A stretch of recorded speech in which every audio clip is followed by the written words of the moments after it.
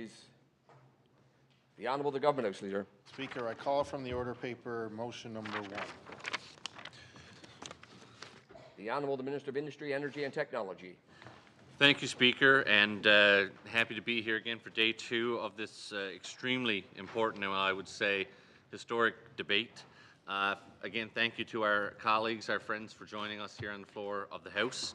I had an opportunity to speak a few times yesterday, and I wanted to lead off today with something that's extremely exciting to me and I think to the province, and I know it's exciting to my colleague from the District of Lab West, something we've talked about. In fact, I think we've talked about it since the day he came into the House, which is mining, especially mining in Labrador, and the need for power to increase that and to basically unleash the potential for additional and better mining in Labrador specifically.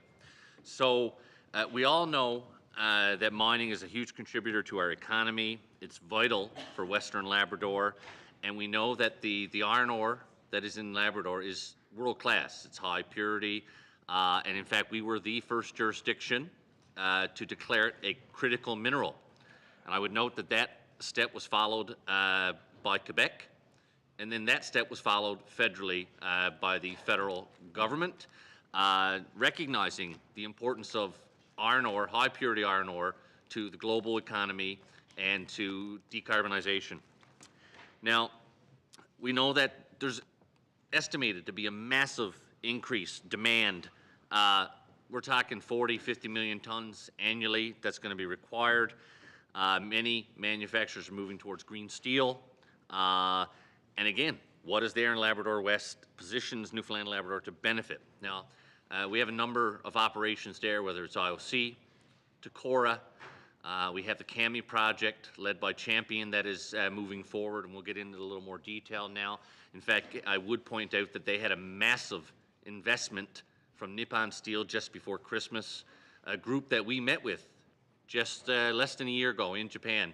And again, I will point out, it is very impressive when you walk into a boardroom in Japan with one of the largest steel makers in the world, and they slide your critical minerals plan across the desk to you, meaning they were looking at it. We also have obviously Julian Lake, which I can say is a massive undeveloped ore body, mineral rights that reside with us that we have put out there with an expression of interest. Hopefully, within the next month or so, we will be able to write back to interested parties, advising them to put forward a bid or I guess a letter of interest. Right now, I can tell you we've had a number of calls on that. And the big driving issue with all this, though, and I know the members asked me a number of questions on this, in order to do all this, we need power. We need power, we need transmission. So the first question I wanted to put to, because I know it's not just us as a government, or as the proponents, we speak to them about what their power needs are. The Premier's met with them at PDAC and a number of times. The former Minister and Minister of Finance knows these quite well. I know they also speak to, and a lot of times we refer them directly to Newfoundland and Labrador Hydro to talk about the specifics and when we get into the engineering and the intricacies of the generation transmission. So the question I have for our panel is, maybe can you tell us about your conversations that you've had with mining companies or interested applicants, and maybe, again, I know it's a sort of a broad question, I'll give you lots of room to roam around there. How does new generation, new transmission jive with what the companies are telling you about what their needs are today? Chief Executive Officer of Newfoundland Labrador Hydro. Thank you, Mr. Speaker. I will start, and if that's okay, I would ask my colleague to join in and add much better detail than I would necessarily have. But I will start, Minister, if that's okay. First, with regards to the content of the MOU, we have been, certainly Mr. Parsons and I, as well as others at Hydro, for several years, if not longer, have been meeting with many interested proponents, interested in power in Lab West and in Labrador. And so obviously, by virtue of that access and those conversations, that very much was part of how we approached this MOU and ensuring that part of the goals that we would have achieved through this is to gain access to a significant amount of power to meet those requests, both as soon as possible as well as long into the future. So I would just open it up with that as the context of what we were able to achieve through the totality of this memorandum of understanding. But I will ask Mr. Parsons, if that's okay, to get into a little more detail on how we've been advancing the conversations in real actionable methods. So this is not just ideas we're pursuing. These companies are working with us and putting down their money now to pursue various opportunities alongside of us. So if Mr. Parsons could. Vice President for Newfoundland Labrador Hydro. Thank you very much. Yeah, ever since I think CEO Williams took over as CEO at Hydro, and she started having these first quarterly and then more frequently CEO to CEO level meetings with all of the iron ore proponents in Western Labrador to better understand what their power needs were going to be. And you know, clearly, as we talked about yesterday, IOC is already our largest customer. And then, of course, Takora in Lab West is also a significant customer. And we know there's significant opportunities with Kami and Julian Lake, and not to mention other non-mining load growth in that region. So that's part of the reason why we offered those high-level meetings, and that eventually turned into this transmission study that we have commenced with all the proponents in Lab West to bring more power to them, in addition to the 2 transmission lines that are already there, essentially adding a 3rd line to bring more power. But without having access to additional generation, there's no business case to build that line. So as we talked a bit about yesterday, the 525 megawatt block that we have access today is nearly fully used up.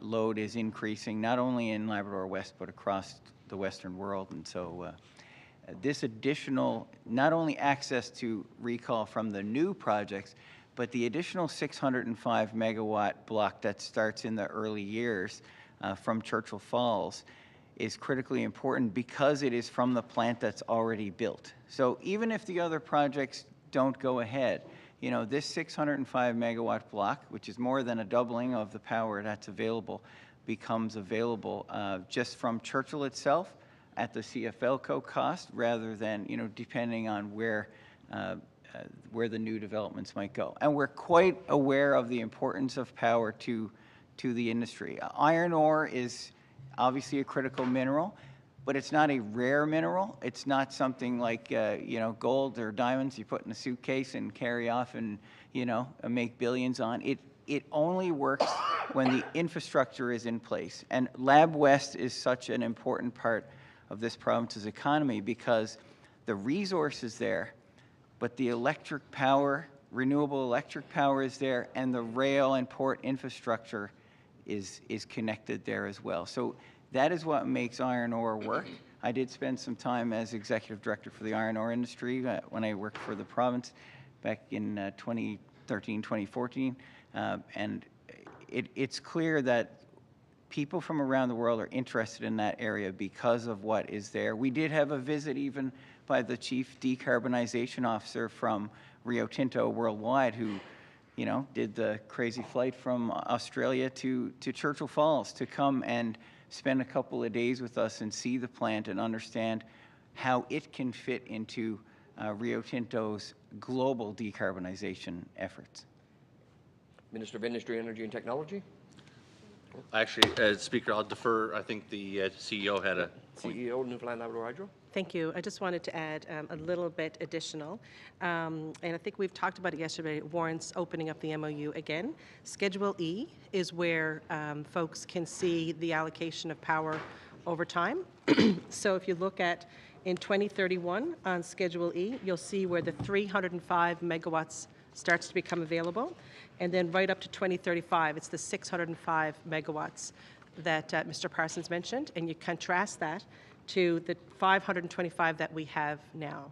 So it would, as Mr. Parsons mentioned, it would more than double between now and 10 years' time.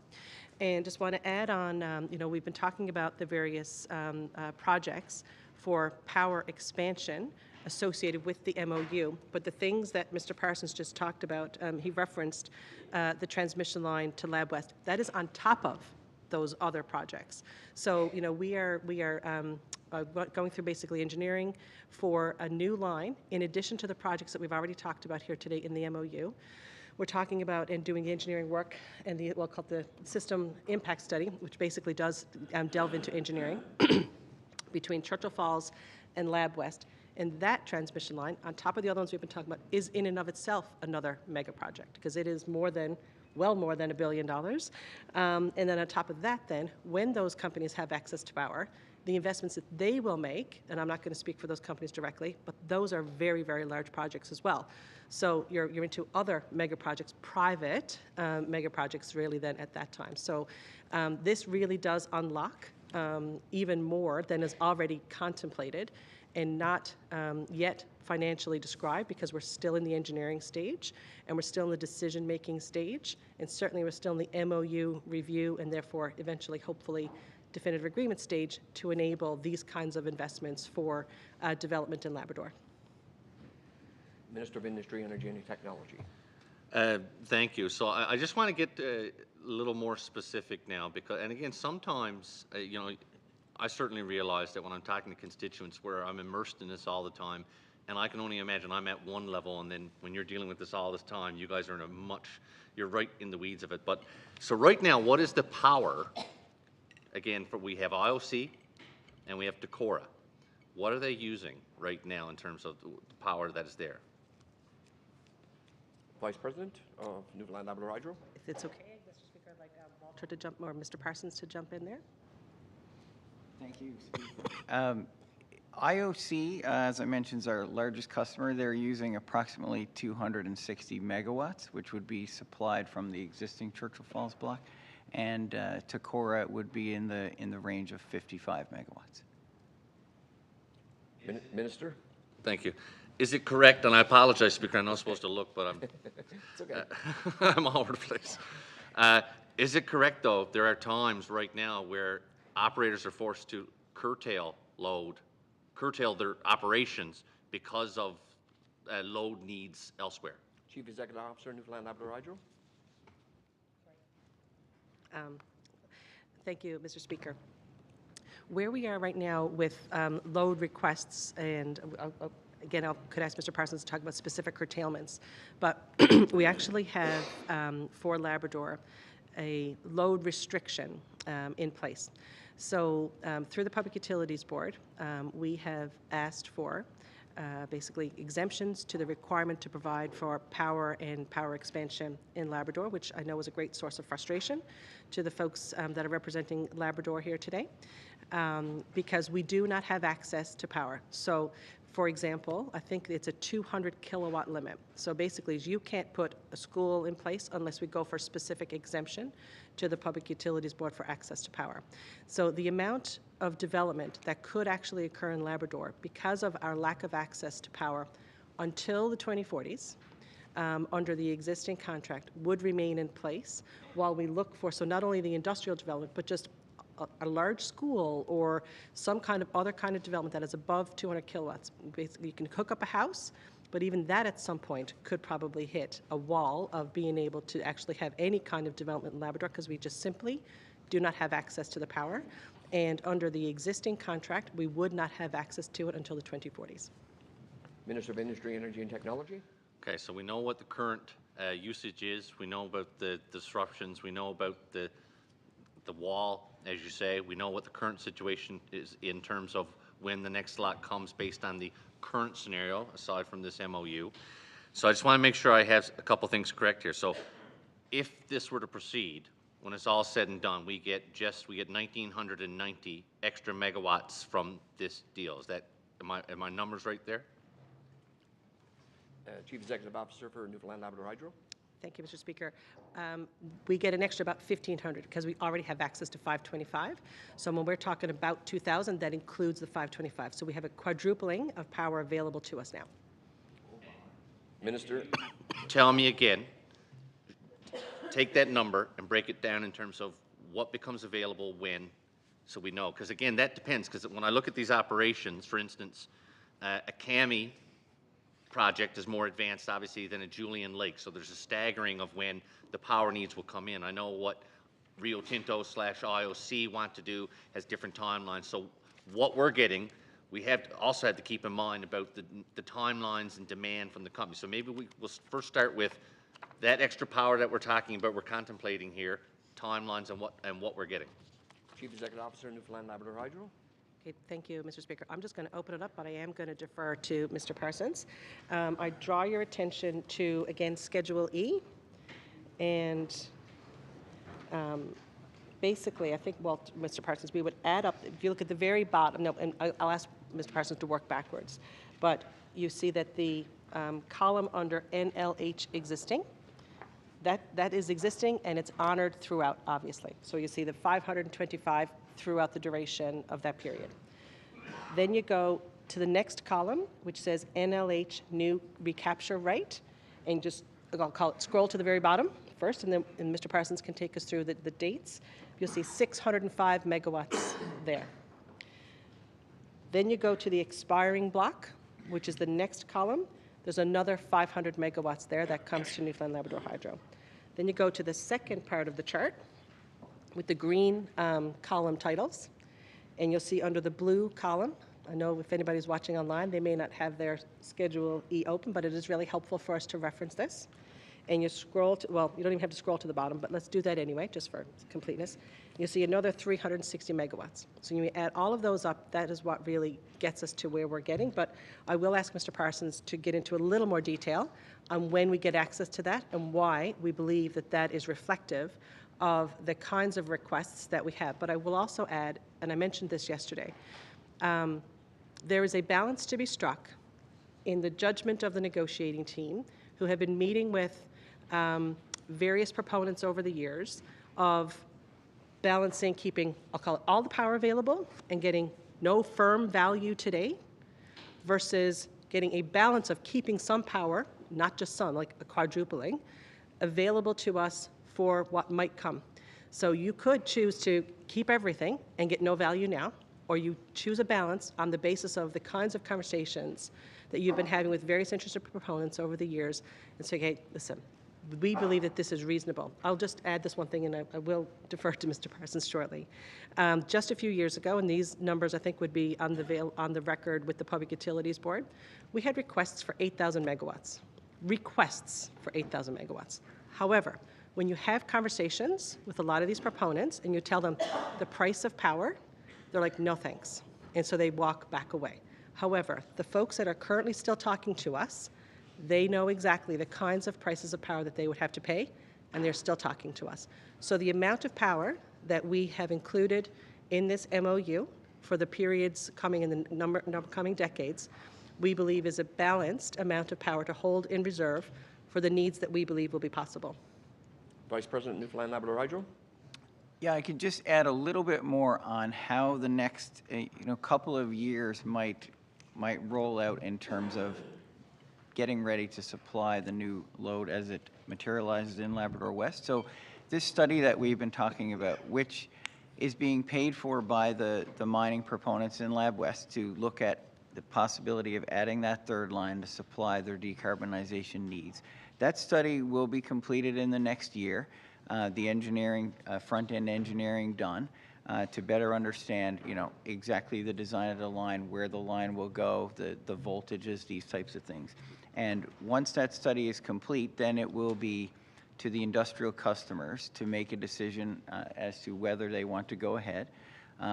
Obviously, all signs are certainly pointing in that direction, and they've contributed significantly to the engineering thus far. So we would expect that should they take that decision in the coming year, inside of 2025, then we would begin that process of actually constructing the line. So that's why you'll see there's essentially 5 years before the line gets placed into service, and then there would be a ramp up of power that you can see here, 305 climbing to 605. And this is really informed by our discussions with the mining proponents. So, in this negotiation, obviously recall power for Labrador was, one of our, key planks.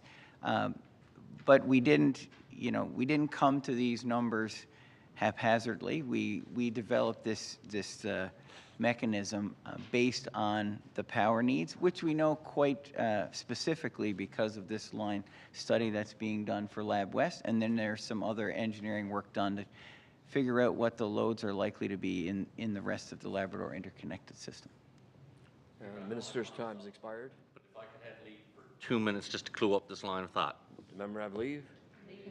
Leave. So Thank you. Time on the clock there. So it's not so much for questions, but just to clue up what I think has been important here when we talk about this. One thing I think is important for people that are listening, the numbers, the money, the jobs that have all been talked about, none of that includes what we are talking about when it comes to the expansion of mining operations in Labrador, as well as the construction of this particular transmission line. So these numbers we've been talking about are massive, massive numbers, but none of them include what comes from expansions in the current operations, new construction of a new transmission line. But I can say, and the timing I think works well, when you look at CAMI's EA registration, they talk about permitting and then production, and we talk about what IOC wants to do in terms of Julian Lake. I think it times well with what we have, but I can tell you, and again, I encourage anyone to reach out to these proponents. If we don't find a way to generate the power, the investment goes elsewhere. I have to say that. The investment will go elsewhere, and with that goes the jobs, and with that goes all the other royalties, spin-offs, direct induced, you name it, whatever else. We haven't even talked about data centers yet, which is another thing I've dealt extensively with, and I know Hydro has. So I want to put that out. That's another benefit that's not even included in this that I think needs to be contemplated as we have this debate. And on that note, I'm sure we might come back to this line of thought and these questions later. I appreciate your indulgence in letting me finish off. Thank you very much. The Honourable the Member Terranova. Thank you, Mr. Speaker. What a brilliant display of comms. You would think that the Minister of Energy and Technology would know the answer to every single one of those questions, having been in that portfolio as long as he has. I reflected last night back on yesterday, and yesterday, and I'll apologize to the House, I used the word lie, but I didn't specifically say someone was lying, but I will say all of this, to me, is very misleading. From the start with the technical briefing and the misinformation that's in that, to the jobs and the amount of jobs that we're going to have, and I will add again, there are no jobs unless Quebec says there are jobs. To control, we're going to give up control of the Churchill River for another 51 years to the same company that just had, or same province that just had control for the last 56 years. And so we're clear to everything that the CEO and the minister just said, they are the reason that Labrador West has not moved ahead. They are the reason. It's not because there hasn't been a demand for power in Labrador West for a long time. And so people understand, I am from Labrador West. I understand this very clearly. Quebec has handcuffed Labrador West, not Newfoundland Hydro, but I will say there's a plan with these upgrades to upgrade 11 turbines. Why haven't we done it sooner if we've known how handcuffed Labrador West is? Why have we not done it sooner? Why does it hinge on this deal? I don't understand that. Timelines. Yesterday we listened and somebody said, the timeline for this deal is now. If we don't do it now, we don't get it. We lose bargaining control. I don't buy that. Misleading. Urgency. Same line of questioning. Quebec. Make no mistake about it. Quebec has control over this deal. It doesn't matter. Yesterday, the minister took some time to try and correct me, and so the general public is aware. I sat on the board of directors for Hebron. I sat on the board that negotiated the contract. I was part of the benefits agreement. So if anyone wants to question my knowledge on how that stuff works, I'm open for questions anytime whatsoever. But I will tell you this. It doesn't matter what the benefits agreement says if Quebec says they're not doing it. What that means is there are 0 jobs, not for any of the Inuit, not for any of the Labradorians, not for any of the Newfoundlanders, and certainly not for anyone else. 0.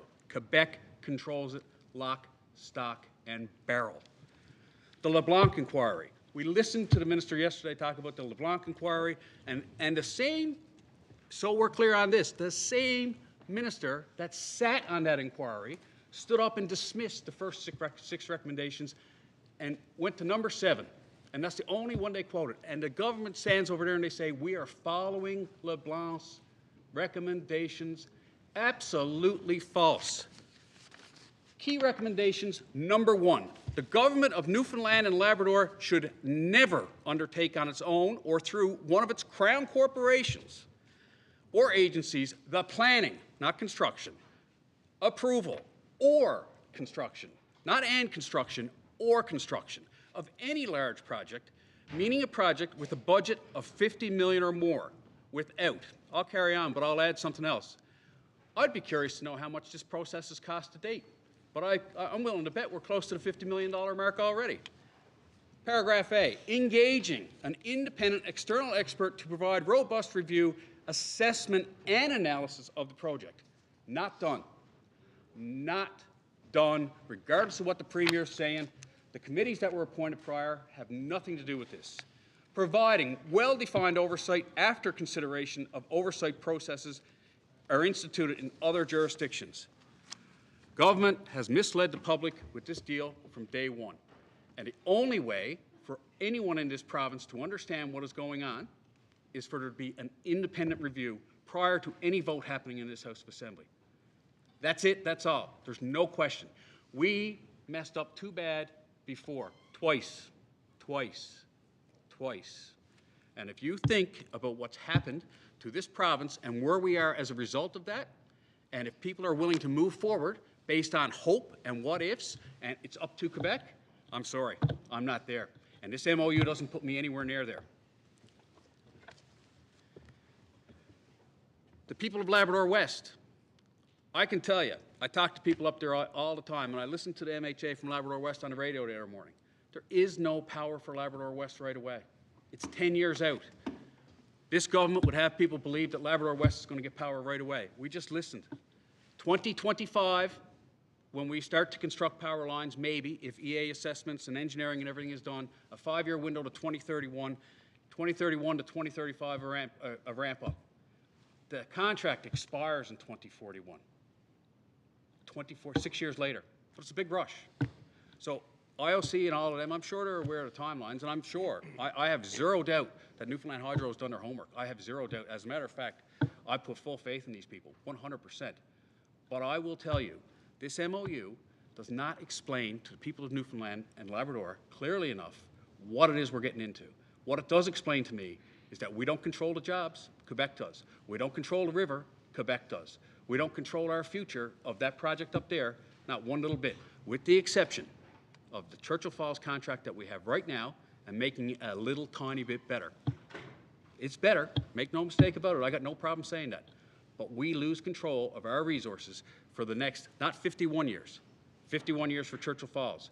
If, big if, Gull Island goes ahead, it could be, that could be as far out as 85 years. If you take the 20 and take 15 years for constructability, and don't take my word for it. The Vice President of Newfoundland Hydro said yesterday, construction on a major project cannot happen in a 10-year window. Yet, in our technical briefing and everywhere else, we're led to believe that by 2035, Gull Island will be commissioned. Absolutely impossible. Absolutely impossible. I don't care if it's Quebec or the Germans or who comes over and builds it. At the end of the day, unless there's more work done than they're telling us, unless there's substantive engineering done and we're ready to move forward right away, and Quebec agrees to move forward right away, it can't happen. And we all know that. We all know that. There are too many what-ifs. There are too many what-ifs. And this government has proved it. The day of the announcement, all of these commercials come on. The official opposition, the third party, the independents, had no idea this announcement was even coming. Not only that, we weren't invited. We weren't invited. At 9 o'clock that morning, this government did technical briefings for every single individual in Newfoundland that wanted one. Pretty much. People were calling me, telling me about it. You know who they didn't do it for? They didn't do it for the opposition. And they're going to stand there and tell us this isn't about politics or elections. If this was not about politics or elections, we would have been in a technical briefing the day of or the day before. We would have been invited to the announcement. We would have been there, there would have been an invitation, it would have been clear, and we would have debated this before this MOU was signed. Instead, they sign the MOU, then they say, we're going to come in here and negotiate. They say it's non-binding, but there's parts that are binding. We know that. We read it. They admitted to it yesterday. So here we are. We're in a place right now where we're being asked to sign off on an MOU, to give people power to move forward, and they have done nothing to assure us that this is the best deal. It's a better deal, but we don't know that it's the best deal. What we do know is Quebec controls the jobs. We know that Quebec controls the river, Quebec controls the power, and in turn, Quebec controls the future. If they decide to do none of this, we are left with this one section in Schedule E where we have the ability to sell power to Labrador West and expand our mines. Something I would argue we should have the ability to do anyhow. Because if the upgrade of 11 turbines is the answer to that, we should have done that a long time ago. We should have done it a long time ago because there's been a demand for a long time.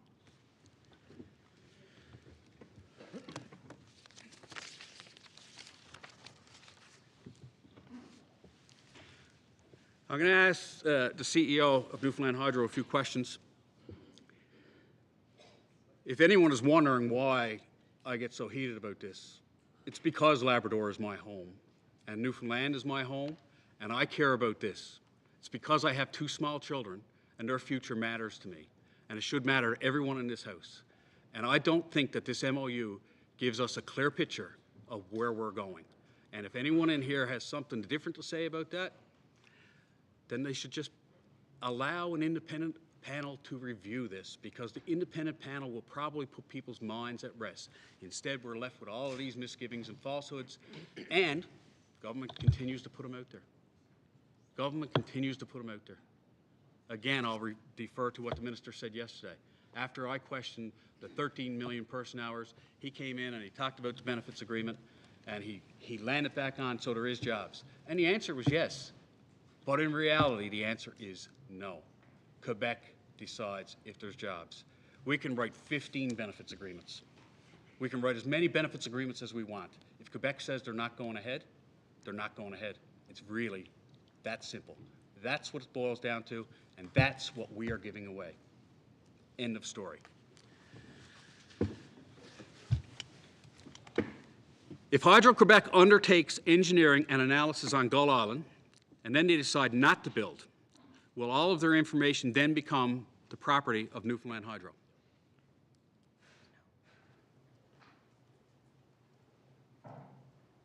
Chief Executive Officer of Newfoundland Labrador Hydro. Thank you, Mr. Speaker. The engineering work product that Quebec would undertake to examine the viability and I guess the final details for Gull Island would remain as with Hydro-Quebec. However, that doesn't mean, and then if they choose not to proceed, as we've discussed yesterday, if they choose not to proceed, exclusivity ends, and then we can pursue that project with somebody else and monetize it with somebody else. So I need to be really clear that that is the case, and I would like to add as well about the jobs. So again, if they don't proceed with those projects, you look at Schedule E and you read it in context of the whole MOU, we still get access to power for Lab West. And what that would then mean, as we've discussed earlier with Minister Parsons, is that there's jobs for the transmission line to Lab West, there's jobs with the increased access to power that the mining companies would then have. So I don't agree that there wouldn't be any jobs associated with if Quebec chooses to proceed or not proceed with those projects for the reasons that I've just outlined. Again, we can do it with somebody else, and that we gain access to power anyway, and that would then be a new transmission line to Lab West, which, as Mr. Parsons also outlined, we are still working on, and we are in active system impact studies that, and when Mr. Parsons mentioned earlier, they have contributed to the engineering. Not only are they contributing to it by giving us their information so that we can do a detailed engineering assessment of what that would look like. They're also financially paying for these studies, and that is not insubstantial. So, you know, this reality of getting access to power and then proceeding to Lab West with that power will indeed result in important development that we would not be able to undertake otherwise between now and after 2041. Member for Terranova. How many tens of thousands of jobs will come as a result of building a transmission line, a couple of 100 kilometers from Churchill Falls to Labrador West? How many tens of thousands of jobs? Chief Executive Officer, Newfoundland Labrador. Sure. Thank you, Mr. Speaker. The tens of thousands of jobs, as we discussed yesterday, was quoted to include the fulsomeness of the MOU, as well as the direct and induced, indirect and induced benefits associated with some of the ones as we've just discussed just then. So that is in the context. The whole MOU is what we are working to help all of the public understand, and that was what would be quoted publicly. So it is not just in the scenario that you just mentioned, where it's just if they don't proceed with those projects, but again, if those projects don't proceed, with regards to Hydro-Quebec's interest, we can't, and they choose not to do it, then the exclusivity ends, and then we can pursue those projects with other proponents. Member for Terranova. Quebec has exclusivity over the Gull Island project for 20 years. Yes or no? Chief Executive Officer. Thank you, Mr. Speaker. They only have exclusivity for that period as long as they are actively pursuing and getting that project completed. If Quebec chooses not to proceed with those projects, exclusivity ceases. Member for Terranova. Who polices that? Chief Executive Officer.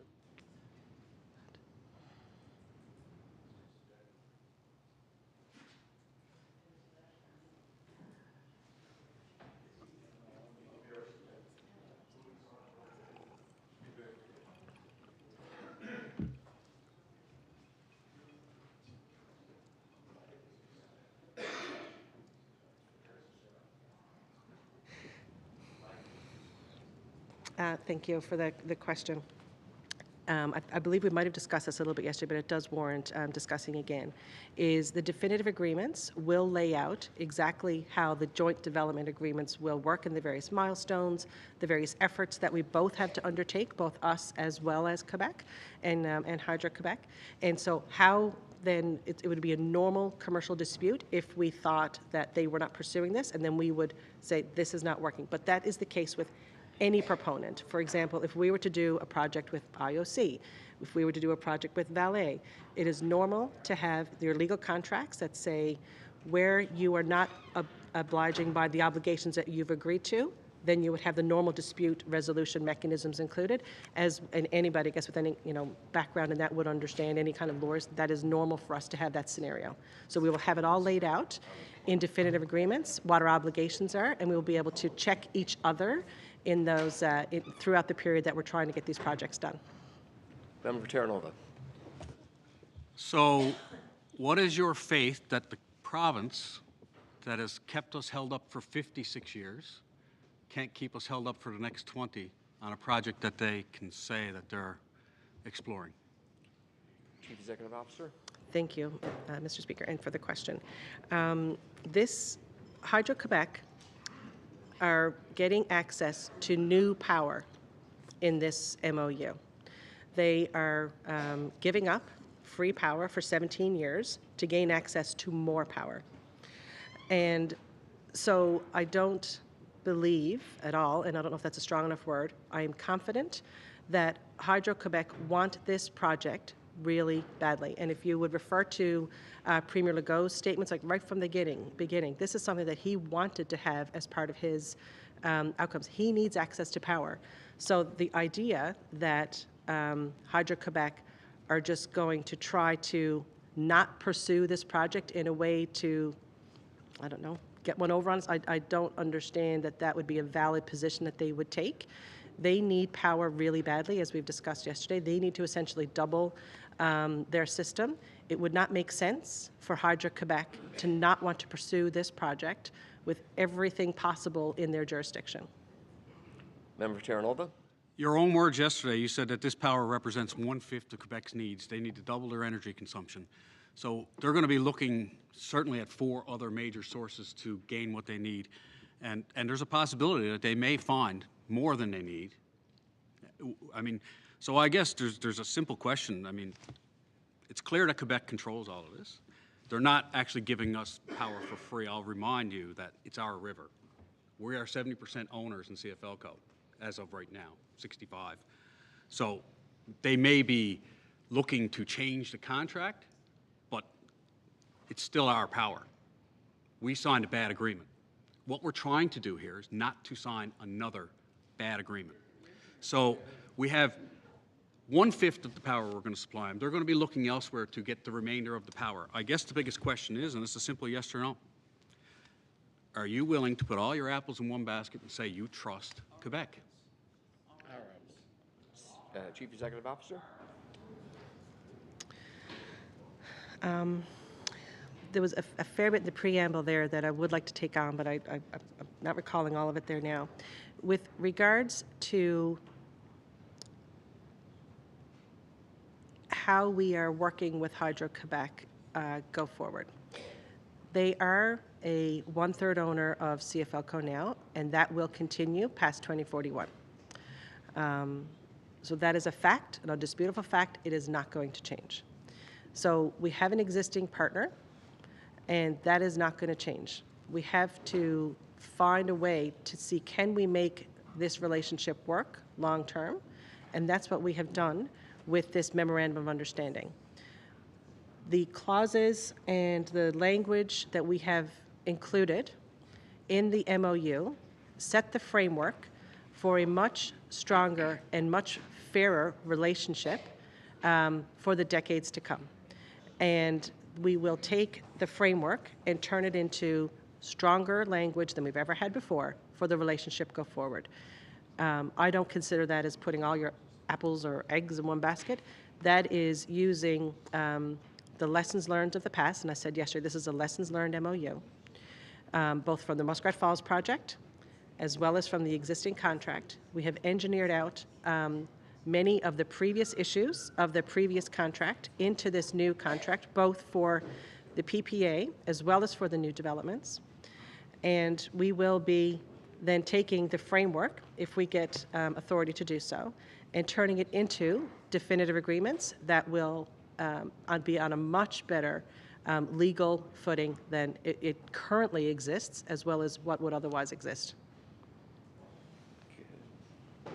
One more. So the number being floated around is $17 billion. So the reality of it is our future is being sold for 65% of $17 billion. Simple question here, yes or no. If we sign this agreement, go through the definitive agreement process, everything works out, Quebec decides not to move forward with CF2, Quebec decides not to move forward with Gull Island, all the expectations, the jobs and everything else associated with it are gone. Is this still a good deal, yes or no? Chief Executive Officer? Thank you, Mr. Speaker.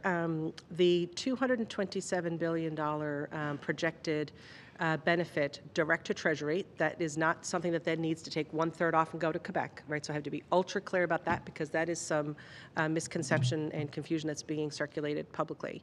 The $227 billion is direct to Treasury for the whole MOU. And it does not include the other benefits that we've talked about here earlier, the knock-on domino benefits. However, of the $227 billion, $180 billion is associated with the CFPPA, and the remainder, doing the math for me, I believe is $47 billion, is associated with the new developments. So I think that works out to 20% along those lines. So I would absolutely categorize this as a good deal.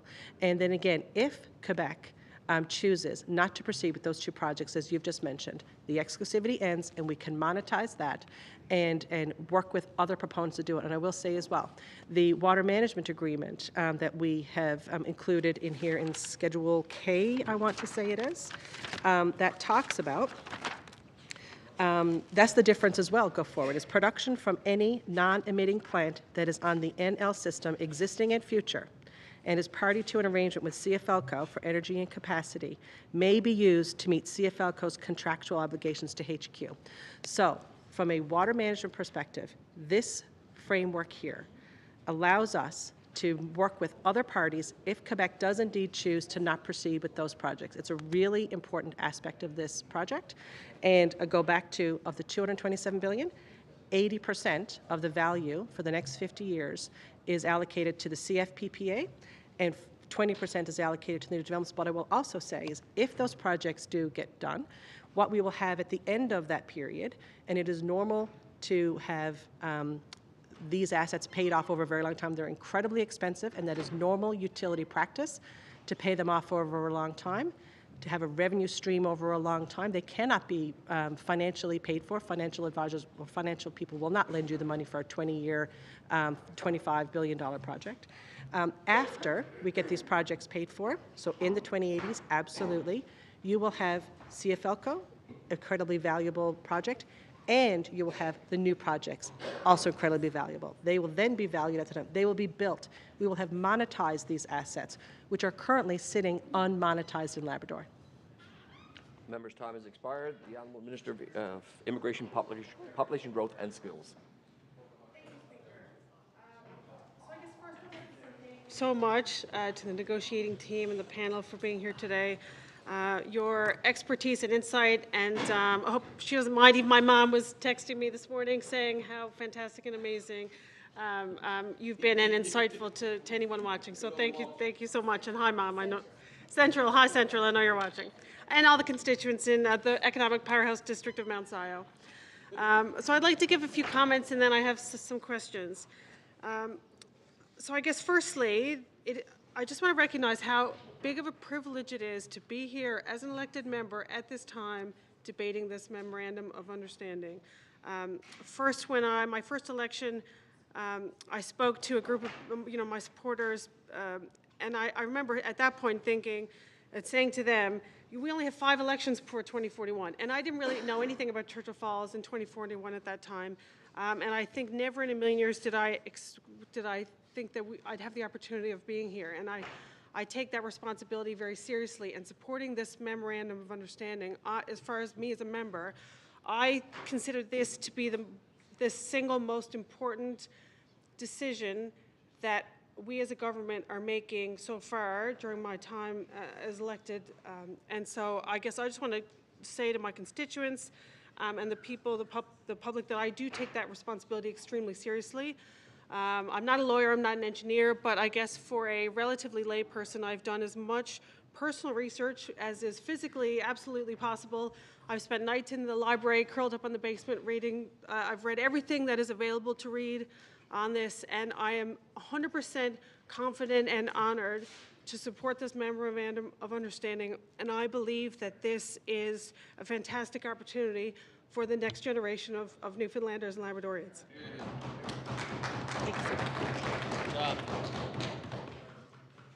And so, Speaker, I guess first when I learned about the detail of this memorandum of understanding, I went home and almost it's like a big relief, a sense of relief that you feel. It's like I didn't even know I was worked up or upset about something. And then it's like, we're going to be okay.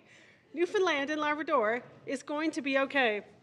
And then when I think about, when my little guy, he's 4, when he gets to college or university, if he chooses to do something like that, the revenues that we're talking about that coming out of this memorandum of understanding, that's what's going to support his going into trades or going to college or university. And the revenues from this are going to be a significant portion of our treasury, Speaker. This is what's going to support some of the members here in the old age homes. So this is an incredible long-term opportunity that I think, and the constituents that I've spoken with, this is incredibly, gives us all a bit of a breathing room and say things are going to be okay. So I guess I just wanted to start with that. I know we've talked a lot about independent oversight, and so obviously first we had the expert panel, and they were independent. We've had J.P. Morgan provide expert advice. We've had Power Advisory, and we're going to hear from both those stakeholders tomorrow and on Thursday. The government has had Stuart McKelvey provide expert, challenge to the government in terms of a separate process, and I know the Premier spoke about that yesterday. And I guess I just want to remind everyone that this is a memorandum of understanding. This is the initial stage. This is the most appropriate and earliest opportunity to bring this incredible opportunity to the House of Assembly and to this province to talk about this in depth. This is the memorandum of understanding stage. We are bringing this forward to the public to debate, to hear what people think, to understand all the nuances, to make sure that the public understands what we are signing. After this, as we've heard, between now and April 2026. These experts and their teams will be, as long as the Premier mentioned, if this passes, and if the public wants us to proceed with this memorandum of understanding, then they work towards definitive agreements. Then that's when we're signing, that's when Hydro and the government would be signing all the, I think it's at least 10 contracts that we would need with Hydro-Quebec and Newfoundland Labrador Hydro to proceed to the next stages. So we're just talking about a memorandum of understanding, and over the next year and a half, year and a half, that's when all the legal contracts would be further negotiated, and I know our Premier has already also committed that those definitive agreements will also come back to this House of Assembly. So we are going to be back in this House of Assembly on numerous occasions between now and any of these definitive agreements being signed, debating this on numerous occasions. So I just wanted to say that for anyone listening and watching, this is the first stage of this amazing, incredible opportunity. And so I'd also, this is also, I think, providing an amazing opportunity for people to learn from the experts. And so, as Minister of Immigration, Population Growth and Skills, I think we as a government and my department, along with the Department of Education, we have an incredible amount of work to do in terms of the apprentices and the trades and the skills and getting the province and the next generation of workers ready for these incredible opportunities. From a trades perspective, the apprentices, but also I think there's so many more areas that people wouldn't think about, like project managers, accountants. I did a business degree. We are going to need so many more accountants. All these companies are going to need so many more accountants. And from a technology perspective, and you think about artificial intelligence, people are using ChatGPT and all these other companies. I can't even fathom what artificial intelligence in construction looks like in 10 years' time. I think there are so many incredible opportunities for a range of sectors and a range of skill sets in this province that this memorandum of understanding unlocks now for those who are 10, 15, 17 years old right now. And I'm so excited for them in terms of what their future is going to look like. So I just want to say this is not just, yes, it's significantly about trades, significantly about that type of labor force, but it's also all the spin-offs, all the other supporting industries. And I heard the Federation of Labor on the radio this morning really anxious and wanting us to move fast, and we are, as a government, we are going to be working with all those stakeholders to make sure that we do whatever we can and more to be ready, have our next generation of the workforce ready for these incredible opportunities. So thank you for that. So now I do have some questions for our expert team. So I'll just dive in. And some of these I think we've touched on a little bit. And some of these I've heard from constituents, but I just want to hear it from the experts themselves. And so I guess the first one I'll start with, I know part of this agreement is Hydro-Quebec would lead the Gull Island development. And then the financing and all that for Gull Island. And so I've been asked, why wouldn't Newfoundland Labrador Hydro do that? Why wouldn't we do that ourselves? Why wouldn't Hydro do that? So I'm wondering if you could touch on, I guess, why that. I'm convinced. I'm convinced it's a good idea, that our plan. But I guess wondering if you could, as an expert, elaborate for anyone watching in the public in terms of why is it a good idea for Hydro-Quebec to lead that initiative? Chief Executive Officer for Newfoundland Labrador Hydro. Thank you, Mr. Speaker. It's a great question, and at its most fundamental, while we have these incredible hydroelectric resources here in this province, the quantity of resources that we have and of our recent history, the reality is that Quebec have done a lot more of this with great success for many decades. I referenced for another purpose yesterday the size of their system versus the size of our system. Now domestically, we're only say a little more than 2 gigawatts. Their system is 40 gigawatts. But if you add on Churchill Falls and we're say closer to say 7 gigawatts. So if you think about their system is primarily hydroelectric, that 40 gigawatts, that is primarily hydroelectric power. That is primarily projects that they have built, constructed, over the years. They are a very large organization, I think 25,000 plus, I believe the actual number is. Now, they obviously have distribution folks in that as well, but their ability and history, I think for the benefit of both of us, both Hydro-Quebec as well as Newfoundland Labrador Hydro and Newfoundland Labrador, we would benefit from their history and their success in taking on the lead of this really, really very big project. They've just recently, executed and concluded other projects to success, and we think that we both would benefit by them playing the lead in this one. Minister of Immigration, Population Growth and Skills. Thank you very much. I know it's come up already this morning, but wondering if you can clarify. So the turbines currently at Churchill Falls, why hasn't Newfoundland Hydro, I guess, done upgrades to the turbines and now are planned in the contract? Wondering if you could touch on that, please. Chief Executive Officer. Thank you, Mr. Speaker. And Mr. Parsons touched on it a little bit, I think, yesterday. I can't remember. I'm getting yesterday and today mixed up. But of, excuse me. Excuse me. Of the 11 turbines, you invest in your assets when it's financially prudent to do so, and not before.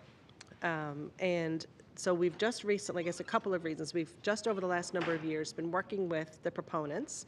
Keep looking at MHA Brown, but just thinking about Lab West in particular. But we've been working with those proponents to really understand what are the power requirements. So that would be, I call it question one. And when you understand their power requirements, the process is iterative. And so, you'll have a proponent come and say, hey, we'd like this access to power. And you have very early conversations about, okay, well, we might be able to get some power for you. What are you willing to pay? I'm going to call it at a very high level. Someone say, well, we'd like that for half a cent a kilowatt hour, 1 cent a kilowatt hour. And so you then weed out some of those folks. So the folks that stick back around, you start pursuing with them, okay, what do you really want access to? And then you have to talk with them about the access to power is several hundred kilometers away. We need to build a transmission line. Are you willing to pay for that transmission line? So those conversations have to go. So you end up narrowing down what are the real requests. Then you say, okay, how are we going to get access to that power? And so for us to have invested and replaced turbines before we knew we had an actual customer, that is not financially prudent to do so. But I will pick up on something that Mr. Parsons talked about, again, I think it was yesterday. So for the 11 turbines, every asset in a hydroelectric plant has a defined or an expected life. Industry is certainly evolving better to, instead of time-based replacement, condition-based replacement, because that is a better financial decision. So for the assets that we would need to change out at Churchill Falls to get more power out of, they have actually a fairly long life. And I think, Mr. Parsons mentioned yesterday, the assets are generally probably about 60 years old before you would start replacing them. So it's important to know that we wouldn't just replace them without them first, for one reason, not being in the condition to replace, or if a customer wanted access to that power, they would also have to have understood what their financial commitment is. We would have had to understand that, and we've been working on that for years. So it's all of those combination of reasons of why we have not yet done it. I will say another third item is for any project that is above, I think it's $1 million, we have to go to the CFLCO board for approval. So depending on the, I guess the justification for the projects that we have at CFLCO under the old shareholders agreement or the current shareholders agreement, which is committed to be modernized, Hydro-Quebec, if they chose during this period, while they have the existing shareholders agreement, they could actually essentially veto some of those decisions if we brought those forward. So there's a whole host of reasons of why we would not have done that to date, as I've just described. Minister of Immigration, Population Growth and Skills. Thank you very much. That's extremely helpful. One of the things that I've heard from people, I guess people worried about what happens in the future. How do we maintain power in our, not power, electricity power, but relationship power with Hydro-Quebec as, the 4 or 5 or 10 contracts progress in length over the long term. Wondering if you can talk about, any off-ramps and how, as much as you can, considering all the definitive agreements are still being negotiated, How do we ensure that Newfoundland and Labrador is able to react or pivot in the future, or have off-ramps, or maintain relationship power with Hydro-Quebec? Thank you. Chief Executive Officer. Excuse me. Yes, thank you for the question, and thank you, Speaker. I will start, and certainly if there's something important that I forget, I would ask Mr. Parsons to let me know that he would like to jump in.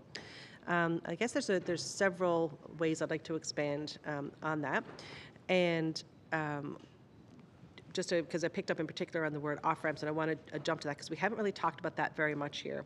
And again, I could go back to Schedule E in the MOU, and if you look at years 2051 and years 2061. And because one of the questions certainly that we talked about at length yesterday, but I do think it warrants repeating as much as possible, is what is the risk of getting the value of the electricity for the CFPPA?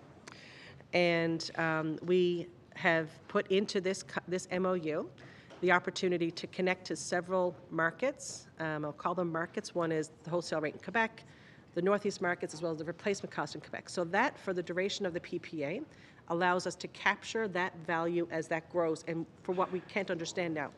But what is also in Schedule E is a 250 megawatt block that in the early years, in the first, say, 15, not even 15, the first 10 years beyond what Quebec currently has access to, 250 megawatts will expire. So Quebec no longer has access to that 250 megawatts. That will revert back to Newfoundland Labrador Hydro, and at that time, we will determine what is the value of that electricity at that time. We can choose to use it for our own benefits in Labrador, or we can choose, if those opportunities for customers in Labrador don't materialize, we're not stuck with it, then we can choose to sell it back to Quebec. So that is one of the ways that we can ensure that we are not held to, again, the current allocation of power to Quebec. That is an off-ramp. The same thing happens 10 years after that. Another 250 megawatts will come back to Newfoundland Labrador Hydro, and that we will at that time determine, do we want to use that for access to power, or do we want to resell that back to Quebec for the value of the electricity that we can't envision today? So those are some of the off-ramps, I think, that really do. It's different in this contract. That is not at all the case. We didn't have expiring blocks in the old contract. We had no way. I mean, if you think about the two, excuse me, so that's going to happen, say, 2051. So we will know we've got that 250 megawatts coming totally to us. We can sign a contract with a customer who then, let's say there's a customer somewhere else in Labrador who wants to build, and they say, that's great, I see that 250 megawatts coming. I would like to sign up for that 250 megawatts. We can start talking about what would that look like to them, because we know that is coming and expiring, even though the rest of the contract continues. Right? The rest of the PPA will continue. We know we've got access to that. And so that's a really important aspect that we haven't really talked about very much yet, is those expiring blocks really do allow us to capture the value at that time that we cannot envision today. Minister of Immigration, Population Growth and Skills. Thank you, Speaker.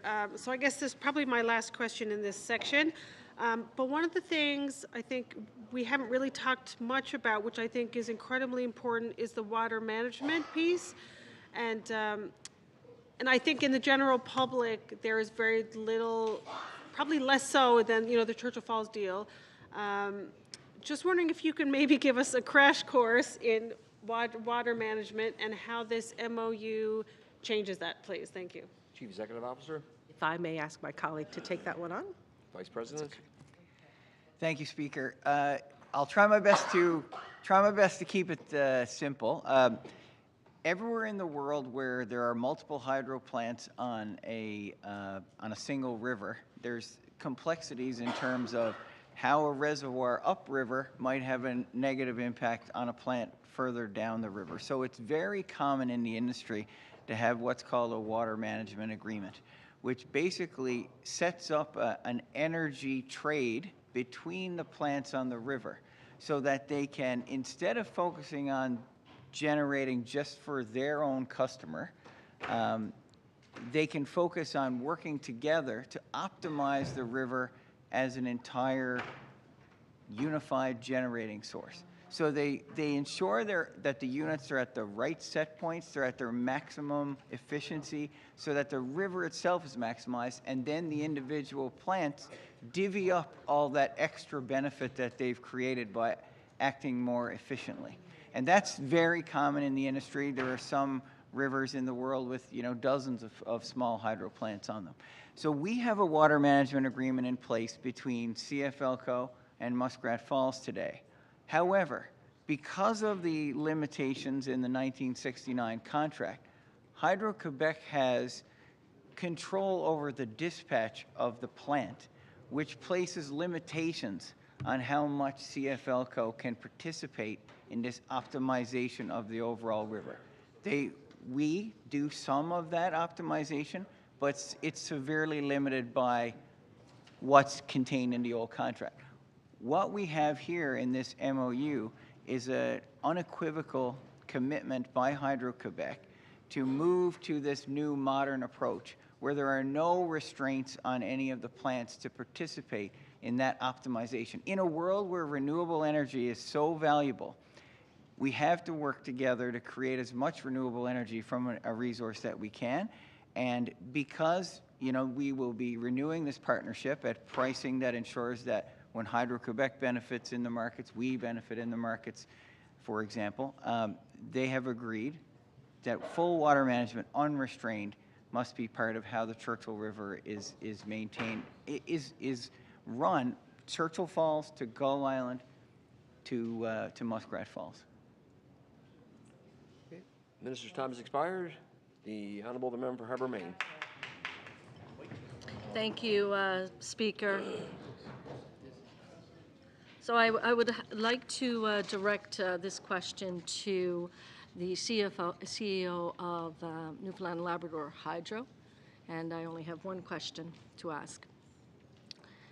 Ms. Williams, in the MOU, is there any clause which requires Hydro-Quebec to build Gull Island?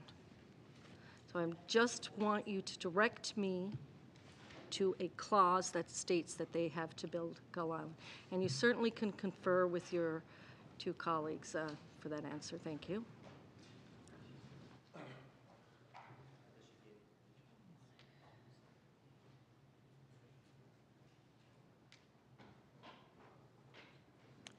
Chief Executive Officer for Newfoundland and Labrador Hydro. Okay. Thank you, Mr. Speaker.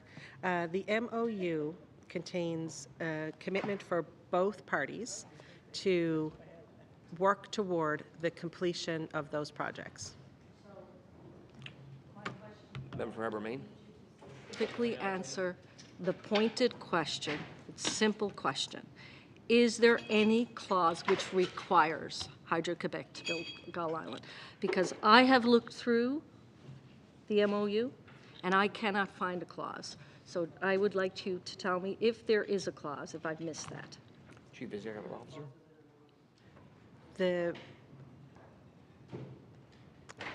The MOU, again, is a best efforts for both parties to get these projects done. There is no clause that directs Hydro-Quebec to build this project, but I really want to continue to state that Quebec want this project done. And as I've said earlier today, Premier Legault himself have indicated that this is what's really important to them. This is why they are here talking to us about the reopening and the tearing up and in fact the replacement, I think is the words that we actually use, the replacement, the termination and the replacement of this contract.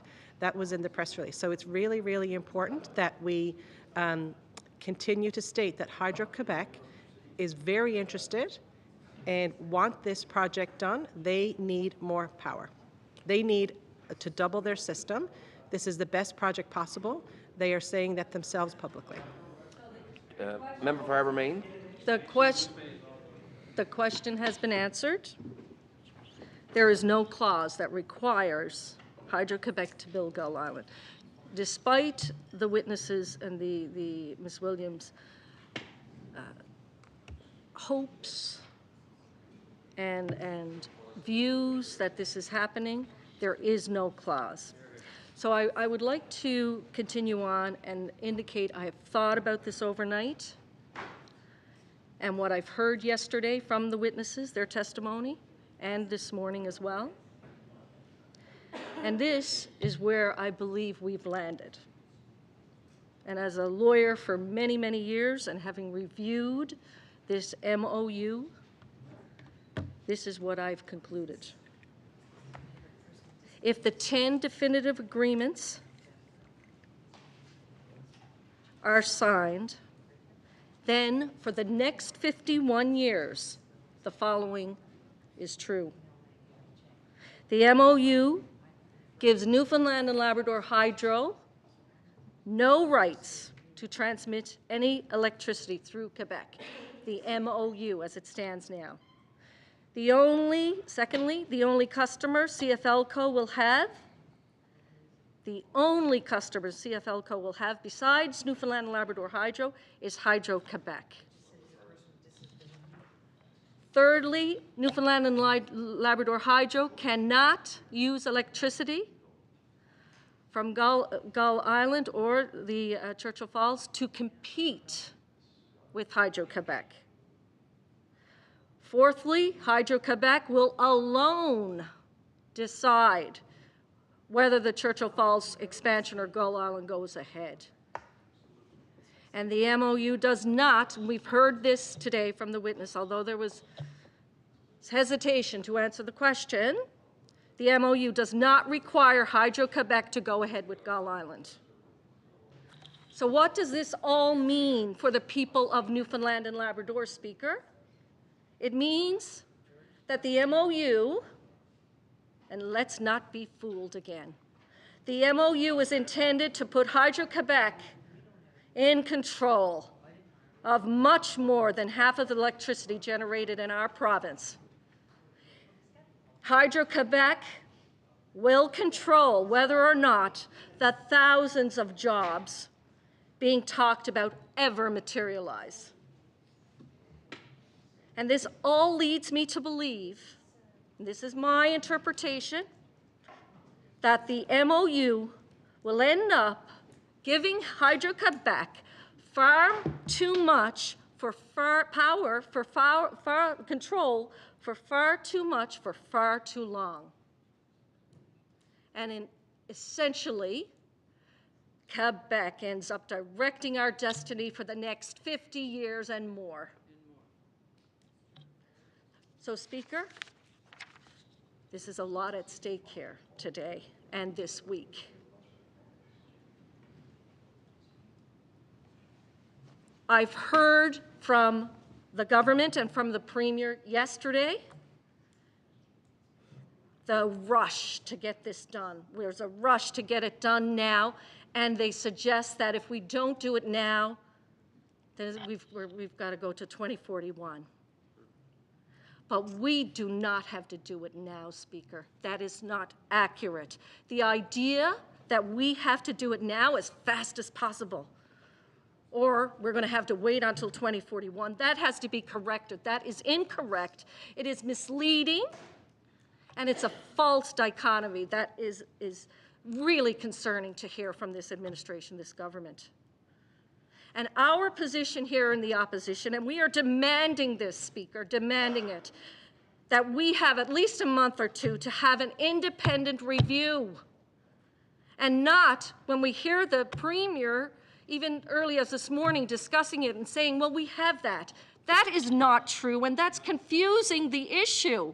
We do not have an independent review. We do not have impartial and objective analysis of this. That's all that we are asking. And that is confusing the issue. The Premier is confusing the issue by saying this has been done. It has not been done.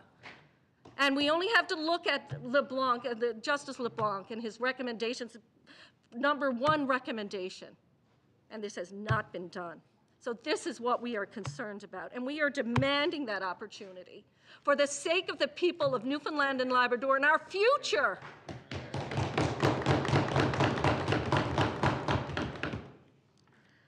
So, Speaker,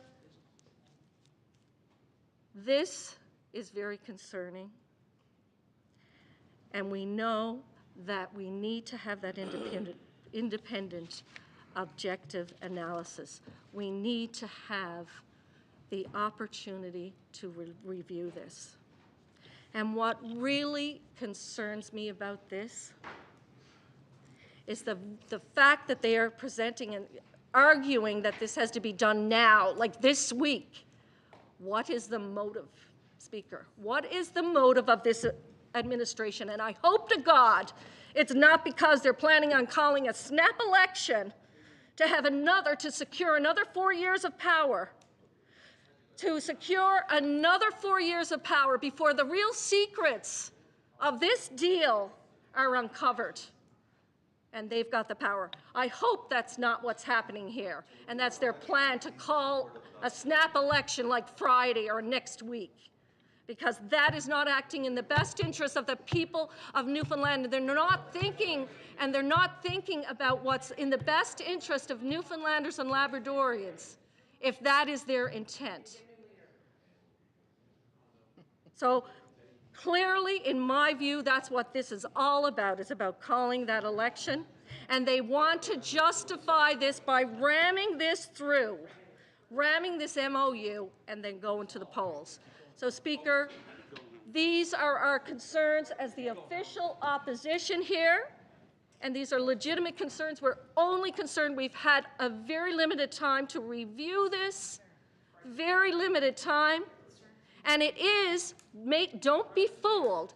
We've heard from them saying that this is not signed, it's not binding. There are provisions that are clearly binding in this agreement. And we will be stuck with. This is the basis of the contract. So do not be fooled. Do not be fooled. So on that point, Speaker, I'm asking that this is what we respectfully request. A month or two to have independent analysis, which has not been done. By no means has it been done yet. And we will have that security and that comfort, because there's nothing in this MOU that gives me as a lawyer, and I'm not an expert in power purchase agreements or anything, but we've heard externally from outside of this House of Assembly from people that are raising these concerns, and we need to listen to them. So on that note, I'll conclude, and hopefully what will be done here will be ultimately what's in the best interest of the future of our generations, of the people, our future children and grandchildren.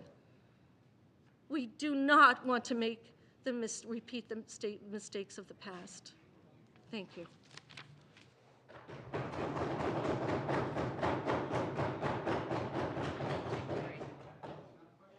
Any other speakers? The Honourable the Government House Leader. Yeah, thank you, Speaker. I was going to respond at the time that was still up, but that's fine. Yeah, there was no question. So. No, that was my point, Speaker. There actually was a question at the start of her speech. So I just wanted to clarify what the question actually was, because it talked about, she asked several questions leading off with when we get to the definitive agreements. And the point I wanted to make was that, was the question about the MOU, or was the question what will go in the definitive agreements? Because I think it's an important point is that we do have an MOU, and that's what we're here to debate, is what the MOU means. So when we talk about how it will be constructed, how it will move forward into the definitive agreements, it is a process. And of course, this is a 30-page-ish MOU. We talk about, I think the number is 10 definitive agreements. Of course, there's more work to do. Of course, there's negotiations that will be ongoing between NL Hydro and Hydro-Quebec. With regards to independent oversight, the Premier has committed. It's very clear on this side of the House that the commitment has been made.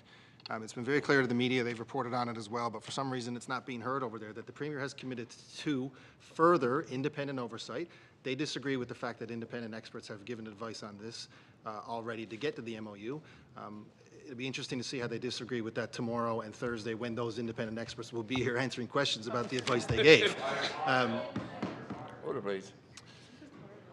Touched a nerve there, Speaker. I guess they don't like facts. It's just this, here we are. But we will hear from those independent experts tomorrow, and the best part about it is that they're here to answer questions about their independence and about their expertise and about the MOU.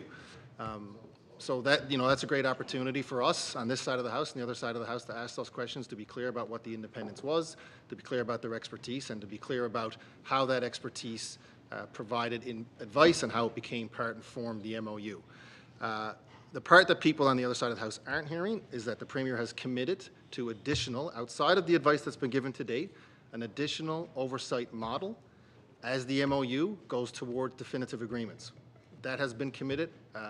I think actually when he spoke at the debate Monday morning, the first speech that was given on this resolution by the Premier of the province said that he is committed to providing that additional independent oversight of the MOU, and as the MOU goes forward to definitive agreements. That's something that has been asked for, that's something that the Premier has committed to, and I can't be more clear that what is being asked is being provided by the Premier. Speaker. Thank you.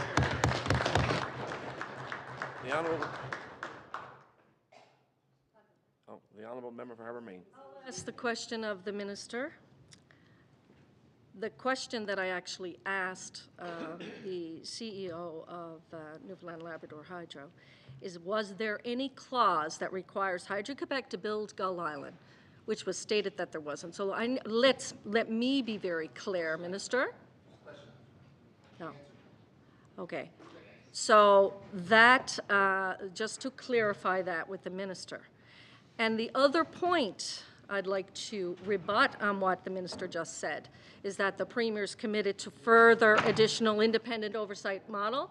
Again, and with reference to the the experts that are coming in tomorrow, we question the level of independence, Speaker. We question, and maybe we can ask the minister this question, I can ask him. Are these experts that are coming in tomorrow, who are they hired by? Minister? The Honourable, the Government House Leader. The experts were retained by Newfoundland Labrador Hydro. That clearly goes to the level of objectivity and independence if they are hired by Newfoundland and Labrador Hydro. We're talking about who they are answerable to, and that impacts their level of independence, and that's what we're getting at here, Speaker. We want people independent that are not hired. If you're hired by someone, that definitely questions your level of objectivity and independence. Order, please. Order, please. Well, is there any response to that, Member Speaker? finished? I'm sorry. I didn't That's my position. Maybe the minister or someone could respond to that. The Honourable, the Member for Lake Millville.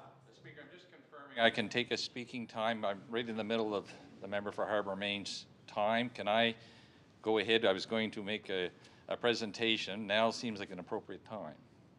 Am I able to do that? Are you finished your speaking time? You'll use his own time then. Okay, so stop the clock. And we'll Put it on myself. Thank you. The Honourable Member for Lake Millville.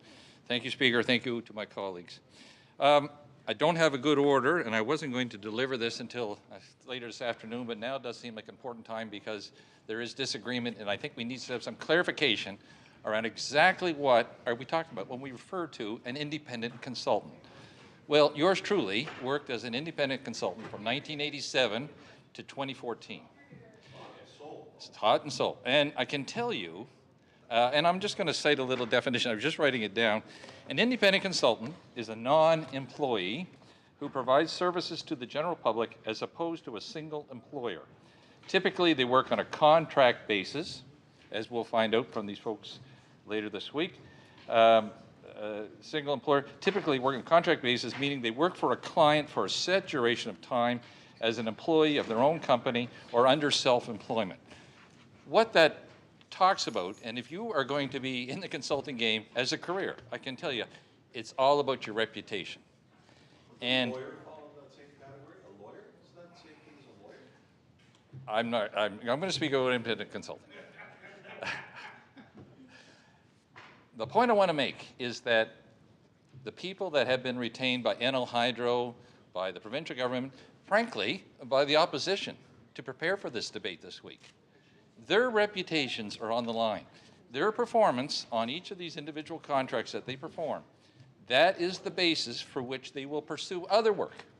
You have to be thinking about this constantly. So in the consulting world, I worked as a terrestrial environmental scientist, leading on, frankly, every environmental assessment in Labrador over 3 decades and around the world. World Bank, foreign affairs, and so on. And your reputation has to stand up, or you just don't have any credibility when you go before. Because often you're working, I worked in the world of proponents and resource development, and the regulators will just not tolerate you. You will not have an opportunity to even get to the table. So this idea that somehow these amazing companies that have been retained to provide advice for the Newfoundland Labrador Hydro and our province in pursuing this MOU, their reputations are stellar. They have to be stellar. If they're going to be a gun for hire and give their particular contractor, their client at that time, whatever it is they want to hear, they're not going to last long. And I can tell you in my own personal experience, and I get the concern. I'm going to take a lead from the Minister of IET, because he's often reaching across to the opposition and talking about their perspective and what they're feeling. And I get at the point when you say, oh, they're working for so-and-so. Again, I say your reputation is stellar, but I can also tell you the pressure does exist. And certain proponents, depending on who they are, they will say, are you sure that's not a significant effect? Are you sure that this should be done this way? Are you sure we don't need to invest in whatever capacity, mitigation measure, and so on? That pressure is there. You have to stand up for your values. I can tell you over the period of my career, that 30 years, there were 5 times when my company walked away from clients and opportunities because we could not find a way to demonstrate the professional approach versus the, let's just say, the objectives of the client. 5 times I saw us do that, and sometimes those contracts were huge. But our integrity was important, and I can tell you, while you're putting out the idea of perception, that just because one of these world-class experts that we're going to be hearing from was working for a particular entity, such as the fine folks here in this room and El Hydro, that does not mean that they in any way compromise their values, their objectives, and so on. Yeah, I heard some commentary earlier from the consultant supporting the opposition, and he's, you know, so there he is. He's in a position where he's providing advice. He is employed by himself. He doesn't work for the opposition. He's on a contract basis, and he's calling into question essentially peers in the same service, that they're not independent, but he is. I just wanted to put this on the floor and let people really think about it. So the folks that we're going to hear from later this week, it's their reputations that are on the line as well. For all the concern and all the seriousness that we're taking to this debate, we have to understand we all have a stake at this, getting it right, including those experts. Thank you, Speaker. The Honourable, the Leader of Official Opposition. Thank you, Speaker. I'm going to start off this morning with a little bit of different line of questioning, but it raises significant concerns for me, and it bothers me, and I think it will bother every single member of the House of Assembly and the people of Newfoundland and Labrador. And I'll ask the question to the CEO about this, and then I'll reference it. I want to know if the CEO of Newfoundland and Labrador Hydro is aware that Hydro-Quebec exports electricity into the United States, and as a result of that, they file what's called an 18K with the U.S. Securities and Exchange Commission.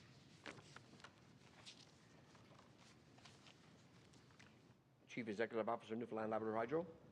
Thank you very much, Mr. Speaker. Yes, I'm very aware that they export into the United States. And as we've discussed in Schedule F of the MOU, it's where we will tie a portion of the price for the CFPPA to those export markets. And with regards to anything with regards to securities, Mr. Parsons actually has accountability for energy marketing at Newfoundland and Labrador Hydro, and I think he could certainly provide for any further perspective with regards to any obligations that Hydro-Quebec may have. Vice President, Newfoundland and Labrador Hydro. Yes, we're aware of the 18 Ks, yes. Leader of Official Opposition.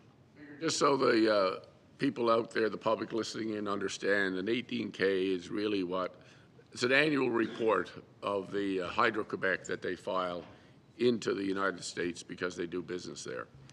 But included in that annual report is a map which outlines their major facilities of where they do business. And on that map, which I have here, which I will table, which they have been doing for year after year, and this is 2023, on that map that they file with the U.S. Securities and Exchange Commission is a document, that map, that identifies the border between Labrador and Quebec as, quote, not final. The province of Quebec, Hydro-Quebec, after all these years, have still decided that they do not recognize the legitimate boundaries of Newfoundland and Labrador. And that's there, right here, in this filing in the United States in their official documents.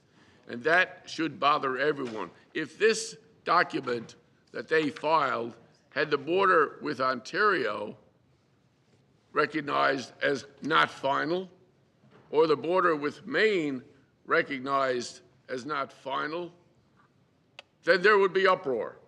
There would be uproar. And we're about to turn control of the Churchill River developments over to Hydro-Quebec and the province of Quebec. So I ask, does that bother people from Hydro, Newfoundland Labrador Hydro, and does it bother the people here? The Honourable the Premier. Thank you, Mr. Speaker. Certainly, that map is a misrepresentation. We should all be cognizant of that map, of course, but what we need to be more aware of is the Privy Council decision, which declared that boundary to be final. And make no mistake, under this government or any other government, that boundary is final. Whether they want to believe in it or not is up to them. They can believe in boogeymen and everything else, but that boundary is real, final, and definitive. Leader of Official Opposition. Speaker, that's great to say that. I asked the Premier, have you asked Hydro-Quebec or the province of Quebec to recognize the boundary and change that map in their filings of their annual returns? The Honourable the Premier. Thank you, Mr. Speaker. I don't speak to the CEO of Hydro-Quebec. What I have said to the Premier of Quebec, that boundary is final, non-negotiable, and will be forever, period. Leader of Official Opposition.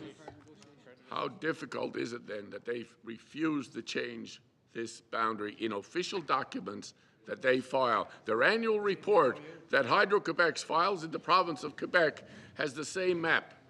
The annual report they file in the United States has the same map. And we're not here, we can't say in this House of Assembly to say, stop it, take it out. We're about to hand over the resources of the Churchill River to Hydro-Quebec. It's time they stop this nonsense.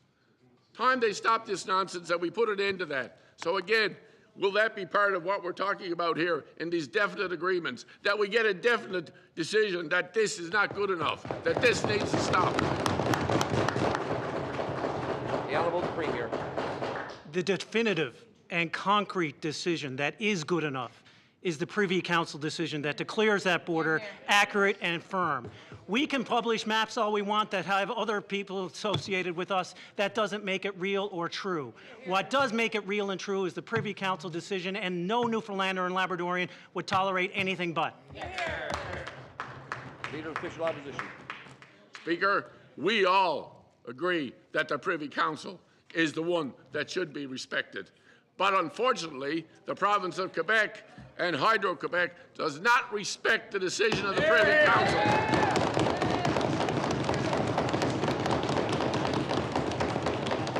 And I find that bothersome. And I find it that we're about to enter into an MOU with a province that doesn't recognize our borders. And it's about time they did, and I would ask that it be included in this MOU.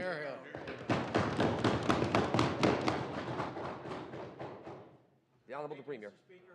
Not only is it included in the Privy Council decision, it's included in the boundaries of the province, it's included in the definition of Canada. It's definitive. It is real, and it is non-negotiable now or ever in the future, Mr. Speaker. It is final. It is our boundary. It's our boundary to protect, and we will always do so. Leader of Official Opposition. Speaker, this is about respect. We can say all we want about all those things, but Hydro-Quebec, in their annual reports, says it's not final. The province of Quebec and Hydro-Quebec is wholly owned by the province of Quebec, and they don't respect that boundary. That's the point we're making here. It's time that as Newfoundland and Labrador, that we had that respect. Ontario wouldn't stand for it.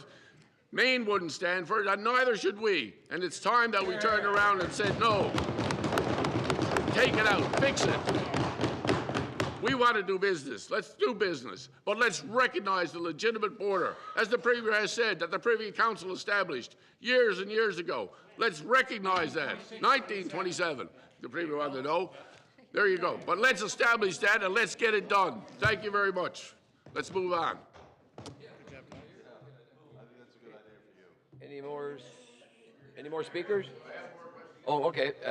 The Leader of the Official Opposition. Speaker, this morning, the CEO of Newfoundland Hydro referred to, and the Premier referred to it yesterday, of $225 billion in total revenue coming to the Treasury of Newfoundland, to the province, to the Treasury.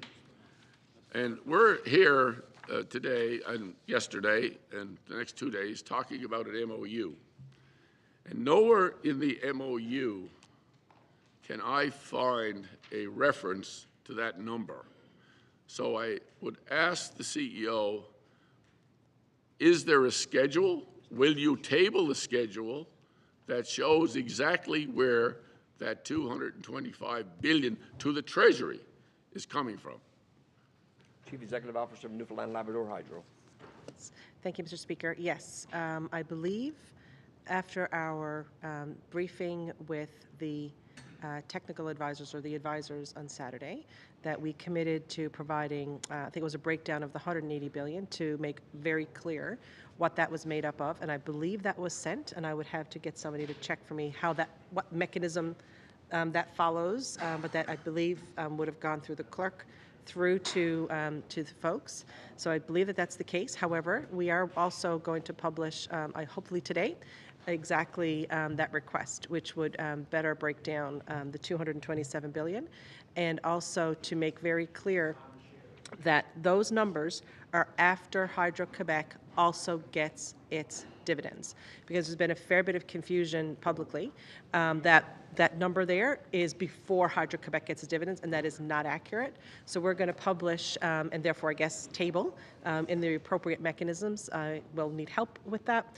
But we will table that information so that it makes it very clear exactly what that is. But I would like to just mention really quick that the MOU on the very first page is a memorandum of understanding for a new long-term energy purchase and development agreement initiative between Newfoundland and Labrador Hydro and Hydro-Quebec.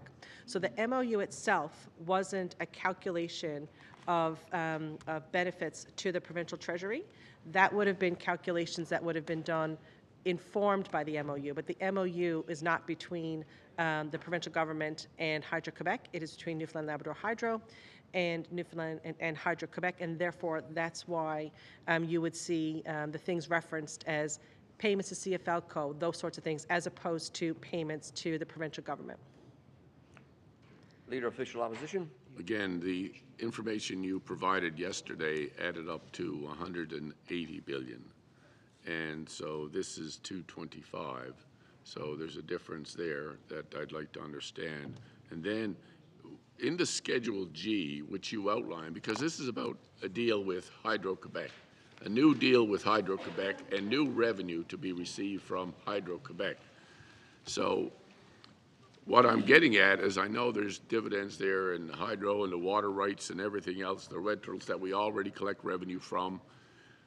What is the total amount of new revenue, firstly, that will flow to CFLCO from Hydro-Quebec? Is that Schedule G for the old agreement? And secondly, what is the total revenue that will flow to the Treasury from payments by Hydro-Quebec? And how much does that total to? Chief Executive Officer, Newfoundland Labrador Hydro. Thank you, Mr. Speaker. Yes, we are committed to today filing a breakdown of the $227 billion. As you've mentioned, we've already tabled an explanation of the $180 billion as it relates to benefit to the Treasury. So we will add to that to ensure that it was the full sum of the $227 billion. So that will be done today. The other item that helps, because I think the start of your question, excuse me, was about what is the total revenue going to CFLCO. And what you will see in, I think, the other document, which I know that this won't reflect in Hansard, but it's this chart, a long chart that shows, I think it's titled Volumes to HQ and NLH, and associated payments from HQ and NLH to CFLCO, brackets, existing generation only. And that was also, again, I'm not sure what the mechanism is for that to get through to the various parties, but that was also provided, I believe, Sunday night. And what that totals there is the total payments that will come from both Hydro-Quebec as well as Newfoundland Labrador Hydro to CFLCO. And you can see that that detailed on that chart that was tabled. Again, I'm saying tabled. I'm sorry if I'm not using the correct terminology, but that was provided on Sunday night. And we'll make that available as well on the public website. Leader of the Official Opposition. Again, Speaker, the table that I received on Sunday night shows common dividends from 65.8% ownership of CFLCO of $131.8 billion. How much of that is that Newfoundland's share of the additional amounts Quebec will pay? What I'm trying to establish is what is the revenue that CFLCO will get from Hydro-Quebec over this compared to Schedule G. It says Schedule G that these are the payments from Hydro-Quebec.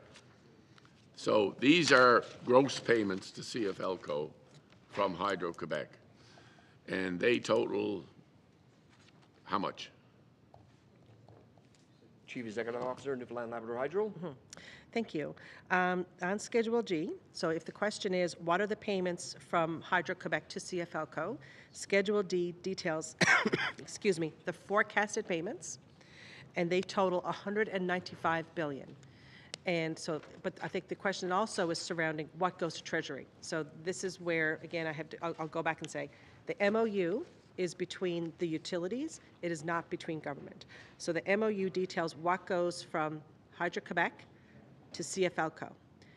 And the table that was mentioned about Sunday night, that was an explanation of the $180 billion associated with the existing generation, and that goes directly to provincial treasury, and that arises from all of the revenue streams to CFLCO from both Hydro-Quebec as well as Newfoundland Labrador Hydro, and as part of the operating costs, which include the water rentals and royalties that go directly to Treasury. So they're companion documents. They're not the same information represented in two different ways.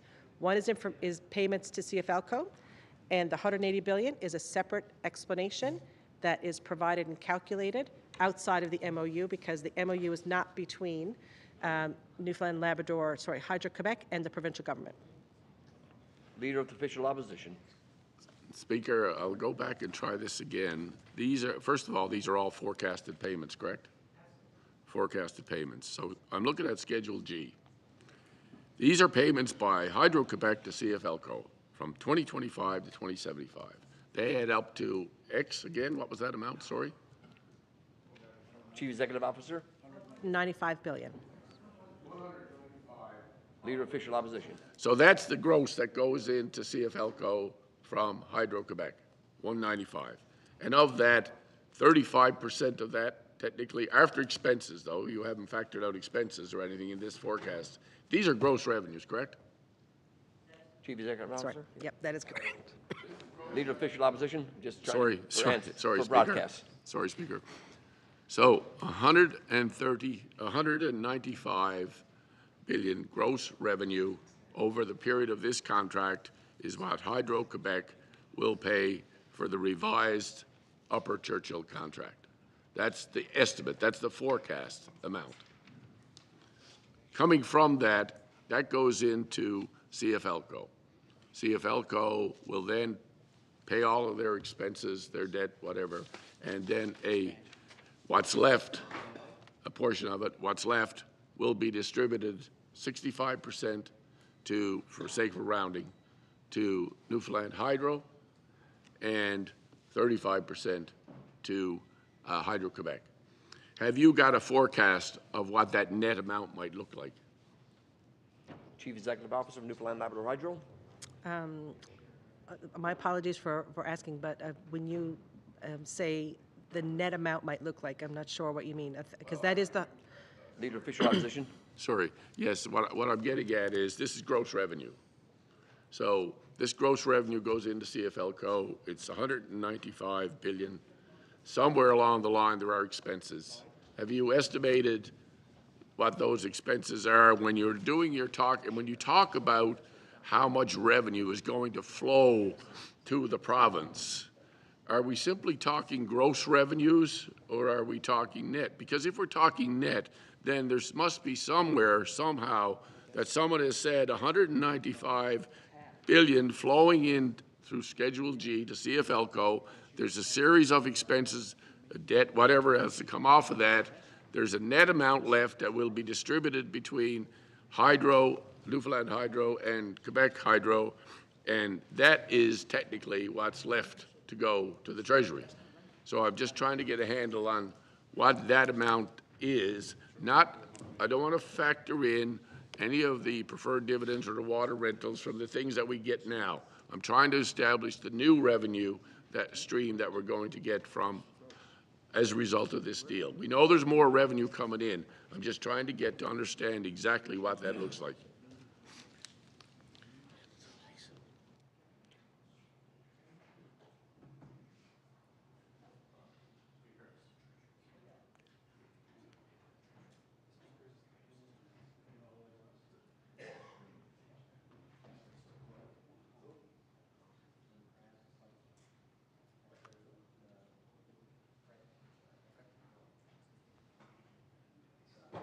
Chief Executive Officer, Newfoundland Labrador Hydro. Might go there, we're not sure. Okay, thank you. Again, I'm not sure how this information makes its way, but I referenced this chart that we would have sent along as well. And so with regards to the revenues to CFLCO, you'll see at the bottom of that table a summary and a total. So instead of going by year, you'll see HQ will pay, that was it, what is the total revenues to CFLCO, which is not revenue to provincial government, is 194.7 billion. Right next to that is the revenue that Newfoundland Labrador Hydro is going to pay CFLCO as well. So that is a significant revenue stream, of which Hydro will also then receive the benefits from CFLCO. So that's another $83 billion in payments that this jurisdiction will pay for the power it will receive and the increased power amounts, as we've been talking about. So the two of those together is the total revenue stream that will go into CFLCO into the future. And it's after that then is when, to your point, is where the dividends will then come out. Leader of Official Opposition would wish to continue with leave. Leave granted. Leader of Official Opposition. Thank you. I'll finish up with a couple of more questions on this subject. So in the fact sheet that's been distributed about the Churchill's new chapter, it says more than 225 billion in total revenue to the Newfoundland Labrador Treasury from the new power contracts, the new development. Can we get a breakdown of that number? Can you table that today? Yes, yeah.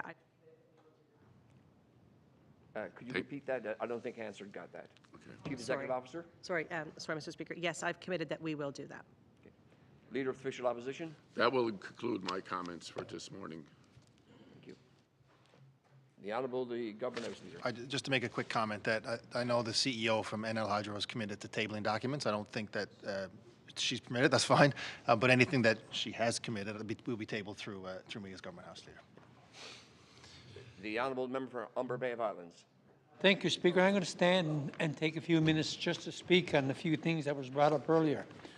One of the things that was brought up was the Gulf. I'm going to give people in this house a little history lesson because I was here. In 2001, 2002, when Boise Bay was done, which was proved to be a great deal for the province of Newfoundland and Labrador, there was also another deal that was Gulf. It was Scotland. It was actually Scotland. That was what, 22 years ago? I was in this house debating it. I was part of coming up with the agreement for Gulf.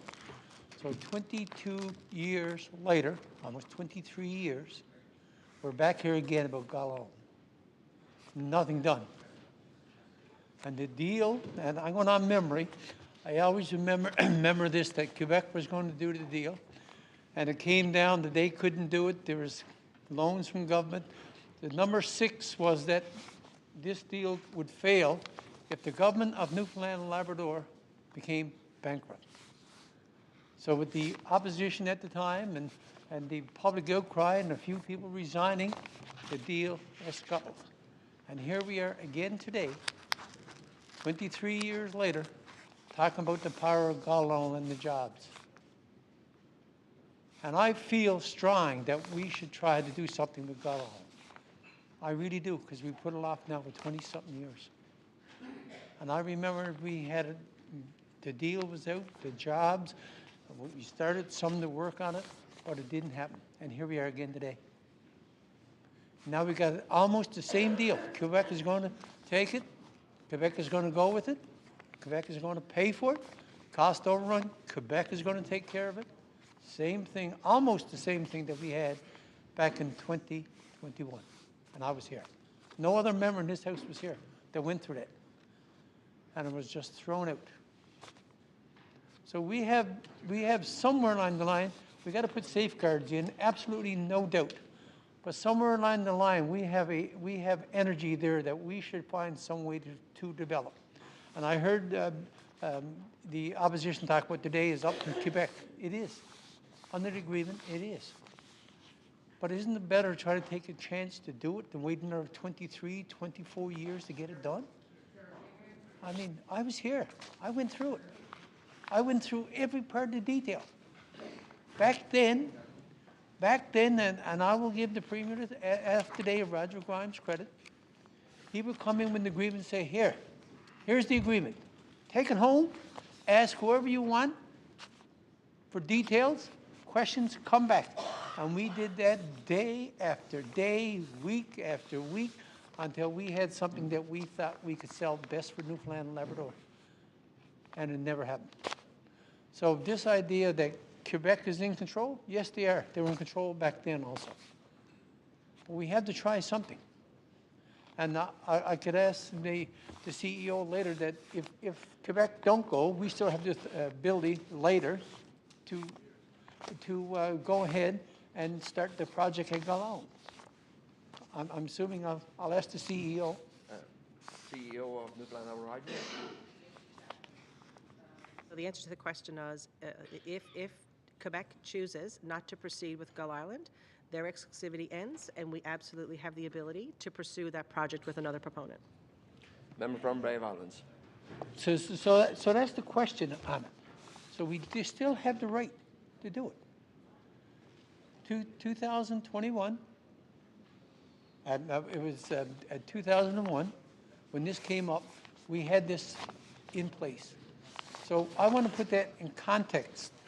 I want to put that in context of this debate, that we're still waiting for the benefits, the jobs, the money that we could make from Gull Island 23 years later, when I was in this house trying to get it done.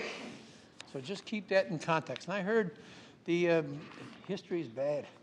They brought about the boundaries, and I agree, we should probably get the boundaries, should we scuttle this deal because of that? How that came up in this House of Assembly, history is a, I was at a conference in the New England states, and who was there was a former member of the Waterford Valley, I think. He was there, and they came up on a chart, just a chart down there talking about the boundaries of Quebec. Next thing you know, that Monday was questions in the House of Assembly. How come that boundary is there? So this has been on the go. I say 2000. I remember it being brought up in this. There was a question asked in the House of Assembly here in 2000. 2001, about the same boundary that we're saying now, the deal that we need respect. Same thing. Quebec's not going to change that. They're not going to. That was brought up in the House in 2000. Then the government changed at the time. The government went ahead. No one brought it up again. The only time this comes up again is when we're in discussions with Quebec. When's the last time anybody heard that brought up in this House of Assembly? The last time was 2001, 2002, after we came back from the New England Conference. That's when it was brought up. Pardon me? That's the last time it was brought up. Should we get it confirmed? Yes. Should we get it confirmed? Yes. Definitely we should. But let's not wait and try to hold hostage on something like this, because this has been on the go for a number of years. And history do help. Experience do help. So I'm going to put that in perspective also. And the other thing, I just want to give the Chief Operating Officer some credit. The member from Mount Pearl Southlands went down last night, and we had a conversation about some of the numbers and how they were confusing. And the CEO said to us, yeah, it is kind of confusing. There was a commitment made last night, and I no doubt is going to follow through on it, that we're going to put the numbers to make it more easier for people to understand the smooth out. And that's what the member from Mount Pearl Southlands, and I was with him last night, and I think the Premier joined us for a while also, to put the numbers out so the general public could look at the numbers and say, okay, here's how much we're getting after the dividends, the 34% CFO. And when it's all lumped in, we're all saying, well, when they take the 34%, and the person that was helping us out with this whole review, that was one of his concerns, is that when this money goes into this pot, 34% is gone. What we didn't, and the CEO said they're going to change it, said, no, what we're going to put in now is after the dividends. After. Money to the Treasury. Money to the Treasury was what the member from Mount Pearl Southland said. What is the money to the Treasury? So this is what this debate does. This is what this debate does. And I thank the expert people in front of us for understanding that. And there was another commitment made this morning also. Questions and answers. Questions and answers. What was agreed to today. And I think it's great. Some of the questions that were asked in this House today, here's the questions, here's the answer. We're doing it in this House.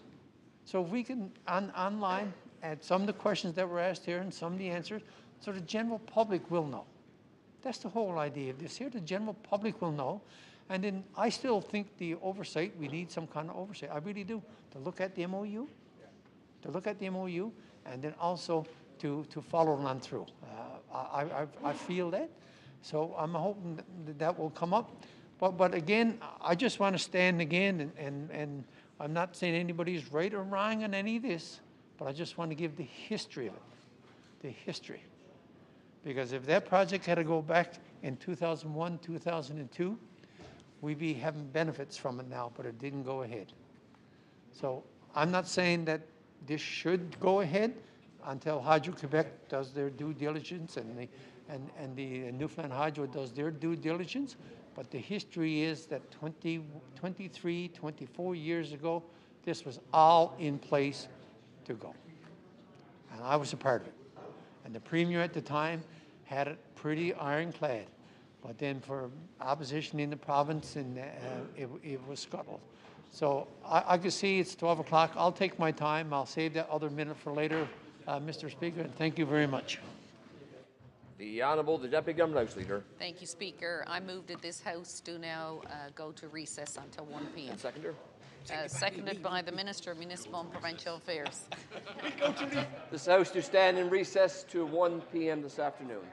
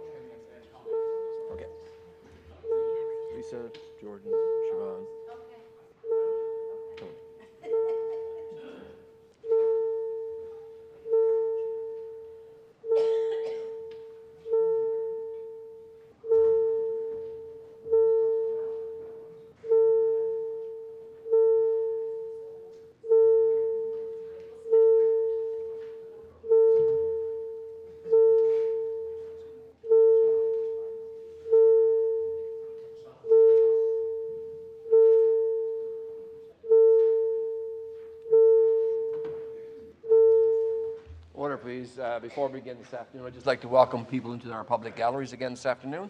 Welcome. The Honourable the Government House Leader. Thank you, Speaker. I just have one document at this time that I'd like to table. It is entitled Volumes to HQ and NLH and Associated Payments from HQ and NLH to CFL Co. Existing generation only. I'll table that, Speaker. The Honourable the Deputy Government House Leader. Thank you, Speaker. Often when I speak in this House, like many of my colleagues, we will stand and say it's a tremendous privilege for me to speak, and in my case as an MHA, to represent the people of the beautiful district of Cartwright-Landsaclare. And I have been reflecting on what I would say in my opening at this historic time. And when I woke up this morning, there was a song that was in my head. You'll be, I'll save you, I won't sing it here today, Speaker. Go on. But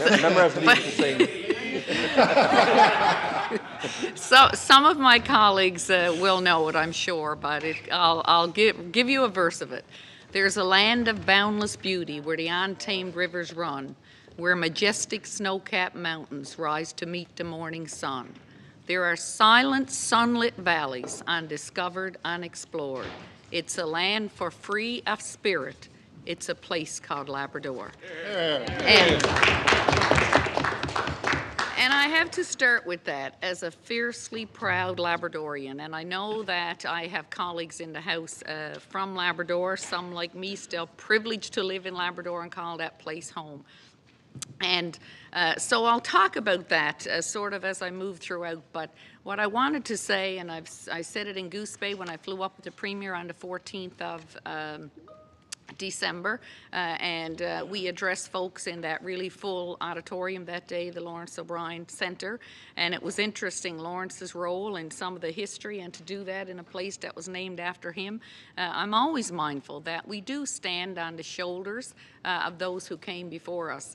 But I talked about how many of my colleagues say what a tremendous privilege at this point in time, but I also feel the weight of responsibility. As the minister responsible for Labrador at this point in time, I came into this House of Assembly at a very tumultuous time in our history.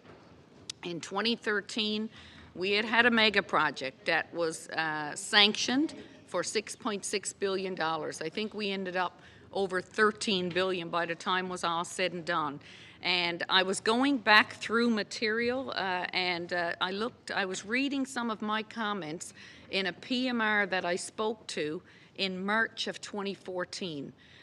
When the government of the day, we already had $5 billion committed, Speaker, of a project, $5 billion of a project that was to be 6.6, when the government of the day brought in a PMR that they were going to bring in oversight. And I felt it was a little bit late to the game. Up until that time, we had asked many, many questions in the House. We were concerned, you know, of what this was going to mean to the taxpayers in the province. And interesting, I will say, I meant to say this at the opening, that I'd be remiss if I didn't say this today in Hansard. The day that we started debate on the MOU in the House, for this next project, four mega projects really what we're debating here, is the day that our Prime Minister stepped down. And I do thank him for a number of things that he did working with our Premier for the province of Newfoundland and Labrador, but in particular for the $5.2 billion of the loan guarantee that helped us mitigate rates in this province so that seniors would not experience rate shock, because those are the kinds of lessons that we have learned from mega projects in the past where we did not have independent experts, where we did not have panels, where we did not have oversight committees. And so it was heartening to hear the Premier stand yesterday morning as we started debate on this MOU to say that those mechanisms will now be in place, to say that we have learned from the mistakes of others. And also, Speaker, not lost on those of us who lived through the history of the past mega project, the overruns, the money that was on the backs of the residents of Newfoundland and Labrador, but to have come to a place where NL Hydro Quebec is willing to accept the cost of the construction, the cost and the risk of overruns, $3.5 billion that the people of this province will not be on the hook for. And Speaker, many people say, what's the rush? Why now? In very simple terms, and a lot of this is very, very technical. It's very complex, and I won't go down that road. But in simple terms, we've heard it said, and it's been talked about for quite some time now, that Quebec needs the power. They need the power, and if we don't work a deal with Quebec, they will find their power another way. Why the rush? Why don't we wait until 2041? Speaker, we would be giving up $17 billion. From 1969, the old contract, until today, we received $2 billion in total. $2 billion. Now we got a chance for $17 billion. Every day we come in this house and we have needs, Speaker, around this province. We have 10,000 kilometres of road, we have ferries, we have schools. Every day in this house, folks are debating and looking for things for their districts and for the provinces. So I want to share that at the opening, that that money will go a long way to helping the people of the province. I also want to say, Speaker, that two things that was missing from the 69 deal is that this price will escalate over time, and it will be tied to market prices. It's really incredible when you think about where we've gotten today. And I know folks say we've got 3 or 4 days here in the House, and I was thinking about that as someone who's been sitting here in the front row for a long time, involved with House management and working with the government House leaders. If you think about the hours of debate that we have in a normal setting, what we're doing here in 4 days is really 3 weeks, is what it equates to in debate. So it's important for the people to know that, Speaker. Plus, it's something that's been talked about for quite some time. And this MOU is one part of the process. The Premier was very clear from the outset that he would take the MOU to the House to be debated by all sides. We are doing webinars around this province, and webinars in the morning, in the afternoon, in the evening, for people to have an opportunity to ask questions of the experts and the various guests.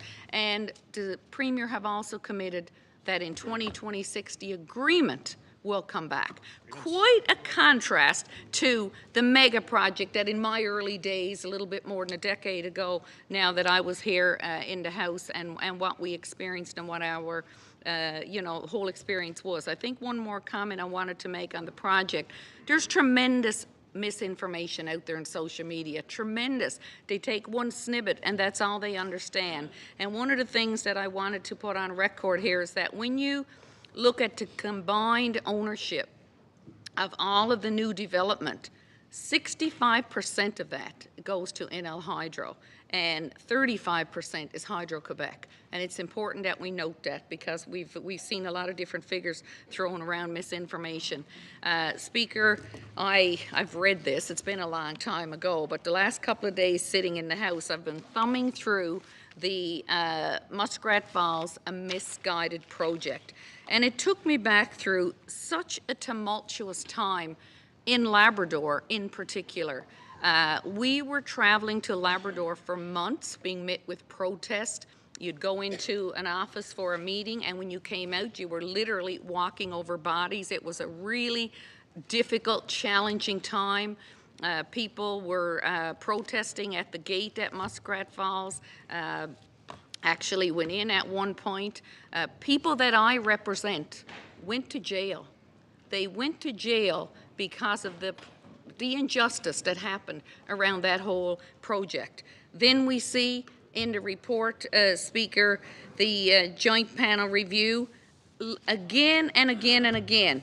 I want to talk about Indigenous peoples. Many Indigenous peoples had serious concerns about how the land and wildlife would be changed by the development, concerns that were shared by other citizens in Labrador. And throughout this whole report, Speaker, Justice LeBlanc references the Innu Nation, and I'm glad that we continued on the New Dawn agreement and the continued deal was signed with the Innu Nation. They're certainly deserving, and that is their rights there. And also referenced throughout this report is the Nunatsiavut government and the Nunatuavut government and the lack of consultation. We know in the report that the Nunatsiavut government was primarily concerned with the impacts downstream. I can tell you, Speaker, now as I've been over as the Minister for Environment and Climate Change since July. I was close to some of these files back then, but I wasn't everyday briefings. We have probably the best water monitoring system right now in the world. And that is as it should be, because people's public health and safety need to be paramount. We now have data, Speaker. We have, I think it's just under 4,000 samples of data that we have. And I learned a lot myself around methylmercury. Some of that is in the water every day, but in the things we eat. But we don't want it to get to a level that it's unsafe. Also, in recent data, we know that the numbers we've seen are trending down. So I just want to share that. We've had a lot of emails, I guess, since this was announced. Some of the emails that I received over the weekend were talking about the drought and the Churchill Falls Reservoir. And that is also a false narrative and perception, Speaker. And, you know, it's really to the contrary, where thousands of cubic meters of surplus water is released. And the folks here at the left of me would certainly be aware of that. So, Speaker, as the Minister for Labrador, I do have a couple of questions for the panel.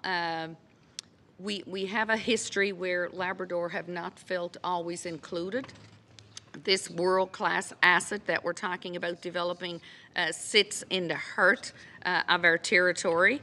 So I'll finish up with some comments later, but one of the things I want to ask is the first mega project, Muskrat Falls, that happened in the 2012-13 timeframe, there was many calls for transmission lines to the coast. Folks felt, you know, why do we have to continue to be on diesel? And at that time, we were told repeatedly that it was cost prohibitive.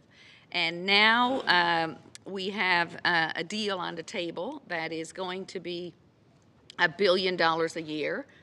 That is going to equate to, in its totality, $250 billion. It's even hard to get a figure that big from your mouth, Speaker. And so that's the number one question that I've been asked, because I actually, as the MHA, represent an area where the diesel plant in my hometown burnt down in October of 19, and we're moving toward a regional diesel, and it's a pretty high cost, $110 million now that it's ballooned to. So I want to ask the CEO, has it been costed, the cost of a transmission line?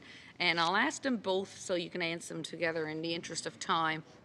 And depending on what that is, I also want to know if you have looked at what the cost of subsidy would be to households that are currently on diesel. I know that ratepayers on the island, I think it's 14 cents that they pay. In Central Labrador, we were delighted to hear the Premier say that he would hold the rate at 3 cents. That's remarkable. I know that in due course, Lab West will get the industrial power that they need. It's really stunting their growth. But I'm just wondering what you've looked at for the coastal communities. Chief Executive Officer for Newfoundland Labrador Hydro. Thank you, Speaker, and thank you for those questions. Excuse me. If I could just take a quick moment to talk about the community that you mentioned that did have a plant fire back in 2019. And I do feel very strongly that Hydro has put forward the appropriate solution that honors our requirements according to our regulatory requirements for decision making there, and it is very clear to us, and we've heard quite clearly, that the residents, not just in Charlottetown but in the surrounding communities, have a significant interest and a passion and a value set that wants to do everything possible to ideally get fully off of diesel power, or certainly at an absolute minimum is to immediately start using less diesel in that area. And so we are pleased to have an agreement with Nunatuvet Community Council to invest in improved energy opportunities for more energy security in communities in which they have members. So we're really pleased with that, and we believe that through conclusion of decision-making around the project for Southern Labrador, we think that we will do some great things together, and hopefully we will see NCC become owners of, for example, renewable sources that will offset diesel in the area. And then the last point I'd like to make on that, and it does tie in, Minister, to the questions then around a transmission line to the area, is if you look around our province, whether that's in Labrador or on the island, generally, at the end of long transmission lines, you often have a backup source of power that would occur for an intermittent issue that might happen, or a longer-term issue that would happen due to the northern climate that certainly Labrador operates in, but that the island also operates in. For example, Port aux Basques has a backup generator, fossil-fueled backup generator. Marystown, you would see it on the Northern Peninsula. Certainly you see it in Goose Bay, which is receiving power at the end of the transmission line from Churchill Falls. So that is the reality that we currently operate in. So even if we have a transmission line to Southern Labrador, until we have reliable sources of backup power that are not fossil-fueled, we will likely still need solutions in these more remote communities, even if they are at the end of a transmission line. Okay, with all that background, excuse me. With all that background, in the last number of years, we have had very preliminary costs of what it would take to get a transmission line from Central Labrador to the coast, and I don't have it at my fingertips, but I do believe it was in the range of about half $500 million. And one of the ways that we often are pursuing these kinds of transmission lines historically are often with, as we talked about earlier with Lab West, is when you have transmission lines of that nature, you generally are having them paid for by the proponent or by the end user. So that's really the regulations and the I'll call it the protocols that we operate under with the Public Utilities Board.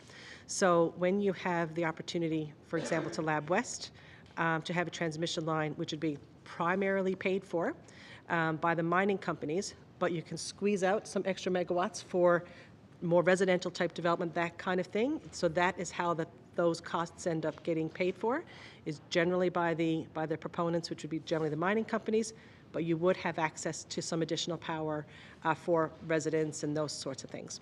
So what this moment provides for, I think, that has not provided for to date and would not provide for until the 2040s, is the opportunity to gain access to power, to have further conversations with some of the mining interests in the Southern Labrador area so that you would have a power that we could allocate on a new transmission line to Southern Labrador. Those are conversations that we do have, and I'm sure government is often approached as well by some of the folks, the various mining companies. So that but if it was to be paid for fully, for example, out of revenues, that would certainly be a public policy decision. Minister of Labrador Affairs. Thank you. I see that I got a couple of minutes left. I thank the CEO for her response. I know that the cost of transmission lines is very, very high. We were pleased to see NL Hydro reach an agreement with Nunatuvet. I think it was probably just a reset to the agreement that was in place during Muskrat Falls when the transformers were moved through Cartwright, and that was a very challenging time. But having an agreement with the people, engaging those people, made all the difference in getting to the desired outcome. And yes, Search Minerals, who is a partner with Nunatuvet, we know that there's billions of dollars in the ground there and that the power needs will come. I do know that the Premier, when he spoke yesterday, he quoted the historical unfairness is not going to be the norm going forward. I'm going to repeat that. The historical unfairness is not going to be the norm going forward. So I want to say to the people of Labrador that have been reaching out to me in really big numbers for 3 weeks now, that gives me comfort that we are moving in a much better direction. I know there will be things we cannot do, but I believe in places where things can be done, that the Premier will support the people of Labrador. Wasn't lost on me, wasn't lost on many people that I spoke with over Christmas, that the ink was not dry on the MOU when the Premier was on a flight with myself and my colleague from Lake Melville up talking to the people in the big land, because once again we have learned there is a better way forward than protest and months of government buildings shut down, no engagement with Indigenous peoples on the ground, no engagement with residents that call that place home, that have sat and watched that river through decades of their family. And Speaker, I'm confident sitting here with a government who've gotten to this Part 1 in the process here in the House, and there will be many other opportunities for people to have input, but I believe that we are in a much better place and that we have learned from the mistakes of the past. Thank you. The Honourable the Member for Labrador West. Thank you, Speaker.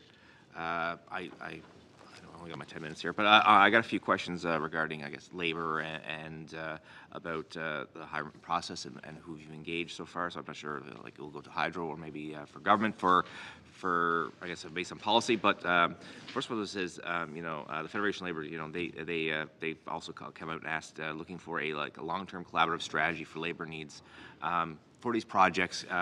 Given we do have a very small population and a lot of big projects coming up. Is there any thought or process on engaging with labor and different groups on how to start, I guess, not only recruiting people but also engaging in education and any other ways to get people trained up and ready for when these projects start to get released? Chief Executive Officer, Newfoundland Labrador Hydro. We have not started any of that engagement at this time because we have to get through the MOU and then move into the definitive agreement stage. However, for the existing environmental release, which, as we've outlined a couple of times yesterday and today, as it relates to hiring and strategies, there is protocols that are already in place with regards to how these things need to go. So that is helpful. We're starting much further from zero. We are starting much further down the line. So a lot of that work has been done, and we will pick right back up on those existing commitments and approaches and implement those with Hydro-Quebec. You're exactly right, though, with regards to then engagement on how do we better ready ourselves to avail of as many of those opportunities.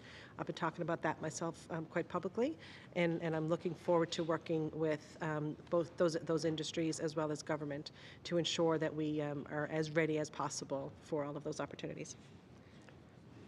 Member for Labrador West. Thank you. And like we just look at a project like Muskrat Falls, only was 800 and something megawatts, and these two are significantly larger than that, and it was around 2,700 people employed during that time.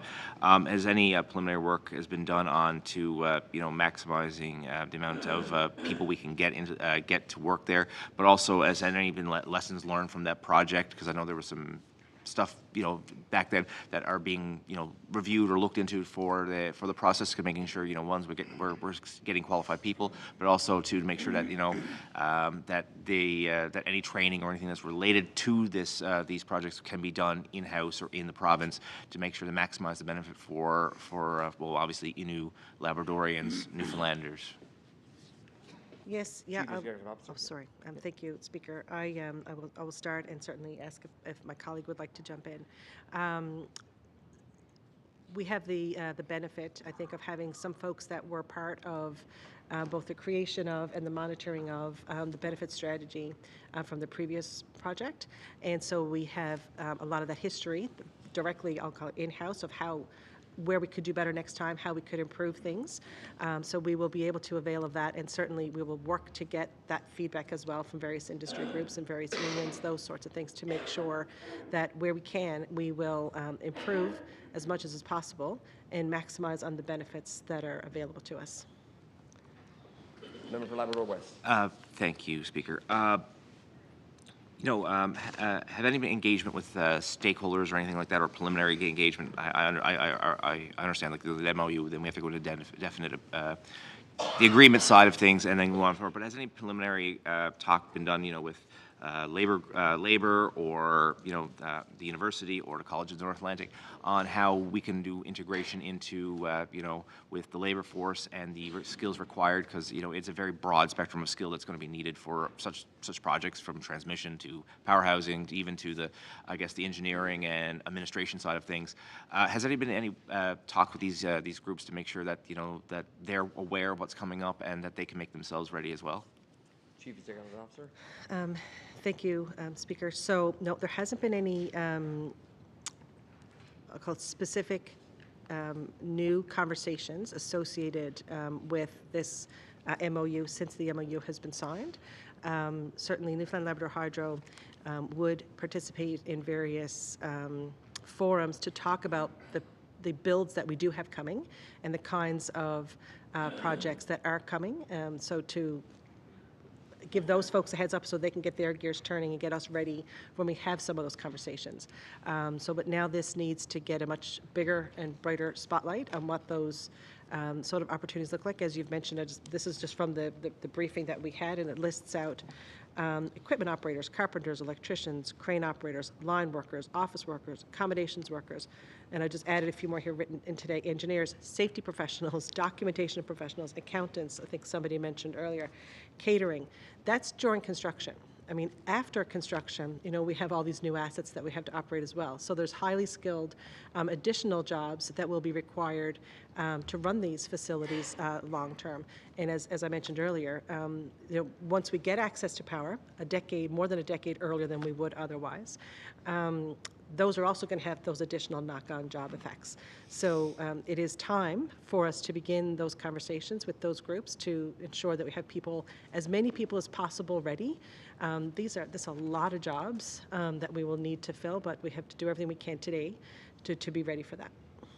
Member for Labrador West. Thank you, Speaker. And going back, to the previous project, Musgrave Falls, I know there was a lot of issues around how the benefits agreements were implemented and monitored. I know there was a lot of in Labradorians especially, and I heard it after the fact, but I know, and I'm sure my colleague from Cartwright Lands Clare heard it as well at the same time, that a lot of qualified individuals who believe, they were qualified, but there was a lot of issues with hiring and making sure that those individuals did get to the front of the line like they were supposed to be in there. Is there any thought process or anything during the MOU about benefits monitoring and having monitoring of the benefits agreements to make sure that these oversights and things don't happen again?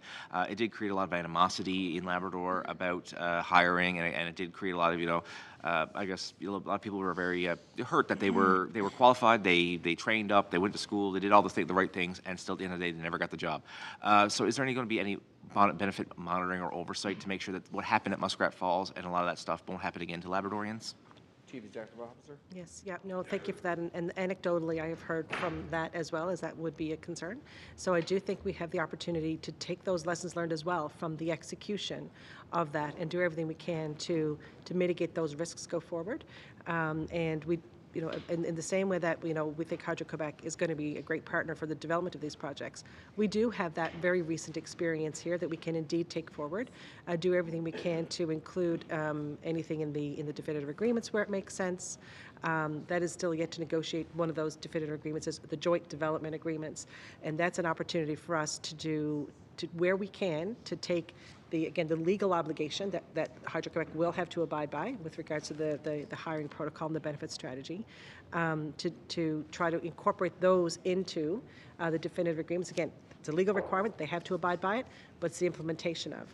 And I guess the last piece I would note is, from a monitoring perspective, there certainly was previous monitoring as well, and we will look to see what are improvements to the monitoring that we could do for this next phase. But there certainly was monitoring, and again, I think those documents are available for the public. And while the number would have been preferred to have the total number of folks working, it was 85%, for example, of all the hours worked on Muskrat Falls. It would be nicer to have a bigger number for Labrador, but as I mentioned earlier, I believe it was 20% of the hours worked were in Labrador. I quoted it the other day. I'd have to dig it back out here now. So, we will do everything we can to have the qualified workforce, have the lessons learned of the past incorporated into the execution of the hiring strategy. Member for Labrador West. Yeah, thank you, Speaker. And given that there's a lot of these projects are going are going to go hand in hand with a lot of also executed around the same time as a lot of other development in Labrador at the time. Is Hydro having or Hydro and I guess their partners and CFLCO and everything like that? Are there any concerns about trying to get enough qualified individuals to do that? We have a mine that wants to be built. We have a transmission line in Labrador West that has to be built separately to all of this. Is there any concern about getting employees and stuff? Given that there also there is in Canada right now there is a shortage of tradespeople across the entire country, and we do feel that in Lab West right now, trying to get qualified people to do work as it is. Is there any concern inside in house that this is going to cause some issue with getting timelines and stuff met to the I guess the end goal? Chief Executive Officer. Sure, thank you, Mr. Speaker. That is actually one of the biggest risks that I do see is our ability to be able to satisfy a very hungry monster of we need people to work here. But it's also something that we can, if we get started as soon as possible, everybody together, let's get on this as soon as possible to ready ourselves for this. This is a manageable risk where we can manage it as much as possible. This is within our control to have a workforce that is ready. This is within our control to do that. We don't have to rely on somebody else. So while I do think it's a risk of not being able to avail of as much of the benefit as possible. It is fully within our ability to maximize on that risk and that opportunity. So I see it as a risk, but I also see it as something that we can absolutely work on and mitigate ourselves. Members' time has expired. The Honourable Minister of Finance, President Treasury Board.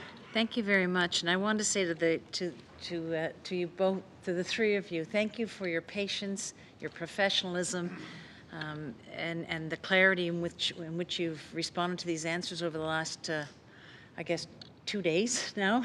We're getting close on 2 days. I really appreciate that. It's been challenging at times, I can understand, but I thank you for being here, and I thank you for the work that you've done. I just want to remind us all that we've had a Churchill River Expert Advisory Team. I said this in my opening remarks, a Churchill River Management Expert Panel. We've had a professional negotiating team that were backed with, I'm going to name some of the independent experts that were involved. And now we're debating the memorandum of understanding here in this House that will lead to, so this is the first step, it will lead to definitive agreements. That's the second step, and we'll have another debate in the House of Assembly at that point in time. But you chose certain independent experts to advise you, and I know that some of the other advisory teams and expert panels that we had chose advisors as well. We had J.P. Morgan, Power Associates, they're going to be here later this week. We've had Stikeman Elliott and McInnes Cooper out of St. John's, and Stikeman Elliott out of Montreal. We also had a parallel process, as you're well aware, we had a parallel process so that we didn't have any biases with Stuart McKelvey. So we had a tremendous number of independent experts advising this. Could you just, maybe dealing with J.P. Morgan, Power Associates, Stikeman's, why did you choose these independent experts? Perhaps give the timelines for their involvement. Chief Executive Officer for Newfoundland Labrador Hydro. Sure. Thank you very much, Speaker. And yes, I'm just going to grab, because I do have the dates here. I don't know if you have the dates. Dates are here. I want to make sure I get them correct. I might have left it upstairs. But I don't have it here. Oh, here we are. I think this is it. Yes. Okay. So the three advisors, the primary ones, which we would have had others that were advising us as well, but the primary advisors that we would have had would have been J.P. Morgan and Power Advisory. And I'll probably start with Power Advisory. Power Advisory are familiar with this jurisdiction. Actually, the provincial government, I believe, hired them to do an assessment of our electricity system as it was transitioning for, say, the island into an interconnected system to North America via Nova Scotia, as well as to Labrador. And that was a very significant undertaking that the provincial government at the time had done. So it was at that point, maybe it was before that point, but certainly at that point that Power Advisory started to get to know our jurisdiction and provide for its expertise as energy consultants. Following that, Newfoundland, and that was again hired by government.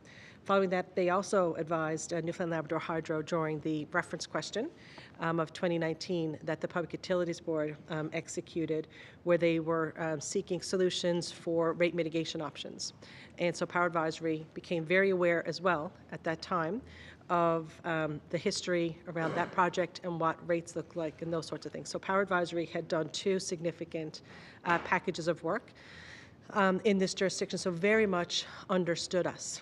And add to that the fact that they are recognized national experts, and they also have offices in Boston. So they really understand the cross-border inputs to energy markets, to energy planning, looking long-term for energy forecasts, helping utilities and advising utilities on how they're going to expand their system, what are the best decisions to expand and to make decisions within themselves.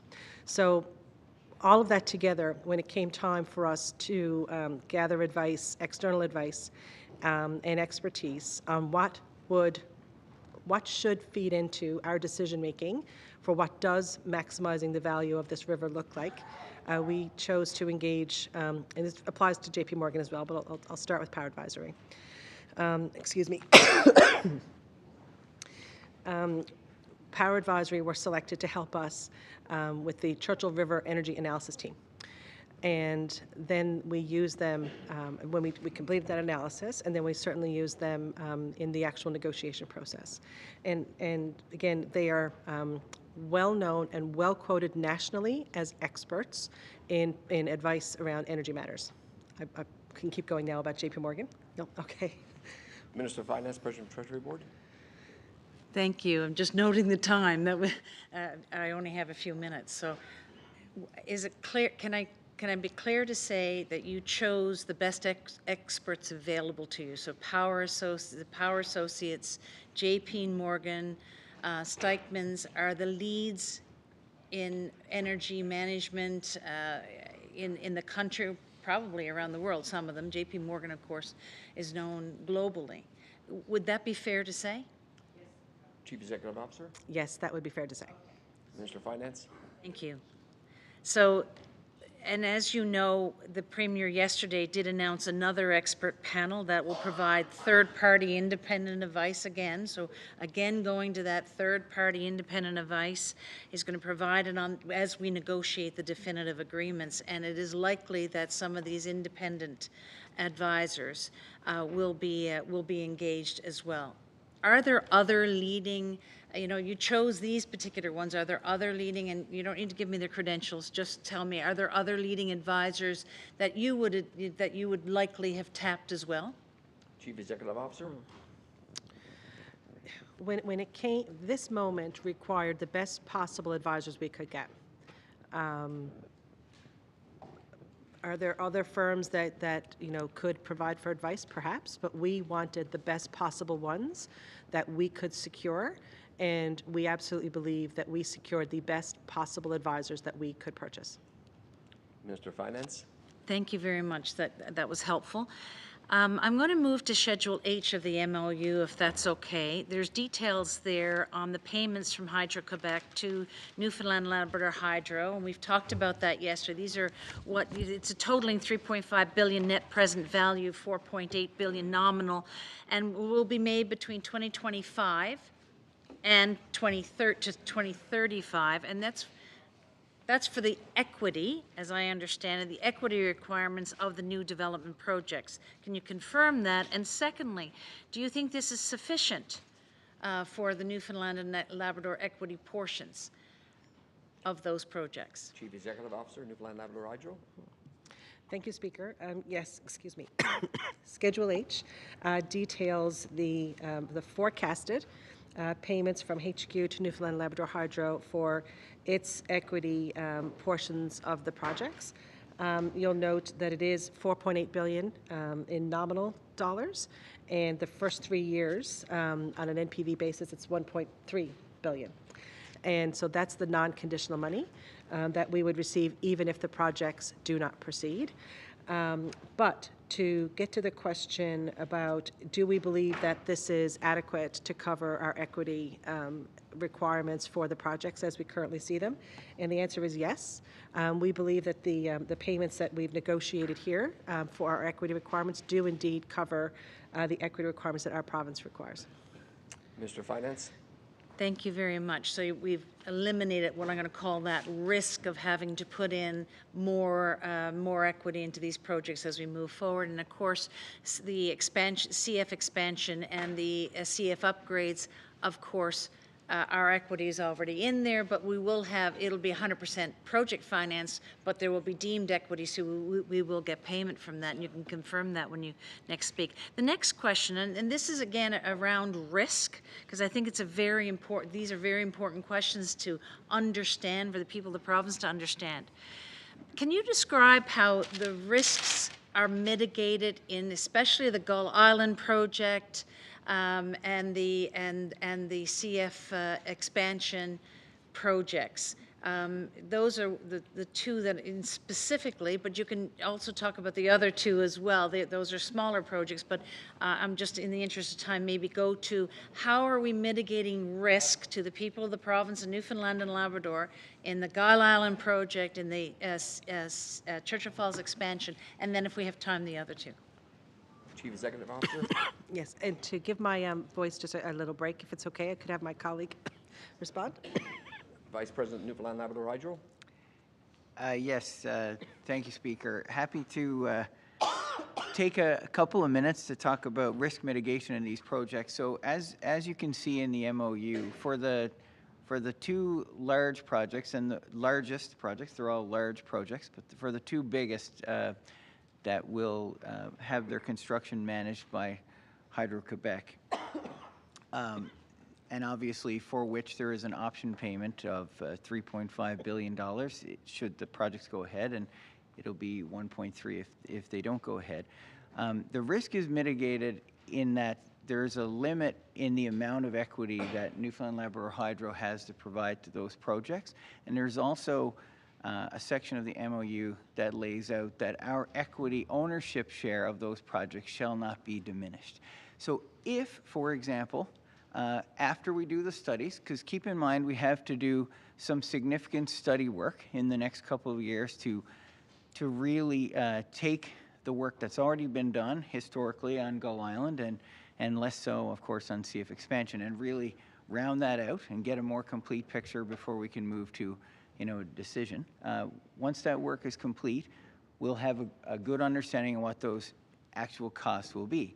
And if at that time there is now a larger number, let's say the number is 20% higher, that will be funded by additional debt in the projects. There will be an option for Newfoundland Labrador Hydro if it wishes to invest additional funds, because there is a guaranteed return of 8 to 9% on any equity in those projects. So there is an option, but there is not an obligation for us to contribute anything beyond the dollars that are allocated via Schedule H in that $4.8 billion or 3.5 nominal billion dollars. That's the limit of our obligation to contribute, and our equity ownership share shall never be diminished regardless of whether we take that option or not. Minister of Finance? I think we're very clear on the equity piece and how we've mitigated risk there. Can you now talk about the project financing?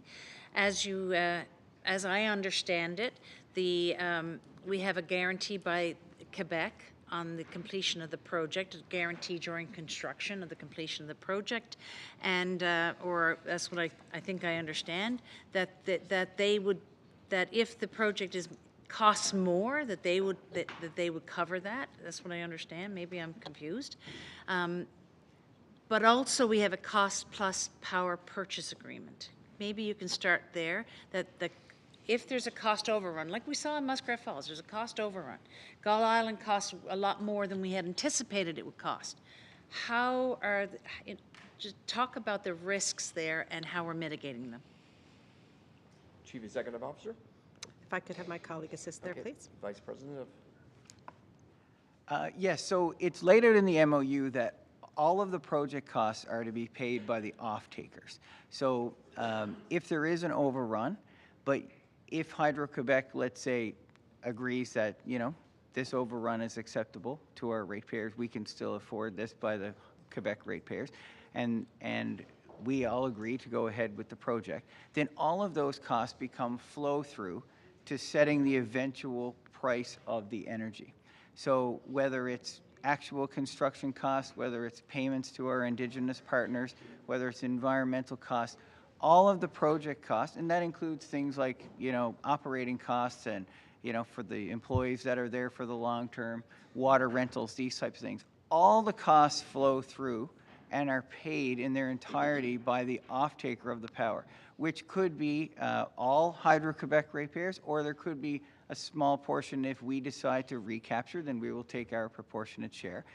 But all of the ratepayers of the purchasing jurisdiction will pay for all of the costs as they flow through, plus an additional 8 to 9% return on the equity that's invested in the project. Minister of Finance? Did you want further comment? Chief Executive Officer? Add as well that that is a difference between the old contract for the original plant, and folks will remember that back in essentially 1998, the costs to run the plant were growing such that the revenue stream under the old contract was insufficient. And so there had to be a new contract put in place to deal with that, and along with that came the new shareholders agreement that provided Quebec with essentially the veto at the board level.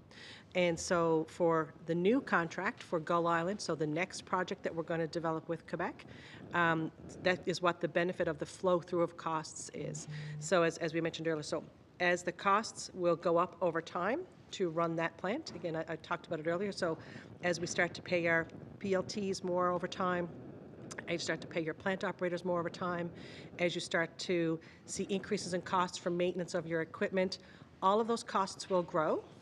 So will the power purchase price will grow. We will not need to reopen a contract because we don't have enough money to run the plant. The PPA will always cover all of the costs to run the plant, which also includes, as Mr. Parsons talked about, the return back to the province. So it's really, really important that there's a fundamental difference between the original contract for the building of CF and the current contract to build Gull Island. Mr. Finance? Thank you. It's very important to the people of the province that we mitigate these risks. You've just talked about the mitigation of the equity risk. You just talked about a mitigation of what I'm going to call the project risk itself, and not having payment to cover the costs. So thank you for that. And we covered yesterday how the difference in the Churchill Falls agreement and the off ramps and whatnot. So I appreciate that because it's very important, of course, to the people of the province and the Treasury. I will ask in the few moments I have left, one of the things I talked about yesterday in my opening remarks was that this new memorandum of understanding, and again, I'm going to say it again because I think people are getting confused between the memorandum of understanding and the fact that in the next 16 months we're going to work towards definitive agreements, which will come back again to this House. In this memorandum of understanding, we start to talk about water rights and updating, modernizing the shareholders agreement, which I think are very important. This morning I heard someone on the opposite side talk about how Quebec is taking control of the Churchill River. Can you just talk a little bit about how the updated water management and the updated shareholders agreement may be able to allay those concerns? Chief Executive Officer? And thank you very much. Mr. Parsons talked a little bit about this earlier, so I think it's best to hand it back to him to expand further, if that's okay. Vice President of Newfoundland Labrador Hydro? Yes, so your question, thank you, Speaker, question about the water management agreement as well as the shareholders agreement. So those are they make up two commitments that are in the MOU, and I spoke a little bit about this earlier. It is the norm in jurisdictions where there are multiple hydro plants on one river that the plants agree to optimize the output of that river system. And so that has been something we've been attempting to do between Churchill Falls and Muskrat Falls. And of course, Muskrat Falls is a very important plant for the energy security of this province today. It's a big component of our system. And of course, CFLCO and Churchill Falls is also a big component of the energy security for this province as well as for Quebec, because obviously it is the primary source of generation for Labrador. So it's very important that both those plants can operate well together on the river, and each one's operation doesn't negatively impact the other. And so the water management agreement that's been in place has not been fully effective because of the control that has been baked into the 1969 agreement and the limitations that we have in operating CFLCO to enable it to fully participate in the water management agreement. So that commitment in the MOU is that those shackles will be removed from CFLCO, if I can say, and CFLCO will fully contribute to the optimization of the river, the production of additional energy through the optimization and setting the units at their most efficient level, and ensuring that water, spill of water is a very rare occurrence, because that's our stock and trade. Renewable energy is the water in storage. And of course, I'll quickly say on the shareholders agreement, that there's a big commitment to revise that, modernize that, and bring the requirements of that up to what would be considered to be a normal Canadian corporate standard, with a majority and a minority shareholder, each having the appropriate rights. Minister of Finance? So if I can rephrase, you're actually, Newfoundland and Labrador is taking back control of the river in a lot of ways from the 1969 agreement. That's what I'm seeing nodding heads there. Thank you. Minister's time has expired. Leader of the Official Opposition. Thank you, Speaker. I just want to start off with a number of questions again today, and I'll get right into them. Yesterday I spoke briefly about Gull Island, and I don't know if my question was answered. I apologize up front, but I was asking about the mandate. And I wanted to ask about a specific part of the mandate, and that is the question to the CEO. Was Gull Island a part of the initial mandate to negotiate? Chief Executive Officer? If I could just confer for a moment.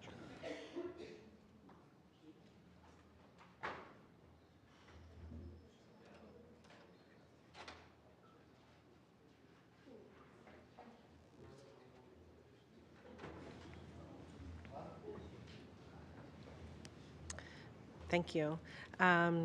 We won't be able to speak about the details of the mandate, Mr. Speaker, but the MOU is consistent with fulfilling the mandate that we were given. Leader of Official Opposition? So, from that answer, I can conclude that it was, or I can ask the Premier if it was, because the Premier provided the mandate. But I will conclude that from your answer that it was included in the mandate. And I don't want to put you on the spot, but that's kind of what I wanted to know. Was it included in the mandate or not? You said it's in the MOU, therefore it must have been in the mandate. So I'll make that assumption and leave it at that. I guess the next question then is, when you were developing the MOU, who was decided that that Gull Island would be part of the MOU? The Honourable the Government House Leader. Speaker, and so the Leader of the Opposition was clear on what he said, but I just want to reiterate for the record what was said. The question was asked, was it in the mandate? An answer was given. And then question, I guess, about it is in the MOU, obviously, Gull Island, and what the Leader of the Opposition says, well, he will assume that it was in the mandate, and that is fine. He can make that assumption, but that is not the answer that was given by the panel. So I just want to make sure that that's clear for the record. And if any questions are now based on assumptions, I'll leave it to the panel to decide and choose how they want to answer questions based on assumptions. But of course, we are here to answer and ask questions based on fact. Not being critical of what the Leader of the Opposition said, Just want to make sure that there's clarity provided for the record. Leader of Official Opposition. Speaker, I thank the minister for his comments, but maybe the minister then can eliminate all the assumptions, and government can clearly tell us that yes, Gull Island was part of the original mandate or it wasn't. That would clear this up. Government House Leader. I've spoken already about this, and I know the panel has spoken about this too, that we can't provide commercially sensitive information publicly because it will certainly harm negotiations going forward from the MOU to definitive agreement. So perhaps I would ask the member of the Leader of the Opposition is that if he were in charge, would he disclose commercially sensitive information that would damage negotiations with Hydro-Quebec? Thank you, Speaker. Leader of Official Opposition. I don't want to get into a debate with the minister because I have too many questions to ask, but simply said, Gull Island is part of the MOU.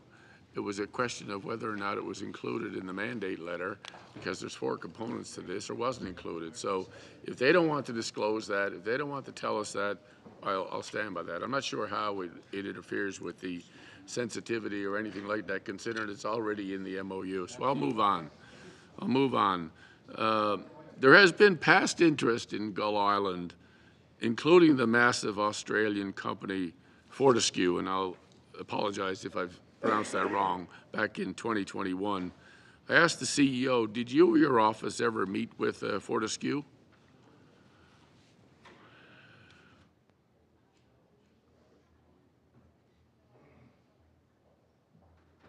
Chief Executive Officer, Newfoundland Land Hydro. Thank you, Mr. Speaker. We meet with many different proponents, as I've mentioned earlier. And yes, we did indeed meet with Fortescue, but we meet with many proponents. And as I was describing earlier in one of my answers, there was a point in time where we had 8,000 megawatts of requests. And when you get into more serious conversations with a lot of these proponents, they withdraw their interest. Leader of Official Opposition. So, again, was that the outcome of your meeting with Fortescue, because they had expressed interest, and you're suggesting that did they withdraw their interest based on those conversations?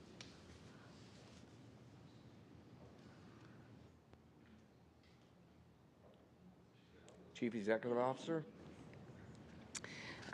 The conversations that we would have had with them and many others would be very preliminary, and there was no further conversations pursued. Leader of Official Opposition. Thank you. It's interesting because back in 2021, the minister at the time confirmed that there was a meeting with the company, and a news article that was published quoted the minister saying Gull Island was a huge asset that everyone wants in on.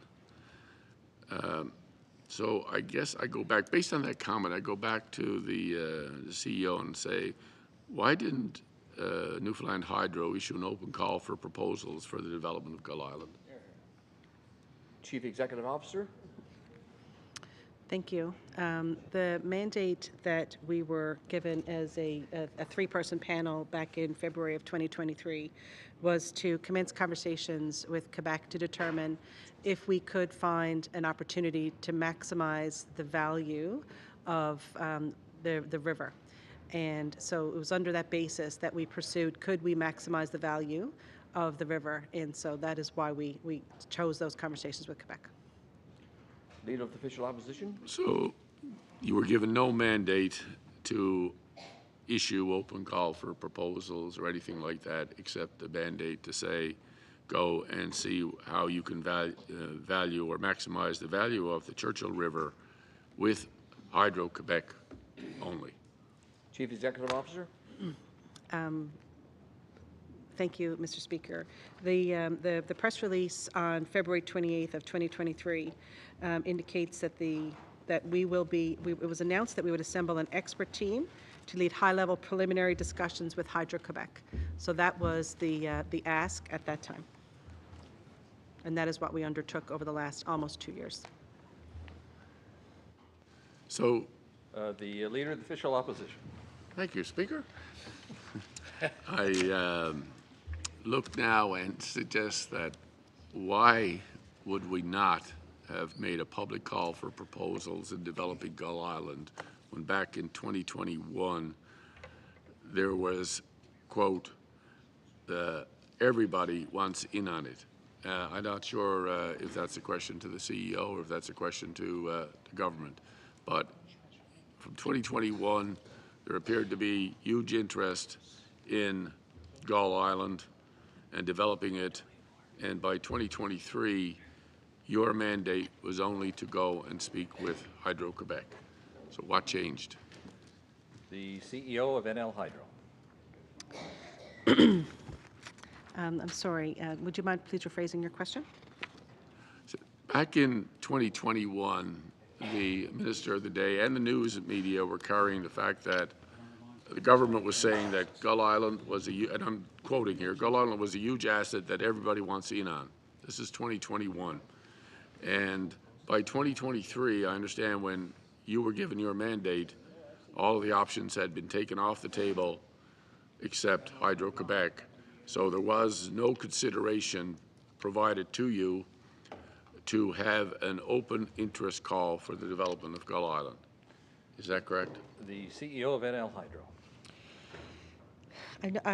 Thank you, Speaker. I know we've referenced this yesterday, but I will reference it again, and it is the publicly available synopsis of the work that the 2041 panel undertook.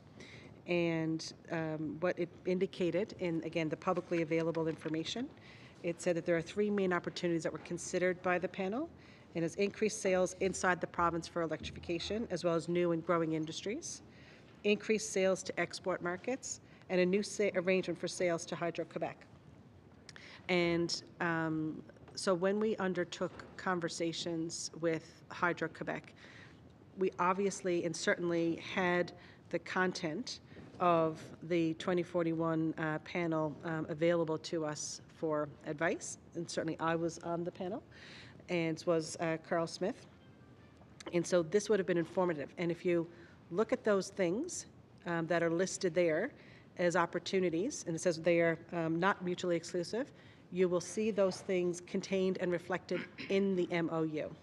So increased sales inside the province for electrification, as well as new and growing industries. We have secured power in this MOU a decade or more sooner than what we would if we were to wait, if we were not reopening the existing contract with Quebec, because they had the contract till 2041.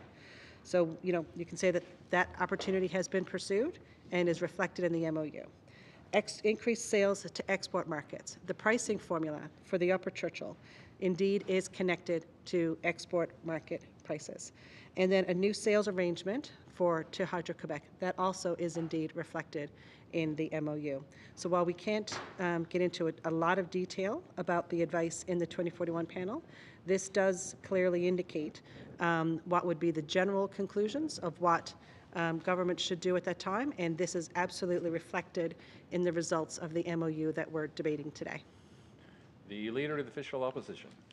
So from that I can take that Hydro-Quebec was given exclusive control over Gull Island to develop Gull Island because in exchange we were going to get the original contract opened up earlier. That appears to be what I have just heard here in the House of Assembly. I would ask again that, is that correct statement? The CEO for NL Hydro. I'm sorry, could you please repeat the question? I'll move on. I'll move on. It was simply about the fact that from what I gather, there was a desire for Quebec, in order to get the original 2041 contract opened up, Hydro-Quebec was given exclusive control over Gull Island and the development of Gull Island. That's what I'm gleaming from this. In order for us, I guess for me, it comes down to two issues. It's all about Newfoundland and Labrador being the primary beneficiary of the Churchill River. We've all said that. It's about our residents who are getting the best benefit here. Again, did not go down the road of talking to multiple potential project partners for the development of Gull Island. We know that did not happen. We know there was others interested back as early as 2021. But now we understand that Quebec has exclusive control over Gull Island and has it for a significant period of time, whether that up to 20 years. And so you can perhaps understand from this that people are concerned to make sure that we get the best possible MOU that we can get. And that's why I keep talking about the more transparent oversight process. It's why I keep talking about the independent review. That's why we talked about the pub should have been given a reference question, which I talked about yesterday. As I said, without a true independent review, can we determine if Newfoundland and Labrador Hydro is actually getting the most value out of the Churchill River, or is Hydro-Quebec the beneficiary? I'd like to basically turn my attention to some questions now about the new proposed power purchase agreement for the existing Churchill Falls capacity. And these are questions that came to me from members of the public who are keen energy observers, by the way. So first of all, I want to thank them for taking the opportunity to reach out to me, including those who participated in the town hall that I had.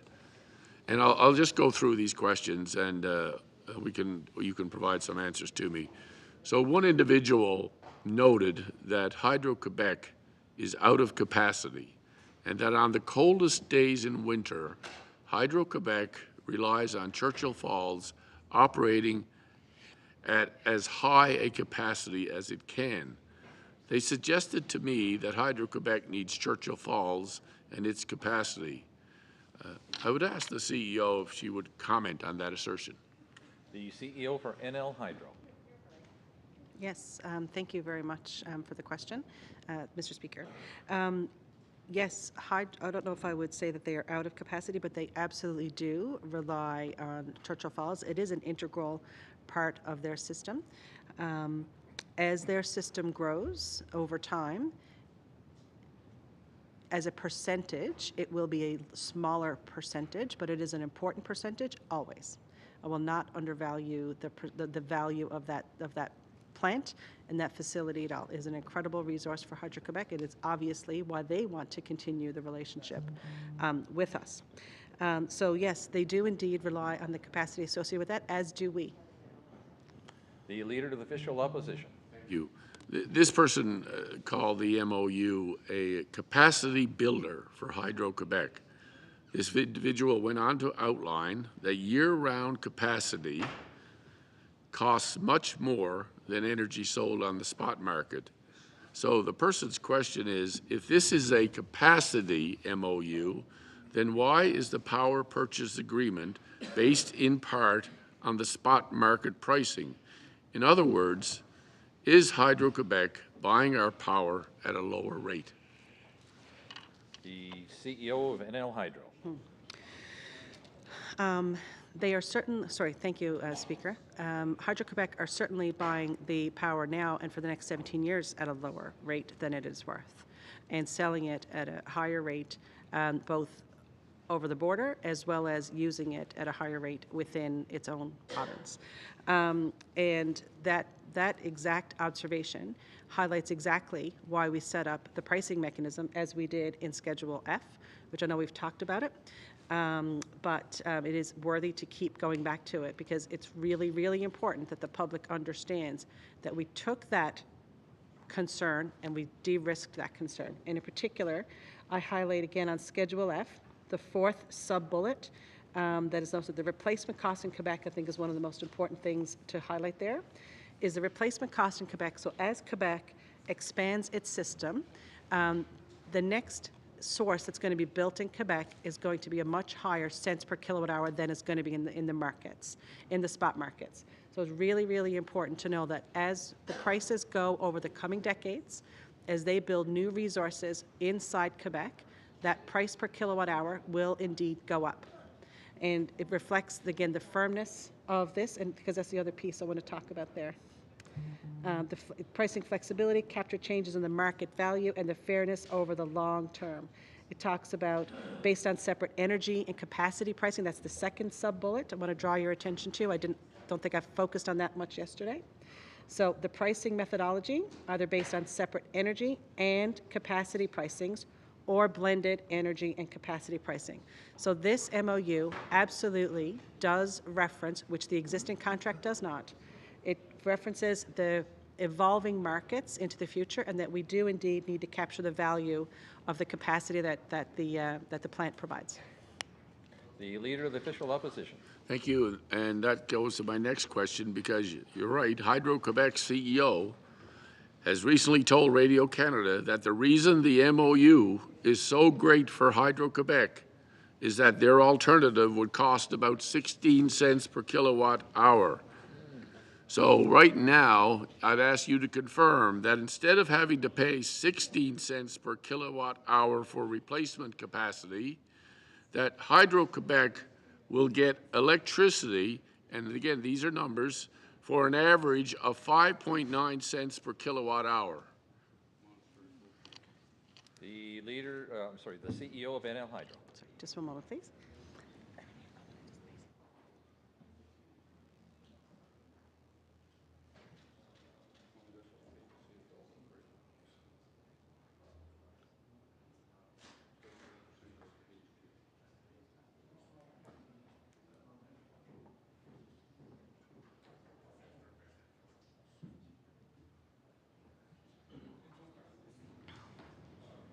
Thank you. Yes, so obviously, I can't speak for Mr. Sabia, but a replacement cost, but there's a couple of aspects to this answer. As the replacement cost goes up in Quebec, the price of the PPA will reflect the replacement cost in Quebec. So if the replacement cost goes up in Quebec, awesome. We're going to get a part of that price. So we shouldn't be afraid of a replacement cost in the future going up, because we are going to have part of our price tied to that. But specifically, when Mr. Sabia is talking about that, he is talking about when he has to replace that in the future. Right now, we are talking about a 5.9 cent effective price starting today, which he doesn't have to replace any of this until 2041. So those prices wouldn't kick in for another 17 years. But we're talking about a replacement cost that starts at 5.9 cents effective today and essentially grows and is escalated at 2%. So from an apples to apples perspective, we're not talking about the same price. The Leader of the Official Opposition. It begs the question, though, why we wouldn't have gone for a much higher amount than simply 5.9 cents a kilowatt. In their 2022 to 2026 strategic plan, Hydro-Quebec says that 11 cents per kilowatt will be their average non-heritage energy and capacity supply costs, taking into account the agreements in effect and the plan's short and long-term market purchases. The question, if Hydro-Quebec has said in a public document that they are willing to pay 11 cents per kilowatt hour in 2023, why are we authorizing the signing of an MOU that allows them to pay less, and in fact, much less? The CEO of NL Hydro. Thank you. Yes, obviously, that is a blend of a whole host of many different sources of power. It's not just a single source of power. It is a whole host of different sources, and each of the sources has a input and a cost associated with it. That is also sourced at a certain place in the electricity system. And so it's important that we also understand that when you are examining what somebody's alternatives are, you take into account all of the sources of supply that they would have and what they would do if they didn't have access to this source. And I said it in my last answer, I think it's really important to talk about, is that Hydro-Quebec are stopping or they're paying for supply today in today's dollars, not in 2041. And so we have to understand is what is the fair price that shares the value of this asset now. It is a jointly owned asset that we're paying for now and starting a brand new contract where they're giving up 17 years of free power. The Leader of the Official Opposition. Further questions? No. Your time has expired. Okay, thank you. The Honourable Government House Leader. I'm very generous, Mr. Speaker. Sorry about that. No, yeah. I don't know where to start, Speaker. Chair. I'm going to start in Labrador. It's a good place. Yeah. Some questions. I don't know if it was this afternoon or this morning, but about about the border between Newfoundland and Labrador and Quebec. And, you know, 2025 is very easy to do some quick research on your phone here, which I did in the House not too long ago before I took this opportunity to speak. I just think it's important to have a quick discussion about this, and, you know, pulled up some old news stories from CBC, and this one was posted October 30th, 2001, 24 years ago now. And just read part of it out. The federal government approved a constitutional amendment on Tuesday that will change the name of the province to Newfoundland and Labrador. It also says Newfoundland and Labrador has been used as the official name in all provincial government matters since the legislature passed the Labrador Act in 1964, but it was never changed in the Canadian Constitution. Just another story from CBC, December 6, 2001. Governor General at the time, Adrian Clarkson, proclaimed an amendment to the Constitution Thursday, officially changing Newfoundland's name to Newfoundland and Labrador. And the important part I wanted to mention here, not that that's not important, obviously, is that the name change was approved by the Commons and the Senate earlier this fall. So, you know, we certainly live in a country and a province that recognizes that the name of this province is Newfoundland and Labrador. The Speaker, what's also interesting in this article is that even though it's from 2001, there's some really great emotional comments, I would say, here. And I spoke to the member sitting next to me, the member from right, Lance Clare, and she's perhaps on purpose wearing Labrador colors today. So I think I'd just like to make note of that as well.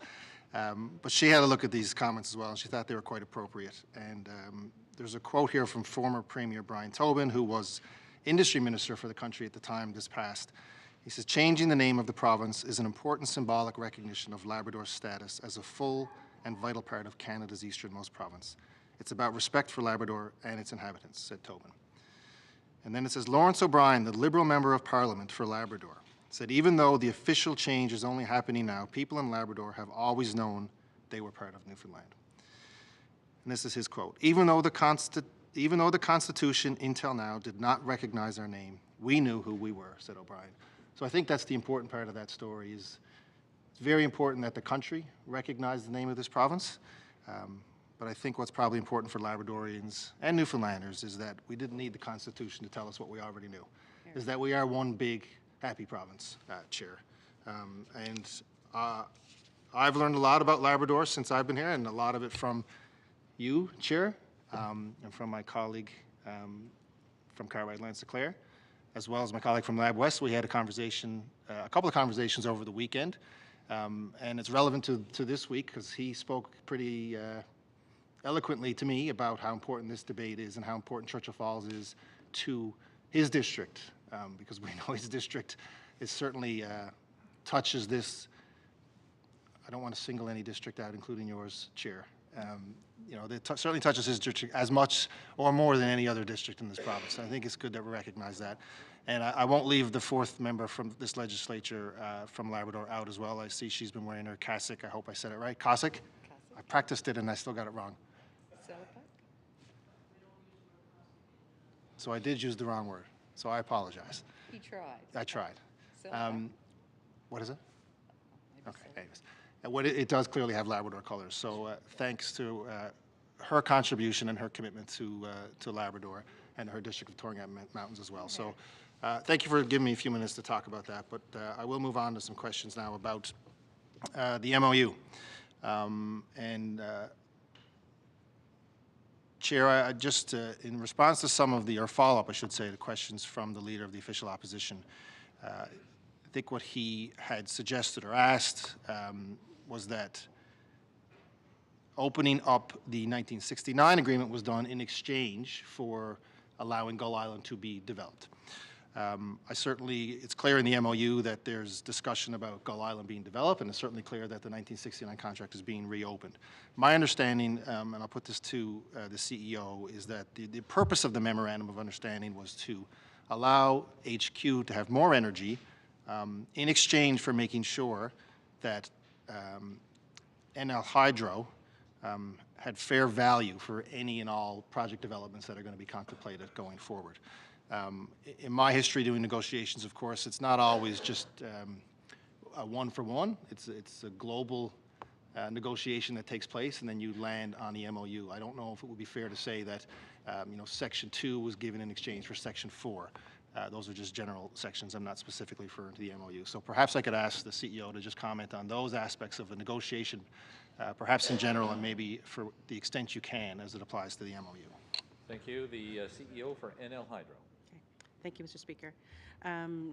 Yes, and I'm going to say these words, and I'm hoping it doesn't lead into any kind of negotiating strategy. But the overall, and that is quite public, the overall mandate that we were asked to achieve was optimize and maximize the value of this river for the benefit of Newfoundlanders and Labradorians. And so on day one of discussions with Quebec, we did not have a vision of what the MOU was going to contain at the end. And exactly as Minister Hogan was just describing, is as we went through the process and we understood each other's needs and what your ultimate goals, for us certainly again it was maximizing the value of this resource, you come up with what is the best way for us to do that. And the kinds of things that are contemplated in here now were the product of almost 2 years of problem solving. So you want to maximize the value. Where do you start? You start examining what is the value to each of us in our estimation of what this asset is worth. And then you start carving and shaping what could this look like. And so that description in your question is exactly how it occurs. And I think I might have referenced this a little bit yesterday. I'm often a speaker with my hands. This MOU is not any one thing. It's the totality of all of the things that we've negotiated. And if I go back to, again, what the panel's report described the things that we need to achieve, it achieved all of those things. So we are achieving many objectives through the course of all of the MOU together. And certainly Quebec also is achieving its own objectives through all of these together. So yeah, there was no tit for tat, one thing versus another, horse trading. It was all of the aspects of the MOU, in our view, represent a very good deal for our province and a memorandum of understanding, a framework that sets up for us maximizing the value and us being the primary beneficiary associated with both the existing contract as well as the development of projects that are as of yet not yet constructed. The Government House Leader. Thank you, Chair. So there have been still some questions and discussions about what happens essentially if Hydro-Quebec chooses not to proceed with Gull. When I was asking about the negotiations and the MOU, obviously Gull is part of those negotiations and part of the MOU now. But of course, that doesn't mean, my understanding doesn't mean that, as the questions were asked, Gull will necessarily go ahead. That's TBD, and negotiations obviously still had to happen. But that doesn't mean there still wasn't value in the negotiations to get to the MOU, to get to that point. So of course, if Hydro-Quebec does not proceed with Gull Island as contemplated in the MOU, there were, I would suggest, that was contemplated, and I would suggest things were inserted in the MOU to address the event that doesn't happen. And that would include that we keep, as we discussed, I think last night, $1.3 billion. The new Churchill Falls PPA would still remain in place, and Gull Island and any decision of it going forward would then revert to us. Actually doesn't sound like a terrible position to be in. I'd be happy if Gull Island does proceed, but the alternative with those three things, and perhaps there's more, is still a pretty good position for NL Hydro. So perhaps you could just comment on that. The CEO for NL Hydro. Thank you. This is where we've talked about this amongst the team for the last couple of years, and I often have a little whiteboard that I do a drawing on. But, if Gull does not proceed, this is how I see us as being a significant and a primary beneficiary, even without that not occurring. But I will just add, if that proceeds, there are at least 4 mega projects that happen in this province. You've got Gull Island, you've got the transmission, you've got the CF2 second powerhouse, and you have the upgrades at Churchill, which will take place over 11 years. You free up power for another transmission line to Lab West. You free up power for the private industries to then avail that power to take on their own mega projects. So that is if it proceeds. However, the question is about what if it doesn't proceed? And the financial estimates that we've taken as associated with just the actual construction of the projects, not the associated domino impact, is, and we go back to the 227 billion. 180 billion, this is the direct to Treasury, 80% of the 227 billion is associated with the existing contract. If Quebec chooses to not proceed with these projects, that is a fundamental one. One of the objectives that we achieved through this memorandum of understanding was that if the projects do not proceed, the PPA, which starts now 6 days ago, that PPA is untouchable. It stays in place. It does not revert back to the old price. So that continues, and so it is not connected from a continuation perspective to their decision to proceed or not. So that is absolutely true. And then that again is meaningful because from a financial benefit perspective for the next period of time, the next number of decades to the province, 80% of the financial value comes from the CFPPA. So 80% of the value of this MOU continues unencumbered. So that is just one piece I want to talk about. As part of the other aspect that we negotiated, which was the payment of equity for the projects if they do proceed, another component that is unencumbered if they choose not to proceed is the $1.3 billion option payment.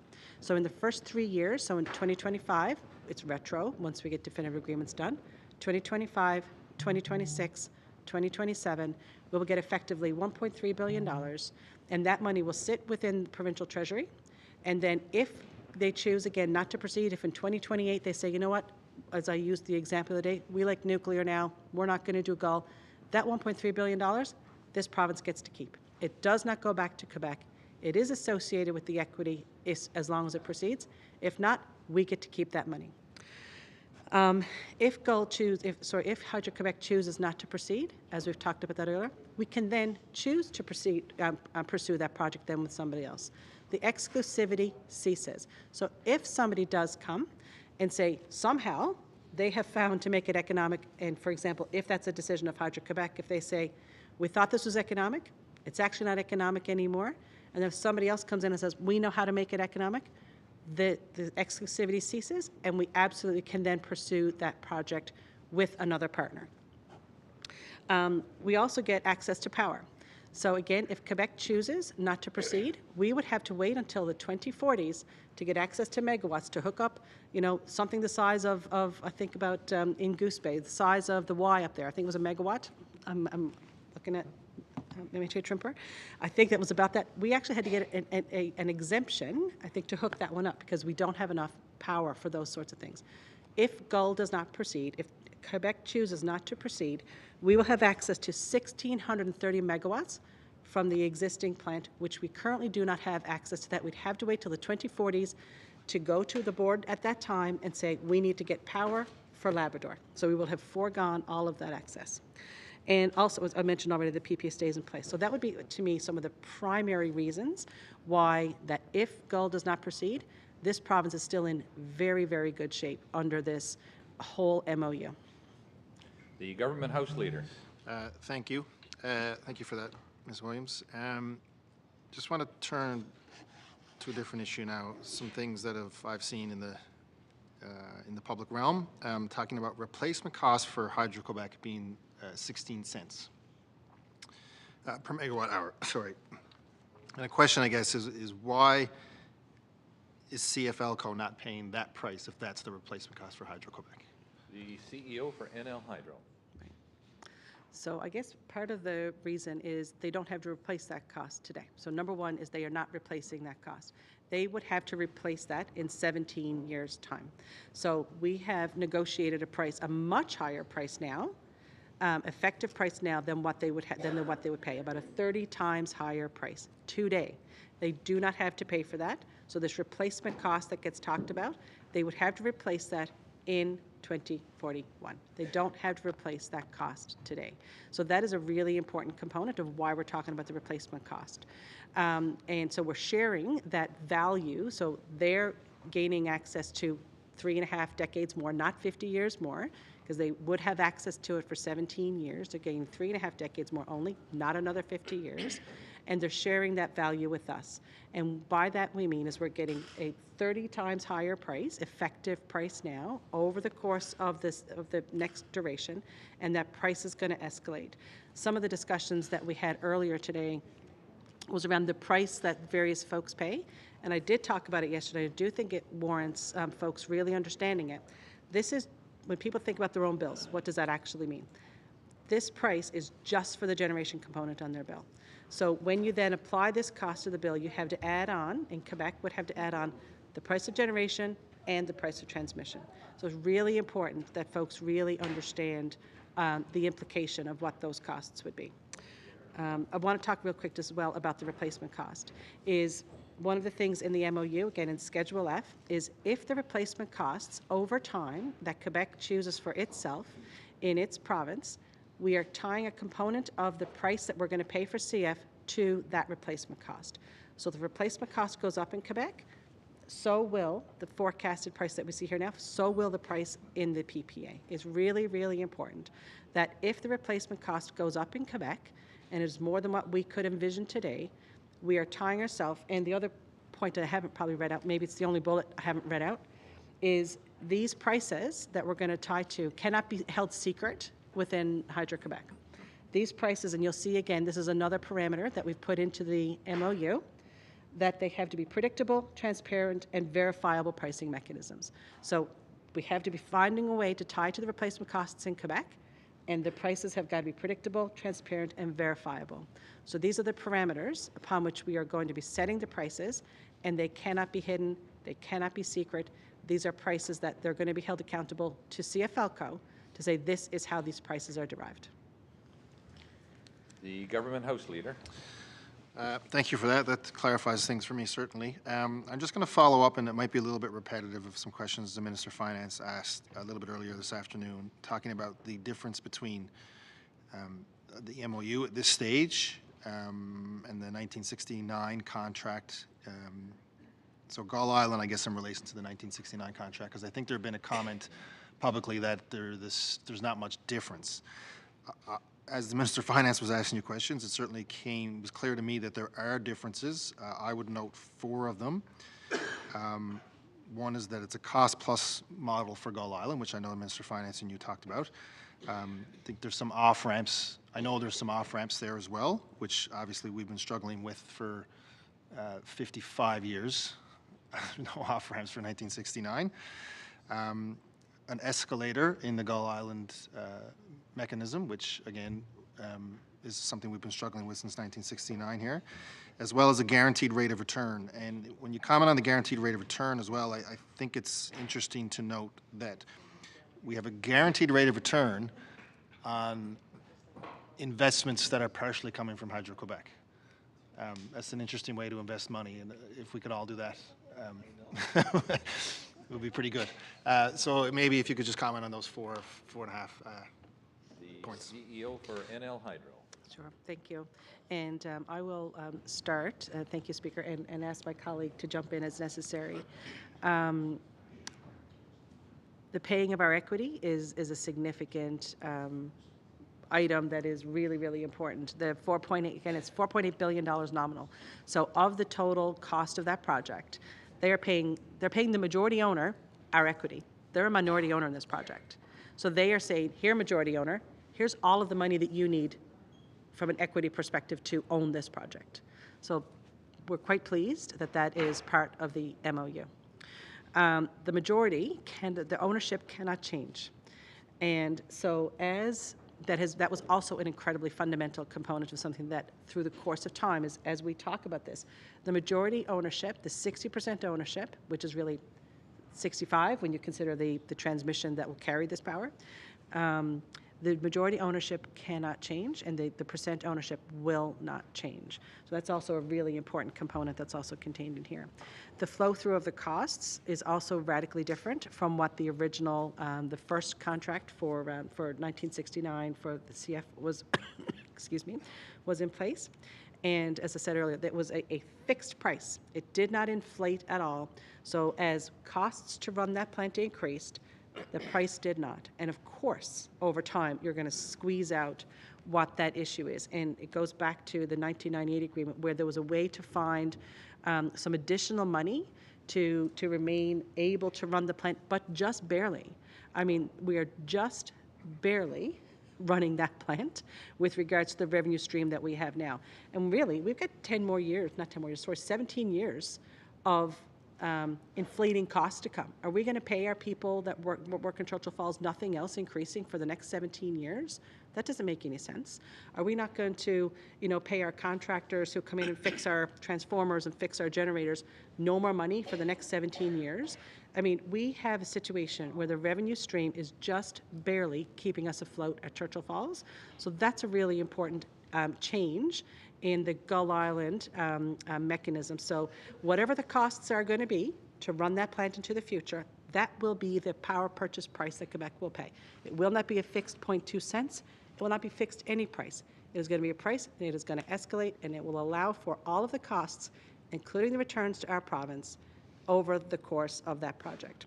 There is no automatic renewal for 25 more years after the initial PPA, power purchase agreement. The off-ramps the minister mentioned, there's off-ramps that allow for us, it's not quite tied to Gull, but I do think it's relevant to this moment. The Churchill Falls PPA had no expiring blocks that we could value energy in that future time. And what we're going to see is just 10 years after 2041, or say 13, 14 years after what will be, probably 15 years after an in-service of Gull Island, 250 megawatts are going to come open from the original Churchill plant. So from a river value perspective, that 250 megawatts, just 15 years after Gull goes in service, we're going to be able to say, oh, here's 250 megawatts that we can have access to. We would have had that in the 80s if we had gotten that, from the original in-service time. What could we have done with that 250 megawatts then? 10 more years later, another 250 megawatts is going to come. That would then have been in the 90s. What could we have done as a province then by having these expiring blocks come available to us?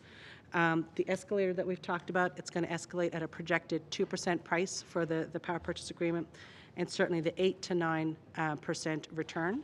Mr. Parsons, did I miss anything you think we should add there with regards to the differences between the 1969 contract? Because it is being said publicly, it's the same contract. It is absolutely not the same contract. Is there anything you would add?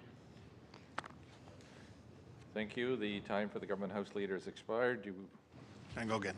would like to keep going? Okay. Okay. Leave. All right. 20 minutes, please. Thank you. Proceed. Thank you for that, Ms. Williams. Very informative again. Just want to back up to Muskrat Falls. I just want to talk a little bit about why Muskrat Falls as a project is different than essentially all the projects in the MOU. And just sort of a little bit of background in my head why I would like you to talk about it is that my understanding certainly is Muskrat Falls was built as a domestic project or for domestic use. Under the legislation in this province, NL Hydro was obligated to provide power to, I don't know if I'm using the word right, power, energy, or electricity. You guys can correct me if I'm wrong.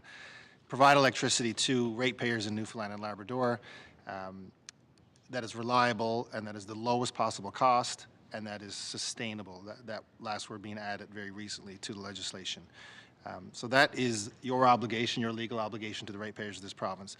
And when Muskrat was, as it moved through the process from sanction to delivering power here in the province on the island, obviously we've talked about how it was exempt from the PUB process. And normally what would happen is that the PUB, an application will be received from a utility and the PUB would say yes or no, and you correct me if I'm wrong on any of this, the PUB would say yes or no, you can proceed with this expenditure, and if the amount that you can proceed with will then be built into rates. Someone has to pay for those upgrades or that construction cost. That wasn't done for Muskrat Falls. It was a blank check that whatever this costs will be paid for by the ratepayers. And not only that, there was legislation put in place to guarantee that the ratepayers would pay for the cost of Muskrat Falls, not knowing what the cost of Muskrat Falls was going to be. And there was a lot of evidence about that, in that actually the question was never really asked, the thorough analysis wasn't done. I think there was a number about maybe we go $300 million over budget, and now we know, of course, it went $6-7 billion over budget. So that commitment was made to ratepayers. The commitment was made of ratepayers without knowing what that risk would be. Anyways, I might be going off on a little bit of a tangent there, but the point is that can you talk about the risk to ratepayers, or lack thereof, I would suggest, in this MOU? Certainly, there's no legislation coming forward to lock ratepayers in for any costs, but talk about, with that bit of background, why Muskrat as a domestic use project is different than all the projects in the MOU, including the reopening of the Upper Churchill project for a project that has already been paid for. The CEO for NL Hydro. Thank you very much. I will start, and Mr. Parsons could certainly jump in. Just touch real quick on a current proceeding that we have in front of the regulator, just to help demonstrate how we are indeed bringing projects forward that do have impacts on ratepayers and different from Muskrat Falls from a supply perspective. And then I'll just get into a little bit about the risk to ratepayers for these projects. Similar in Quebec, with regards to the impacts of electrification, so our province is also seeing impacts to electrification. We are seeing an uptake in electric vehicles. We are seeing certainly various industrial processes that want to decarbonize. We are seeing homes converting from oil to electric. There's difficulties in many instances getting oil delivered to homes. So the impacts of electrification, so folks moving off of fossil fuel sources of energy to electric sources of energy, often and most times renewable, ideally, sources of energy. That is certainly a national shift, and we are not immune to that shift. So Newfoundland Labrador Hydro is doing its system planning and has analyzed what is that going to look like, and we now have to build new sources to deal with the additional demand for electricity. So that is a supply decision that we have to make. We did not ask for exemption to get that project exempted.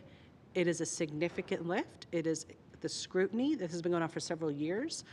We are in front of the regulator frequently to talk about the evidence that we've put in place, the options that we are pursuing, and therefore working with the consumer advocate, working with Newfoundland Power, the industrial customers, on how do we come to, and obviously the Public Utilities Board and its consultants, to make sure that the evidence that we're putting forward is the best supply source for the province. So the issue, or not the issue, so we are very much in front of the regulator, not looking for exemptions for the next supply source. It will be put in place. It is one that will have an impact on ratepayers. With regard to these projects, the impact on ratepayers will be minimal, if not none, and there's already been a commitment that the only issue on ratepayers would be the ratepayers in Labrador for a change in how much Newfoundland Labrador Hydro has to pay for these costs, and government has already committed that the rate will not change for those ratepayers. So at its most fundamental, these projects will not have an impact on ratepayers in this province. So I'll pause right there, and if it's okay, I could ask if my colleague would add anything else to that. The Vice President for NL Hydro. I don't think. Oh, big build I think up. you said Okay. it. All right, thank you. The Government House Leader. Clearly, the VP is very supportive of his CEO.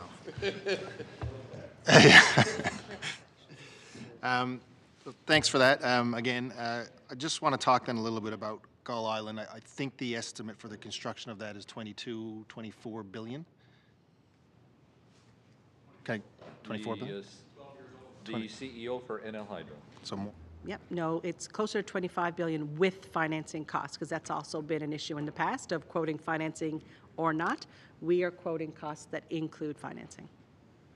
The Government House Leader. So, I mean, just thinking about building Muskrat, I mean, we're obviously very lucky to have our Premier, who managed to get $500 million from the federal government year after year to mitigate the rates from a project that went from 6 to 13 billion. We're talking about a project that could cost up to that is estimated to cost 25 billion. Hopefully there won't be cost overruns on that. But two questions then is, how in the world could we ever build Gull Island alone at a cost of $25 billion with potentially no customers? And certainly I can tell you without being an electricity expert, if we lock the ratepayers in through legislation for that, there'd be nobody left here in the province, or there'd certainly be no one paying for power. So that question, and then I actually let you answer that first. The CEO for NL Hydro.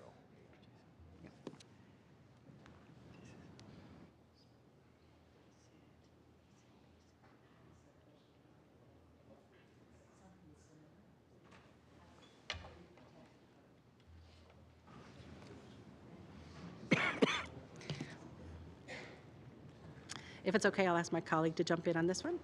Okay, the Vice President of NL Hydro. Thank you, Speaker. Gull Island is obviously a very large project, not only in cost, but in megawatt output. So the size of the generation supply at Gull Island is larger than the entire electricity demand of this province today. So it is highly unlikely that it would be, developed, as part of a normal expansion of load over time for this province. I mean, of course, there are possibilities for it to be used for, large-scale industrial development or other potential customers if we don't get to a point where we reach this agreement, definitive agreements with Hydro-Quebec. Obviously, we will continue to pursue other alternatives, as we have for many decades. We've been talking about Gull Island, and I think one of the honourable members mentioned it earlier this morning. Gull Island has been the subject of discussion and, on again, off again MOUs for many, many years, for decades. So we would continue to pursue that. However, we've identified this opportunity with Hydro-Quebec as being the best value for the asset. And as we've pointed out, it was a hard-fought negotiation, but it ended up in a place where, separately from all the discussion of Churchill Falls, all that is set aside, and whether or not Gull goes ahead, that is all baked in, the 30 times higher pricing and all that. The contribution of the $3.5 billion for an option, that is a pay-to-play that Hydro-Quebec is paying to have the option to continue to work with us to study that project, to find out if it's something that they want to take through construction and own all that cost overrun risks. We are not forcing them to build the project. They have the option to say, no, it's too costly. And if that's the case, the Churchill stuff stays in place. The $1.3 billion, that first $1.3 billion from the option payment stays in place. And then we would continue to market that to other off-takers as appropriate. The Government House Leader. Thank you. So just to be clear, that NL Hydro would own the project, own Gull Island, right? And then you said they would, construct and buy. I would add that they would be the ones, they would be the customer. That's part of the agreement in the MOU, is that they are committing to buy that power, because another word you used, Mr. Parsons, was that if we were to construct it ourselves, we would have to look for potential customers. And potential customers were looked for in Muskrat Falls.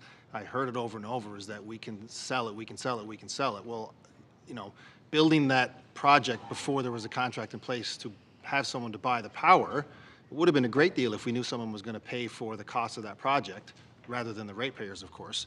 But that customer was never found. So with the construction of Gull Island, who Hydro-Quebec are willing to construct it, and not only construct it, but take the risk of cost overruns, and then say we will buy the power for whatever the cost is, including if the cost goes up, sounds like a pretty good deal for the resource owner. CEO for NL Hydro. Thank you very much, Speaker. And this is something that Mr. Parsons and I talk about, and certainly that the team talk about. And so I'm going to try to get it out without being too confusing. And it's related to the purpose and the use of the asset.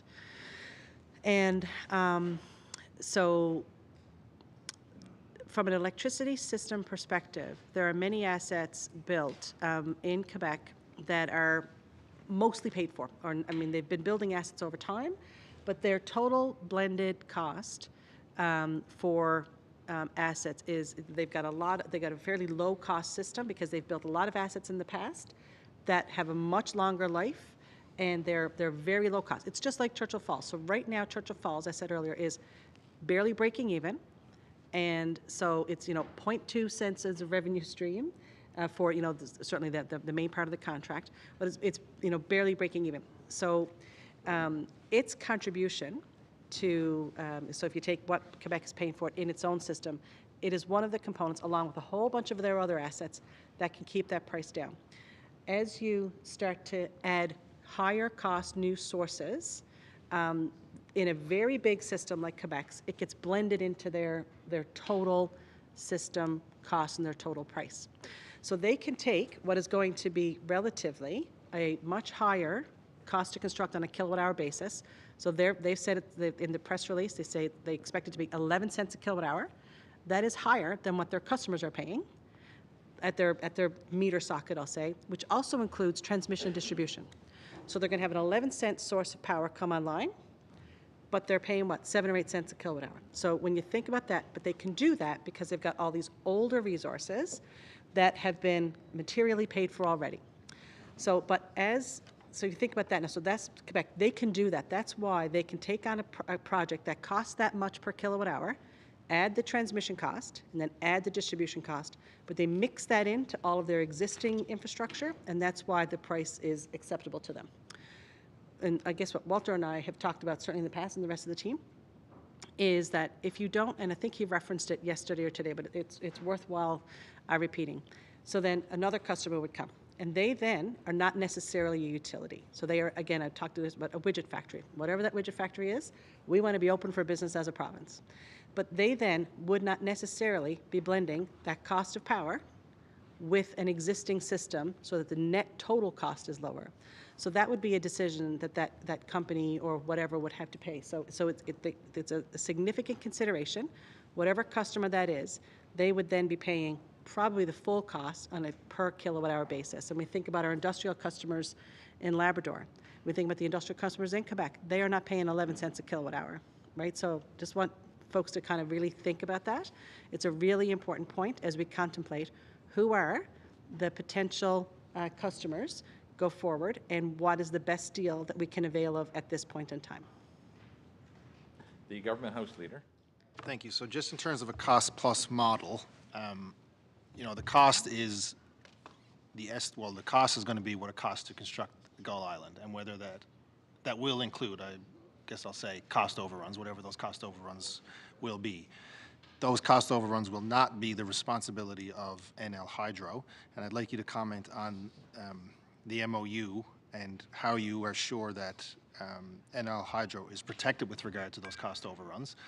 And in the event that there are cost overruns and NL Hydro doesn't have to pay for them, what are the consequences on the plus, which would be the profit on that, and the consequences to those overruns to any agreed upon profit in the MOU to NL Hydro? The CEO for NL Hydro. Mm-hmm.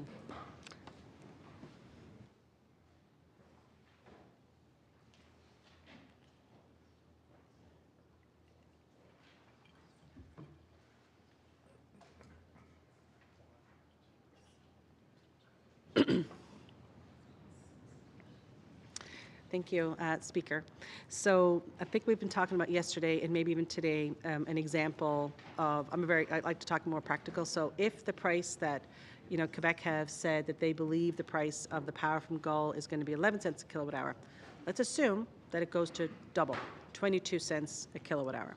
So then the question is, well, how does that work? How does, Quebec figure out how to deal with that, and how are the things that are honored in the MOU, which, for example, is that we will not be harmed with regards to our percent ownership. And so how that will work. So if Quebec has an estimate of a $25 billion project, it's going to be a $50 billion project.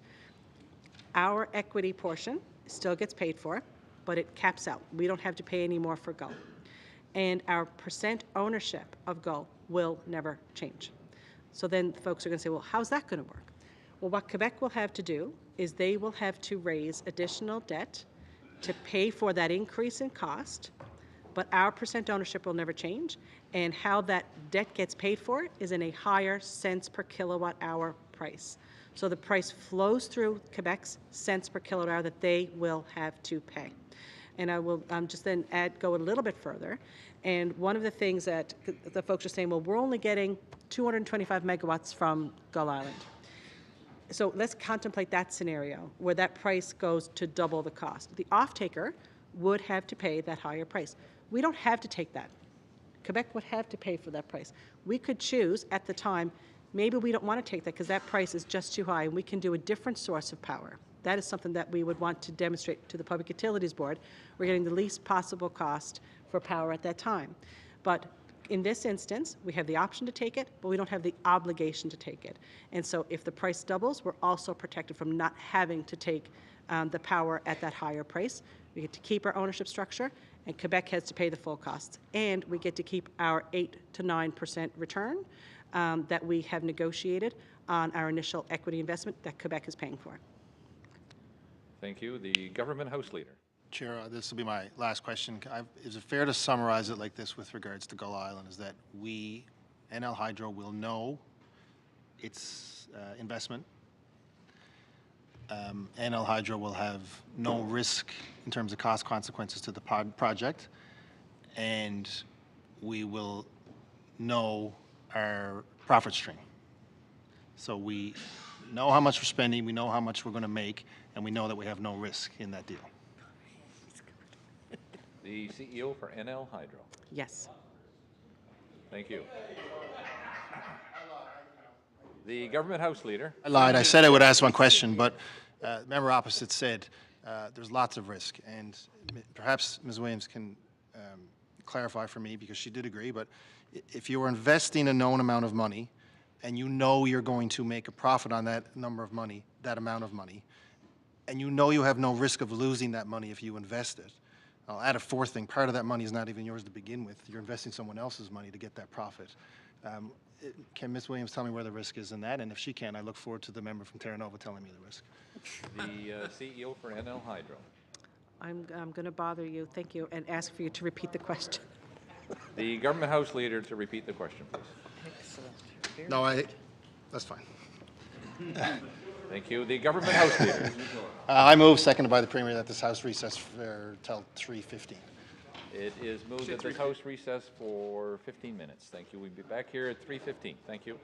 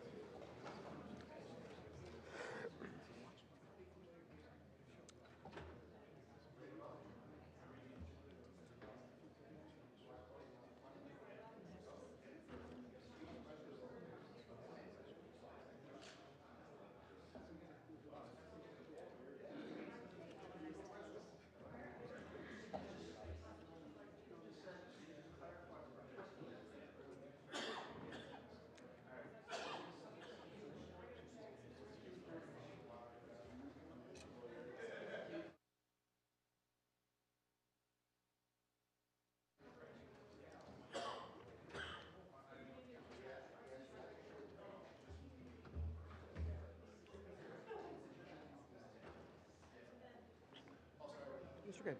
House leaders ready?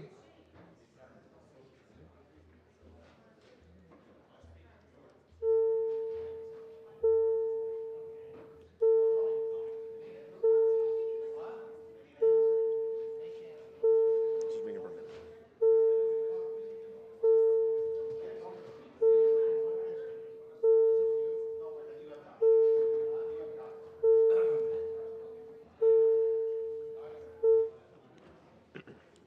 Order, please.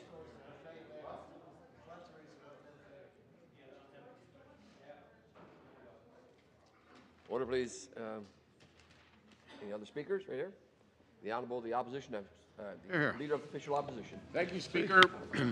As we continue on into the second day of this special session of the House of Assembly, I want to summarize some of the key points that a couple of my colleagues have made today and I think need to be summarized. First, I want to talk about the MHA for Terra Nova and the fact that he's reestablished the fact that Hydro-Quebec has the ultimate decision about whether or not Gull Island will go ahead. He also established that as a consequence of this, it is Hydro-Quebec who are in the driver's seat about jobs from our resource. The MHA for Harbour Main then also reestablished that there isn't a requirement for Hydro-Quebec to build Gull Island and spoke passionately about her concerns that the MOU may give Hydro-Quebec too much for too long. What you're hearing, Speaker, is people who are sincerely concerned about the people of Newfoundland and Labrador, the districts they represent, and whether or not we're actually getting the value that we need to get for this great, most significant asset of ours. And I will continue to use the word ours. You know, it was back on December 12th, 27, 28 days, I can't remember for sure, that this big announcement of this MOU signing was announced. And on that day, they turned around and issued a fact sheet, 27, 28 days ago, issued a fact sheet, and the first line of that fact sheet that they issued said that more than $225 billion in total revenue to the Newfoundland and Labrador Treasury. Now, the first day of this debate, the Premier stood up and repeated that same question, same number. Earlier today, I asked for a breakdown of that number. And to my surprise, the number was not available. They will get it for us. I don't understand how something as important as this MOU, as important as this is to the people of Newfoundland and Labrador, that when you issue fact sheets, when you issue news ads, when you take all this information and spend $300,000 promoting this, that you have no idea what you're talking about. Because that's essentially what it is. You stand up and say we're getting $225 billion in revenue to the provincial treasury, and you can't provide us with how you came up with that number, and we got to go find it after 28 days? How is that possible? How can the people of Newfoundland and Labrador have confidence that what you're talking about is real? That's what this is. These are numbers being quoted that we have no backup for, no idea in the MOU where anything like that is, and yet we're supposed to believe, the people are supposed to believe that yes, it's under control, we're going to get $225 billion, trust us. And you can't even provide us with the details of how you came up with the number. That is simply not good enough. Last evening, when my colleague from Terra Nova was questioning about the actual numbers of jobs being created, in their PowerPoint presentation, they admitted that the data was more than 10 years old. 10 years old, Speaker. Data provided in an updated so-called deck to be sent out to the people of Newfoundland and Labrador to be told about all the jobs we're going to create and how we're going to create them, and the information being used was more than 10 years old. 10 years, Speaker. How is that? How can we rely on that? How did that happen? Why did we not have up-to-date information to go along with this? This is where the whole concept of rush comes into play. The whole idea of rushing to the House of Assembly on Old Christmas Day to turn around and say, let's debate the MOU and let's move forward with it after 4 days of debate. That's why we've kept asking for, and we will keep asking for, and dig into some of the details. But as we dig into these details, it's starting to raise more questions. And when we talk about the idea of who got the better deal, or who's getting the better deal, or, everybody got the great deal. Well, according to the province of Quebec and the information coming out of there, they certainly think they've got the better deal. And let me give you a couple of those examples. Interviewed in French by Radio Canada, Hydro-Quebec CEO said, this MOU gives Quebec another 50 years of assured energy, quote, at a remarkable price. Those are his words, not mine. He even went on and repeated them again, saying, quote, the remarkable price is so important because that is what helps keep our rates low for residential, commercial, and industrial purposes, and therefore, indirectly, it is something that maintains Quebec's competitive position in the world. Does that mean that Hydro-Quebec has gotten a better deal than us? Because it sure sounds like it. Hydro-Quebec's CEO again went on to say, it's a discount. It's a discount of at least 50% compared to the other alternatives. And we talked about that earlier today.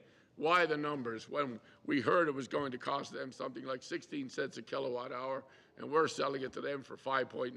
16 cents a kilowatt hour for them to develop new capacity, and they're getting it from us for 5.9. And he's going on to say a discount of at least 50% compared to the other alternatives. And he goes on to say, and so that was honestly, in terms of business, I'm going to take that price 10 times out of 10, not 9 times out of 10, or 8 or 7, but 10 times out of 10. His words. Again, I ask, does that mean Hydro-Quebec got a better deal than us?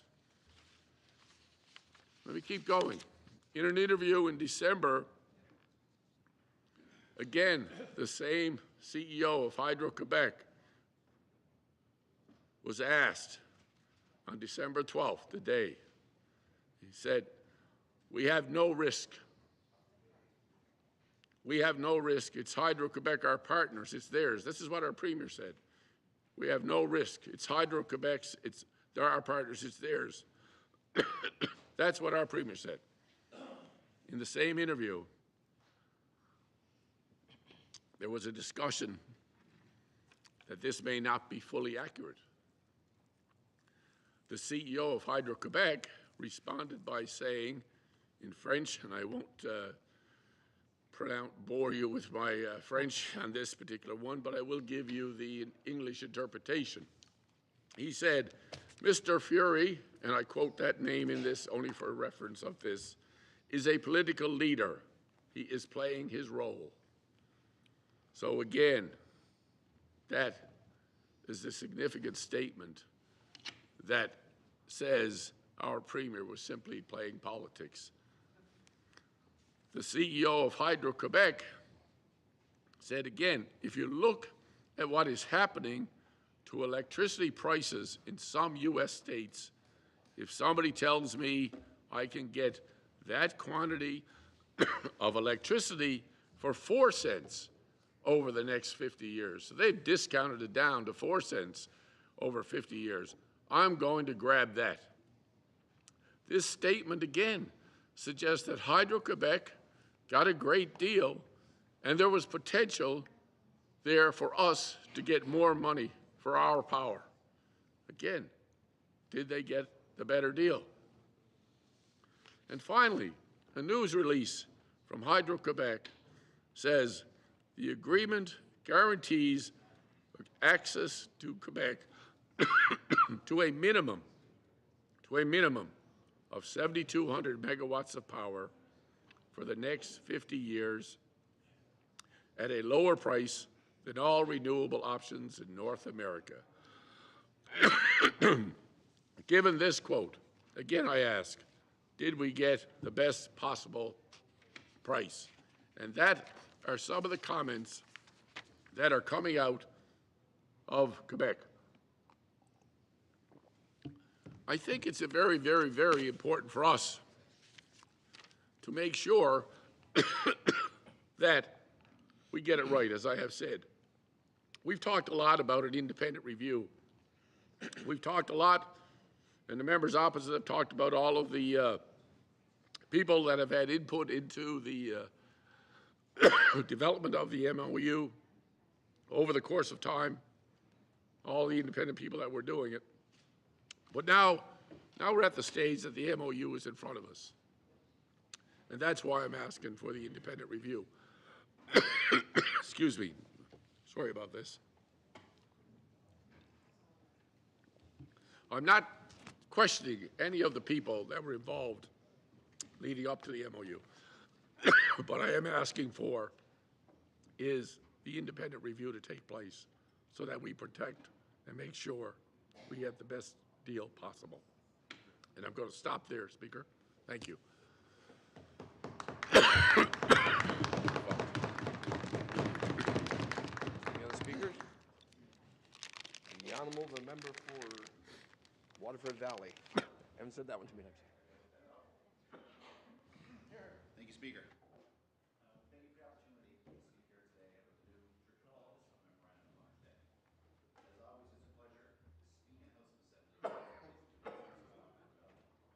One second, sorry. I don't think the audio's working.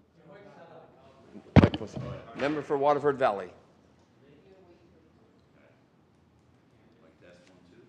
Hey. We got it. You're good. It's the second time you got it right. You didn't have to look it up. Perfect. There's no leave for my singing. Speaker, thanks for the opportunity to speak about the new Churchill Falls Memorandum of Understanding. It's always a pleasure to speak in the House of Assembly representing the residents of Waterford Valley. I applaud our government not only for getting a game-changing deal, but also allowing and encouraging every elected representative to discuss here in this House of Assembly. I'd like to start by reminding our honourable colleagues around this chamber that we are representatives of the people that elected us, and my job is to do what's best for the constituents of Waterford Valley, to bring forward their concerns and questions, yes, and to vote for their prosperity, absolutely. As much as this deal is a gigantic improvement from 1969 contract, and also incorporated the hard lessons of the Muskrat Falls project, it marks a significant and giant improvement in this process. We're here to discuss, to debate, and become better informed, and to ensure that the people of Newfoundland and Labrador can hear and understand the elements of this MOU. Of course, this isn't the first discussion of the MOU, and it won't be the last. The Premier said just yesterday that we will be back in this House, in the People's House, to discuss at later dates. The House will probably have another 2 or 3 sessions for discussion before a definitive agreement is signed with Hydro-Quebec, if and when it's signed, that is. It is a complex and important document, and it deserves discussion. There's a lot of information out there, Speaker. This is often the case, and certainly with the gravity of this discussion, we're not immune. With something as important as this government, under the leadership of our Premier, brought this discussion to this House at the earliest possible date. Why? Because it's the right thing to do, Speaker. At the announcement on December 12th, media and stakeholders were offered technical briefings. The announcement included itself details on the MOU and the extensive session of answering questions of reporters on behalf of the viewers, listeners, and readers of this province. The next day, the Premier and many of my colleagues immediately went to Labrador to talk to the people who work and live adjacent to this resource.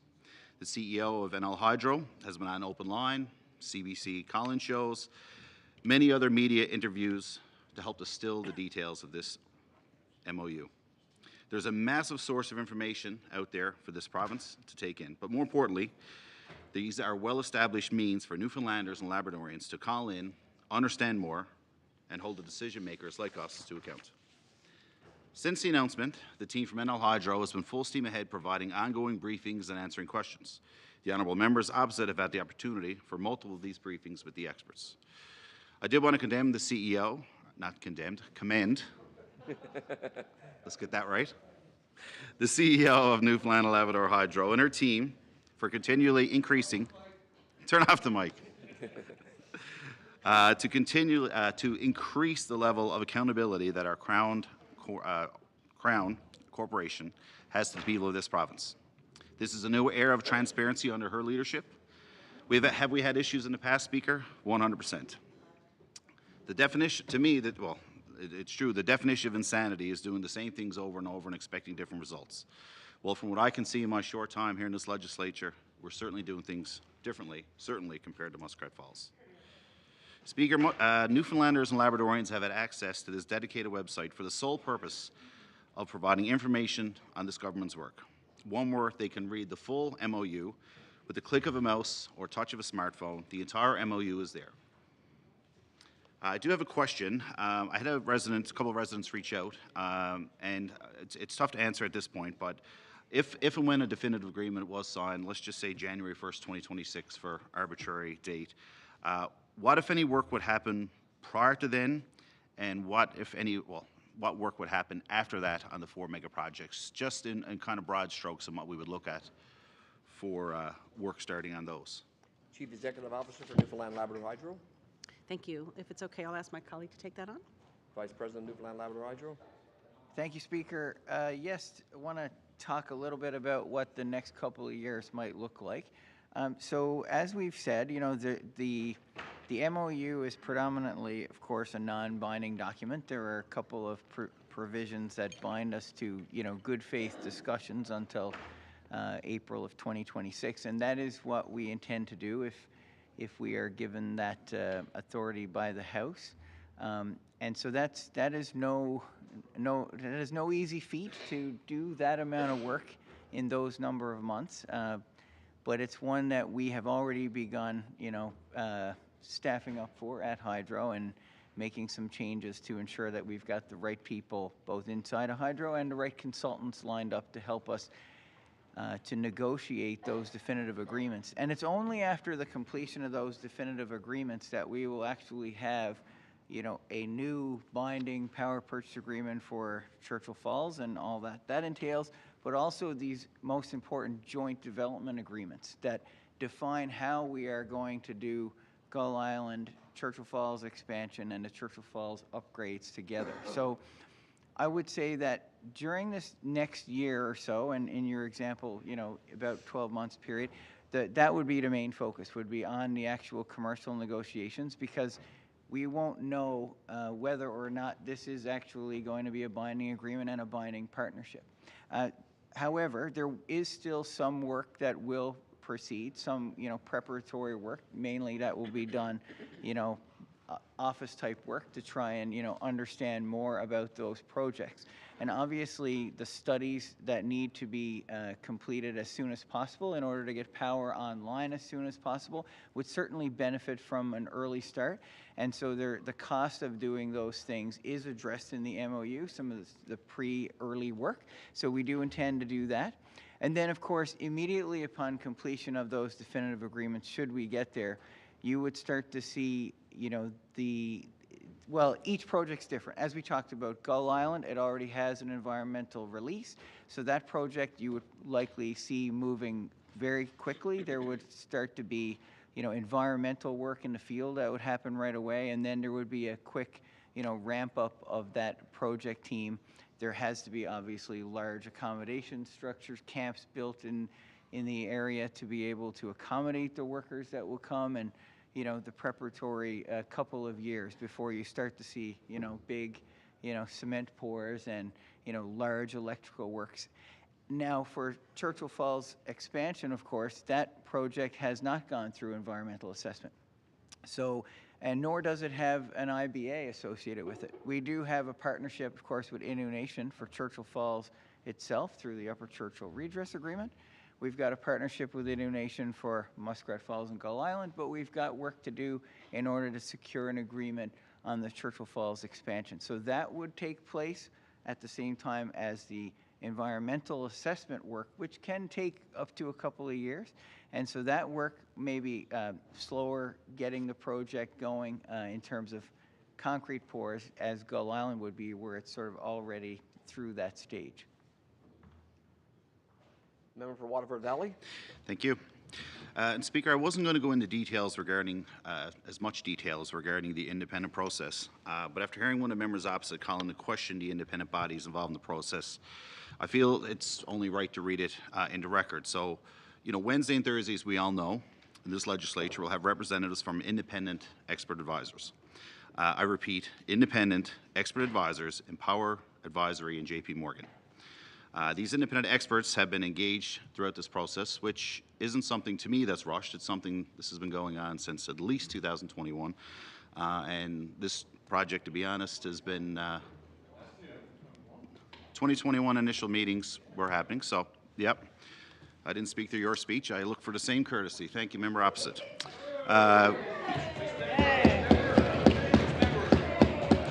Government assembled a Churchill River expert advisory team, and they were given a mandate of undertaking a detailed analysis of the hydroelectric opportunities that exist on the Churchill River.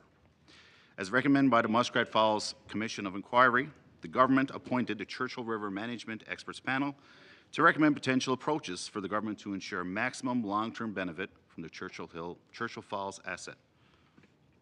We create a negotiating team with an independent chair, hydro officials, and government representatives. We also bolstered Newfoundland and Labrador's Hydro's Board of Directors, which also was a recommendation from the Muskrat Falls Commission of Inquiry. We will continue to engage outside experts as we move forward in this transformative process and institute an independent experts panel that will provide advice to the Cabinet on negotiations. And finally, the government brought the MOU to the House of Assembly, as we said, in this extraordinary session. And definitive agreements will also be brought back to this legislature as mentioned. Throughout this process, the negotiating team engaged experts to supplement the internal team across a range of functions related to the finance, legal, and energy markets. The team will conclude, but not exclude, the engage some of the people we had, as mentioned, JP Morgan. And just to read a bit into who these companies are, out of New York, so they provide financial advice in connection with the Churchill River hydroelectric asset. JP Morgan is a leading financial service team based in the U.S., and they operate worldwide. Power & Associates, out of Toronto and Boston, provide electricity market and evaluation advice in connection with the Churchill River hydroelectric asset. Power Advisory is an energy management consulting firm specializing in analytical support and advisory of electric markets in Canada and the U.S. Streichman Elliott at Montreal provide legal advice in connection with the Churchill River asset. They're a global leader in Canadian business law, and the firm has extensive expertise in the energy sector, the Quebec electricity market, and Quebec public environment. McInnes Cooper, which has been mentioned here already, they provided legal advice on the Churchill River asset. They're a leading Atlantic Canadian firm, has knowledge of NL legislature, regulatory matters, and they have years of service and experience in the public sector. And Stuart McKinley, which has been Stuart McKinley, which has been mentioned. They've been, again, independent advisors to the government, separate from the negotiating team. They're Atlantic Canada's largest law firm. And they have a wealth of experience in the energy space, as well as decades of experience in major corporate transitions, energy projects, and public utilities. So to sit here and say there's no independent review, to me, is just absolute rubbish. Also, one thing I did hear on the radio, which troubles me, by one of the independent hired experts, not by us, but by some members, I believe it was an independent member, that what we're doing here in these 4 days is a marketing gimmick and a sales pitch.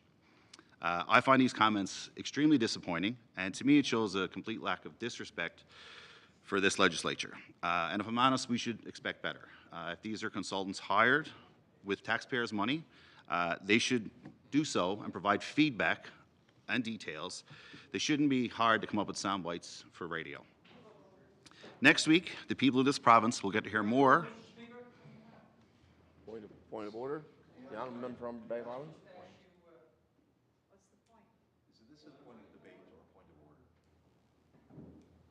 What section you be for? Oh.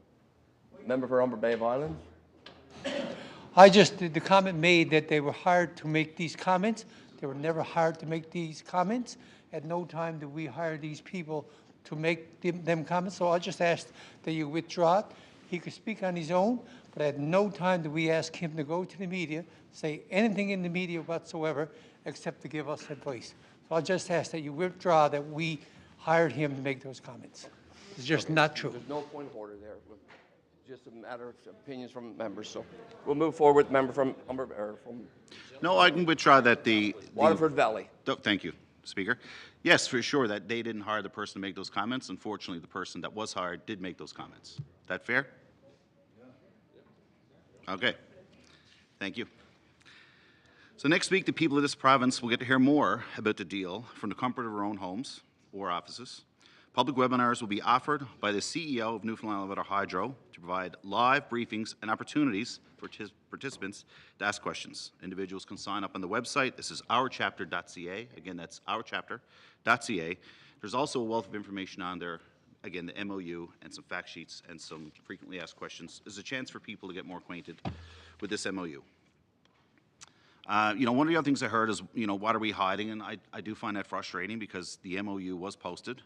Transparency is an expectation from Newfoundlanders and Labradorian Speaker. Accountability is the responsibility of us as elected officials. We're here being transparent, and with these technical briefings that I mentioned and how accessible Mrs. Williams and the team from NL Hydro have been, the Premier, the Energy Minister have been, the website, there's nothing to hide, it's all out there. This government is being transparent in dealing with the Churchill Falls via the debate and through other means. Government members will be accountable for ensuring that the best deal gets done, all 40 of us. All members will have their voices heard.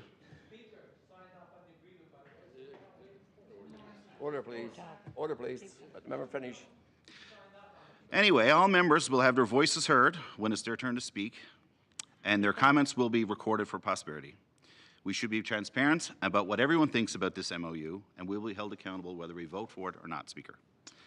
I not only support this deal and with its contents, but also the way and the manner in which it was reached, by bringing it to the people, which is what we're doing today, and by doing it the right way. The other day, or I should say at the end of the day, we will realize that 17 years of benefits, $17 billion that otherwise would not have accrued to the province if a new deal was not struck before 2041.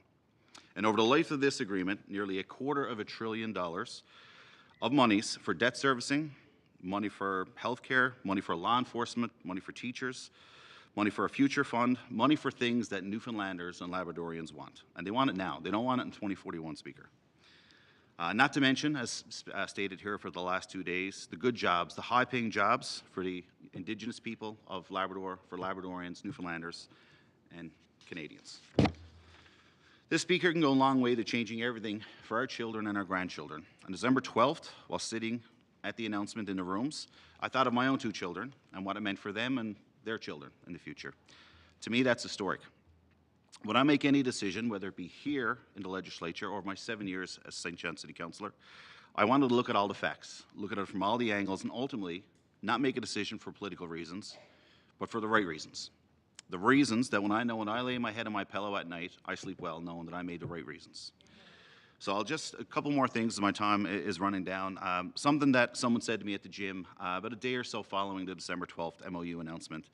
And a gentleman said to me that I've lived on the mainland, or my son lives on the mainland, and I've told him for years, don't move back here. There's nothing for you. He said, I called him on Friday afternoon and said, you can move home. So how powerful is that?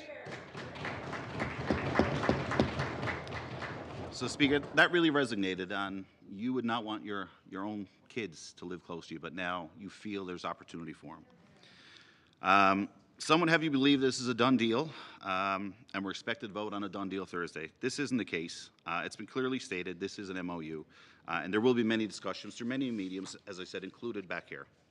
So lastly, to repeat what the Premier has said and the House Leader, Minister Hogan, the Premier has agreed to further independent review and additional oversight model.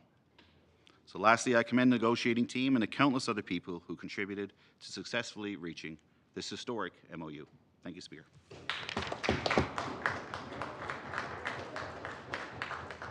The Honourable the Leader of the Third Party. Thank you, Speaker. And let's talk a little bit about what we mean by independent expert review.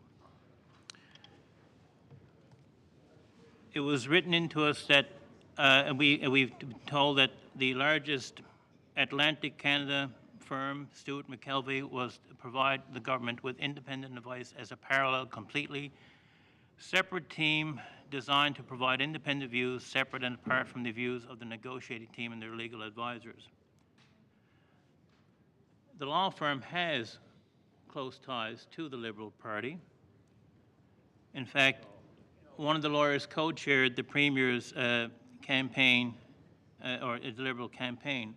So I guess my concern is that's not taking anything away from the integrity of the firm or the advisors. But I would think what the issue here is about not only must something I guess oversight be independent, must be perceived to be independent. I would assume then that Quebec Hydro has its own independent expert advisors, but I think we will be loath to use them as our advisors. And actually, they may be loath to engage because it could be a perceived conflict of interest for them. So what's been asked here from the get-go is not to look at the advisors that have given the advice on the inputs and have advised, because I'm assuming that they gave the both Newfoundland Hydro and the government of Newfoundland and Labrador, the Liberal government, the advice that they needed as they proceeded through this.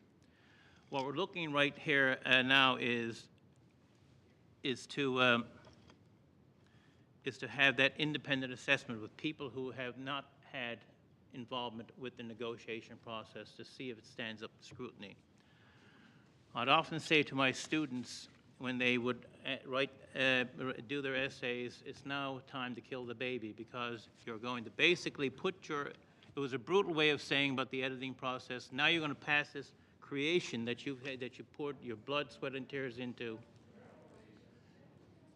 And to have an objective third party look at it and grade it. And that's basically what we're asking here, is to scrutinize the deal. Nothing more, nothing less. So I do have a question of the Newfoundland Hydro. Are you confident that the Churchill Falls, that the MOU that you have negotiated so far will stand up to scrutiny by an independent, arm's-length expert review panel? Chief Executive Officer, Newfoundland Labrador Hydro. The negotiating team, with all of its folks that we had behind us, and really was dozens of people that we had working with us, supported the recommendation of approval of all of the content of this MOU to both our board of directors as well as to government for signing. And I'm happy to be scrutinized by anybody and believe that every component of this will stand up to the scrutiny, which is exactly why we're here. Obviously, it's a part of the process, but as was mentioned by Honourable Member Korab, anybody who wants to ask us questions, we are doing everything we can to answer the questions. And we do hope, I know that sounds like an offensive word, but I am going to use it, but we do hope that everyone else will also see, as we answer those questions, that this is the best deal possible for Newfoundland and Labrador. So we're happy to be scrutinized by every single person in the province, and we believe that it does absolutely stand up to the scrutiny of whoever wants to ask questions.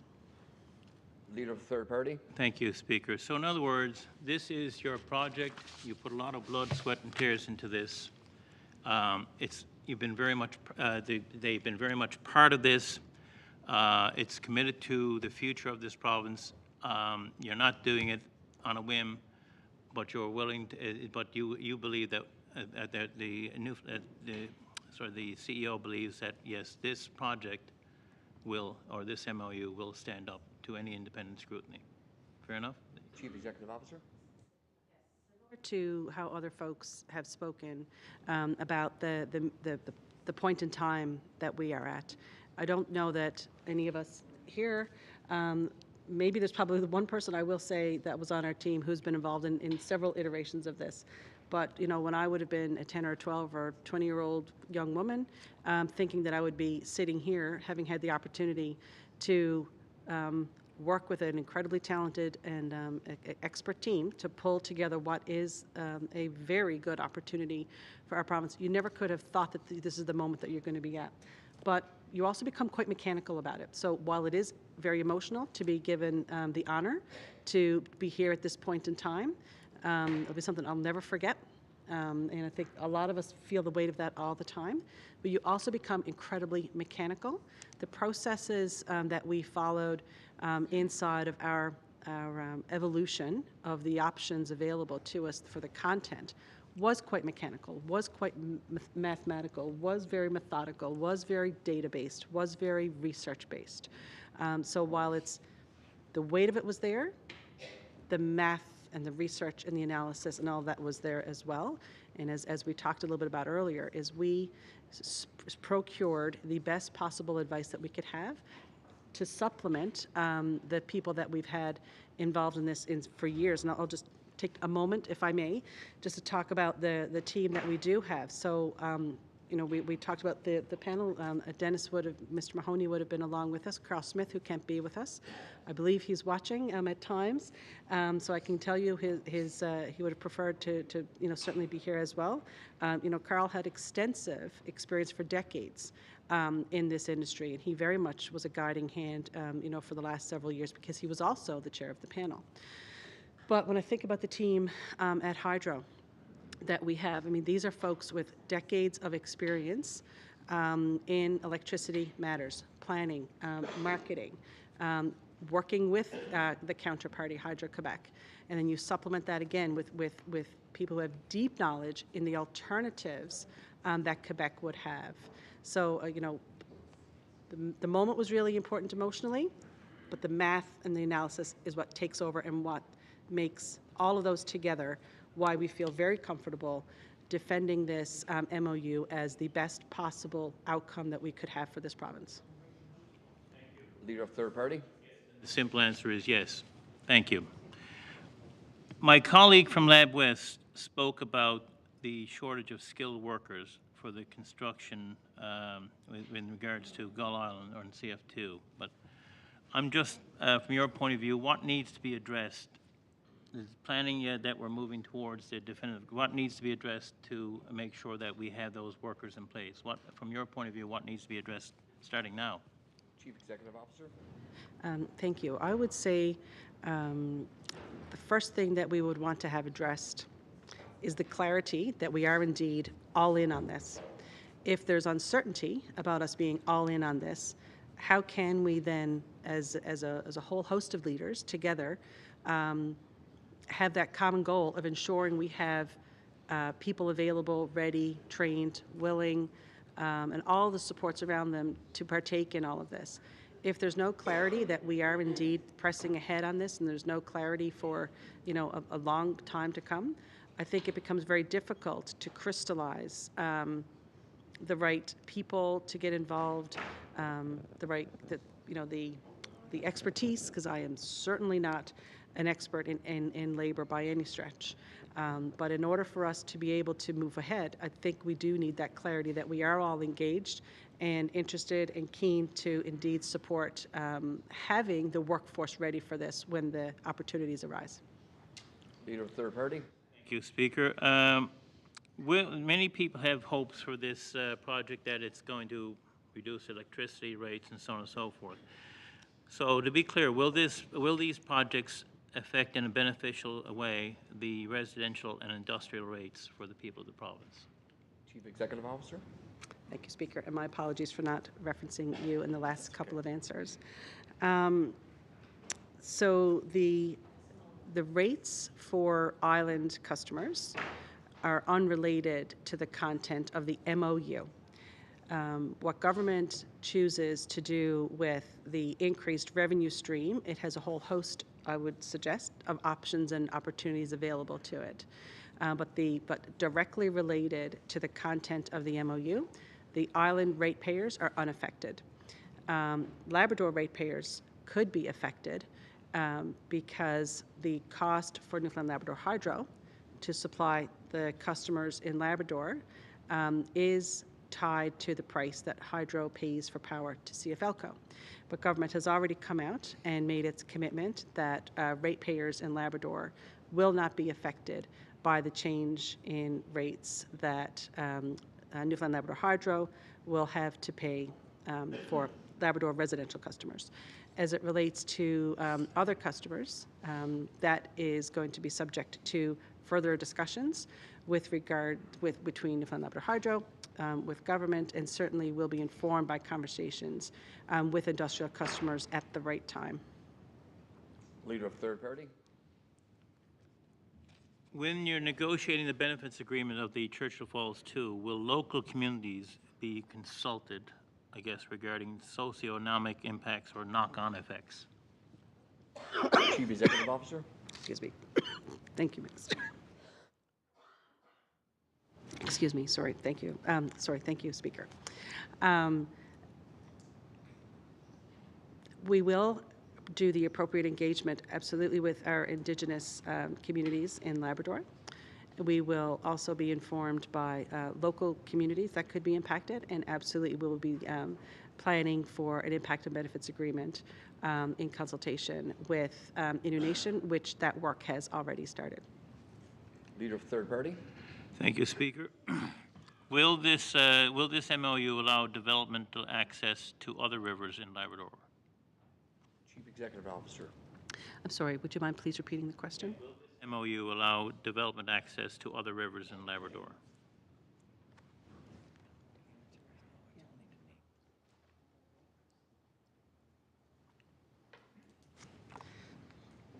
Thank you, Speaker. This MOU does not contemplate the harnessing of any other rivers in Labrador. Certainly, if it makes sense in the future, but it does not contemplate any of that. Leader of third party. Speaker,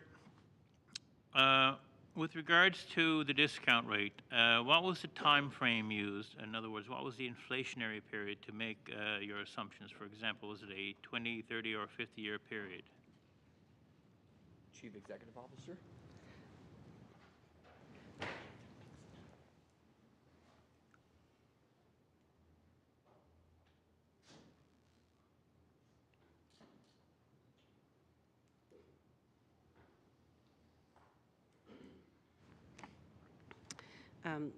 Thank you, Speaker.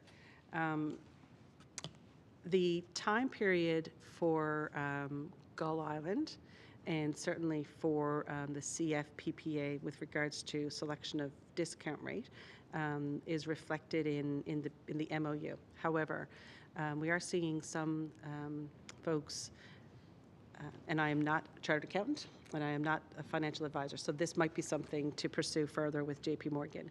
But there is some intermixing of inflation rates and discount rates. And so I want to be careful that I'm answering the question in particular that's being asked. But the discount rate generally reflects the cost of capital as well as risk to be, it's informed by risk of the party undertaking the decision. Leader of third party. That amount, I'll save the rest of those questions for JP Morgan. Given, and I know this has been asked before, but given that many of the biggest advantages of the deal are dependent on the development of Gull Island, is there a way of guaranteeing its development under the MOU? I would say, and you can correct me if I'm wrong, there is no way of guaranteeing it. Would that be fair to say? Chief Executive Officer. Speaker. As we've discussed earlier, there is no guarantee, but certainly in the MOU, it does indicate that Quebec will be doing its best efforts, and we will be doing our best efforts to get these projects concluded. Leader of third party. Thank you, Speaker.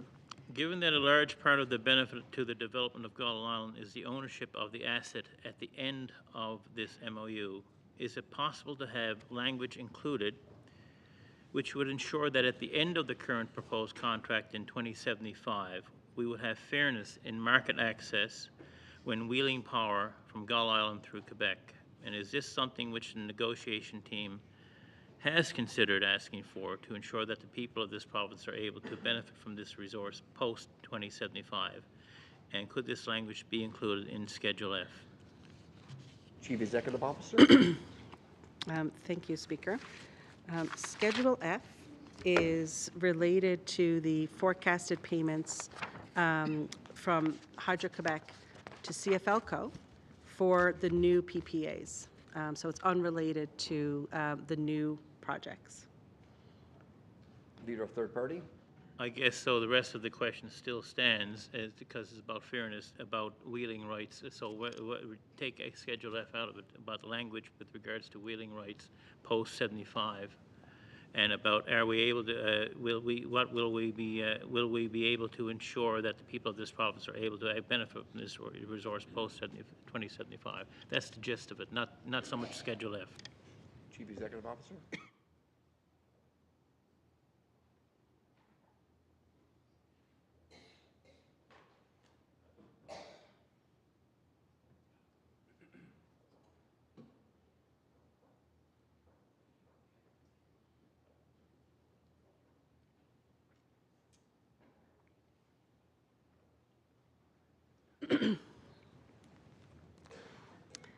Thank you, Speaker. I'm going to ask my colleague to answer that question. Vice President of Newfoundland Labrador Hydro. Just going to talk a little bit about transmission access. So transmission access is, in every jurisdiction in North America, is governed by open access tariffs or similar mechanisms to an open access tariff. So jurisdictions are obligated to demonstrate that they provide transmission access on a non-discriminatory basis. And there are a set of rules that apply to that. Some are put by various provinces and states, but the biggest regulator of that is the U.S. FERC, which requires that all entities that sell into the U.S. follow their standards. So that includes Hydro-Quebec, that includes us, anyone that has any form of American electricity exports. So we feel that it would not be appropriate to lay out the way transmission access will be done in 2075. Obviously, the open access would apply, but that rule tends to change and get more specific details about how it is applied every so many years. So it's an open access policy that has to apply broadly and can't really be contracted as such. I don't know if there's anything further you want to add to that. Leader of third party. Thank you, Speaker, sorry. So if I understand it correctly, there's really, I guess, no way of building that into the contract. Chief Executive Officer. I guess what I would say is the concept of the pricing mechanism.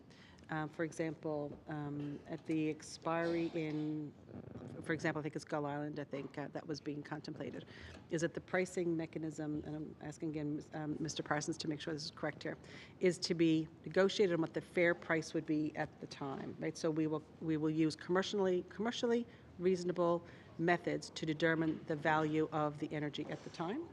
And so it is on that basis that we're not setting the price today for what that is going to look like. It is on that basis that we will be setting the price for what does the industry look like in 50 years' time. So, and that is indeed included in the MOU. Leader of third party. Thank you, Speaker.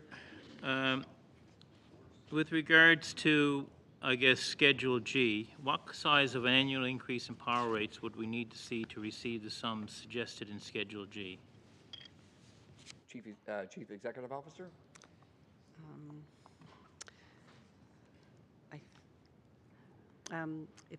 Thank you, Speaker. If I may, could you repeat, and you Leader of mean third power party. rates for who? In general, whether in Quebec or here, we're getting a significant return. So what would be the expected increase in power rates? Chief Executive Officer. I'm going to do some math on the stand and ask my colleague to correct me, thank you, Speaker, as necessary.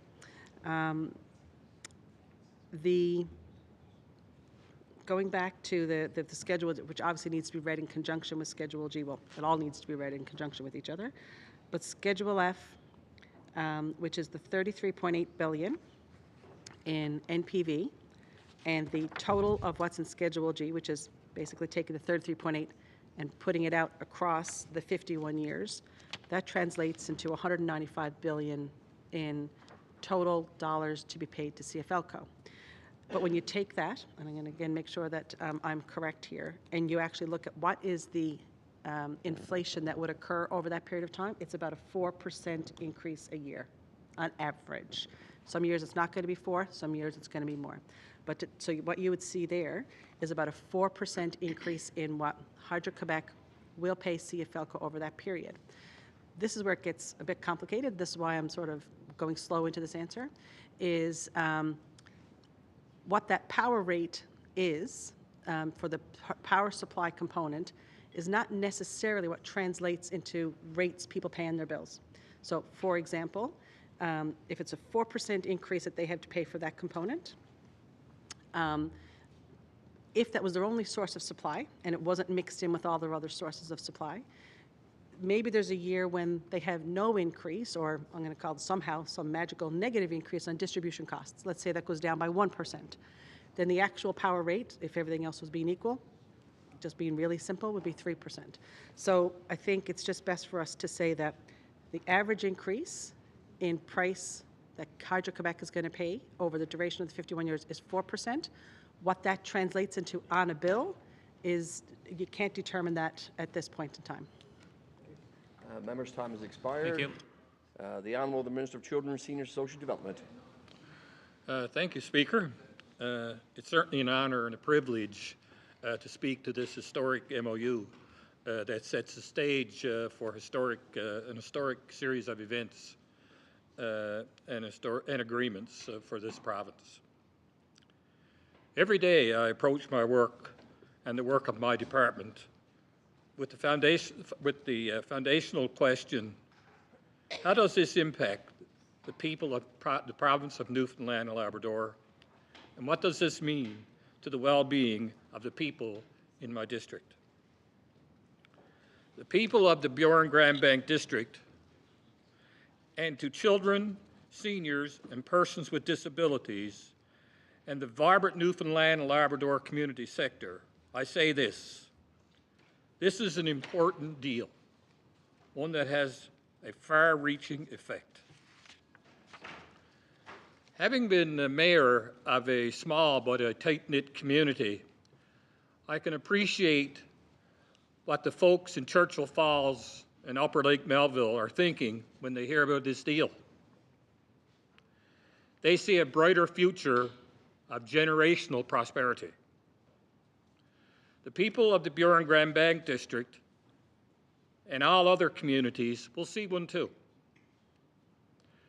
After all, we know that rural communities certainly really appreciate the fact that economic development may be possible in their communities and help them survive.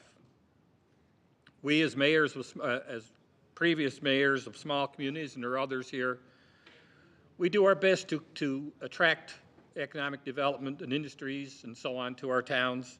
And this is so important, and hopefully this will help all of us. We have to consider the benefits of this MOU. $225 million in revenue over the life of the agreement. 17 years of benefits, $17 billion that would otherwise not exist prior to 2041. Massive new construction projects that will provide employment for a generation of thousands of workers.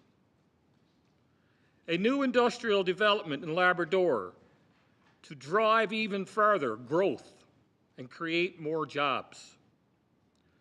Fiscal flexibility for the government that has been constrained by decisions of the past. An opportunity to write a bold new future for the people of the province. We have many skilled workers who will find tremendous opportunities closer to home on construction projects in Labrador. And this will make such a difference. If you speak to people that work away in other provinces, we certainly, they talk about travel time and so on that they lose, and they want to be close to their children. And this will help. And as well, it will help them stay in their own communities in this great province. This deal will promote growth in other industries across the province who will support the development in Labrador. We have people who will see benefits in their communities from the province's new billion-dollar annual revenue stream.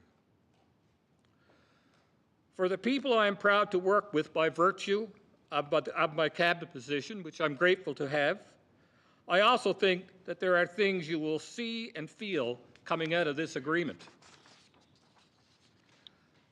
Our children and grandchildren will be the clearest beneficiaries of this deal, of course.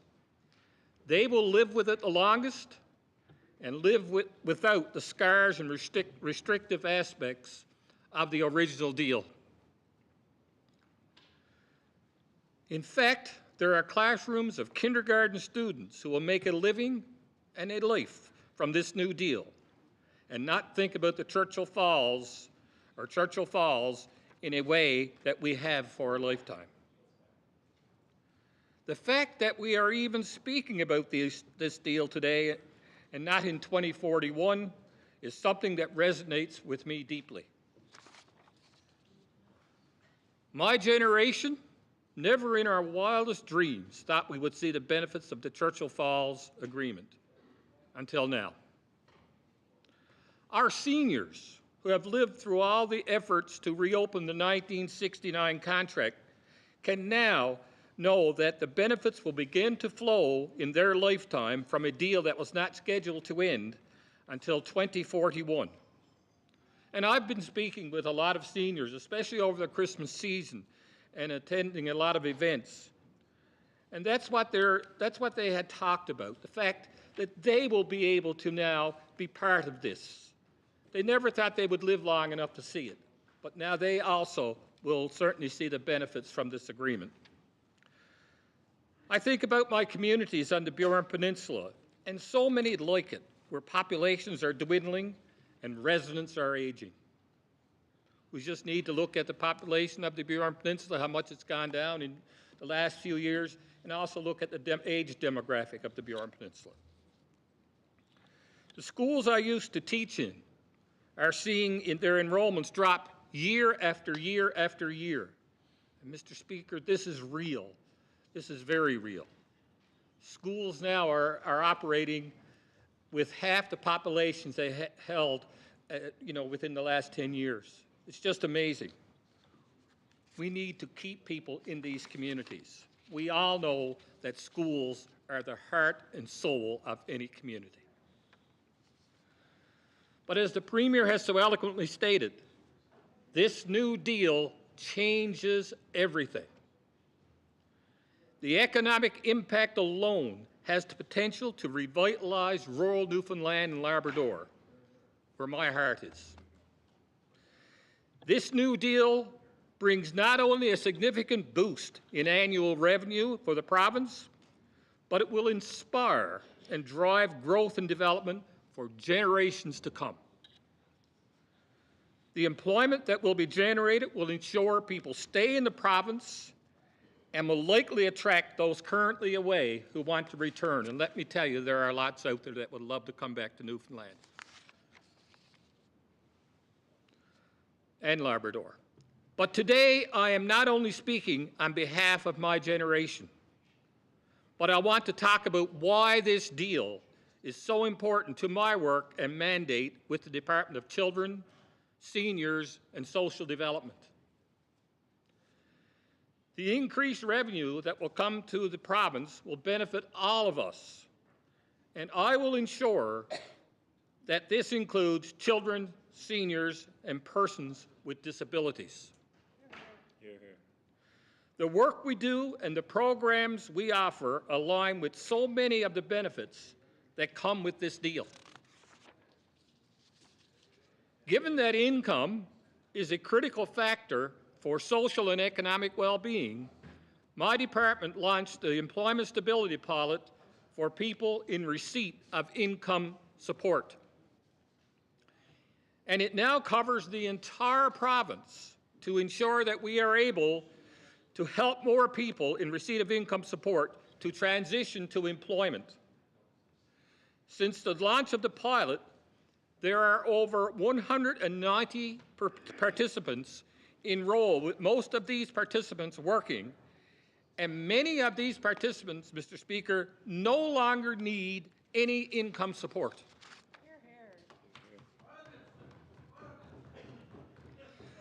Through this program, people in receipt of income support through the province who begin a new job or continue to work can keep more of their earnings and immediately experience increased financial supports and benefits from working.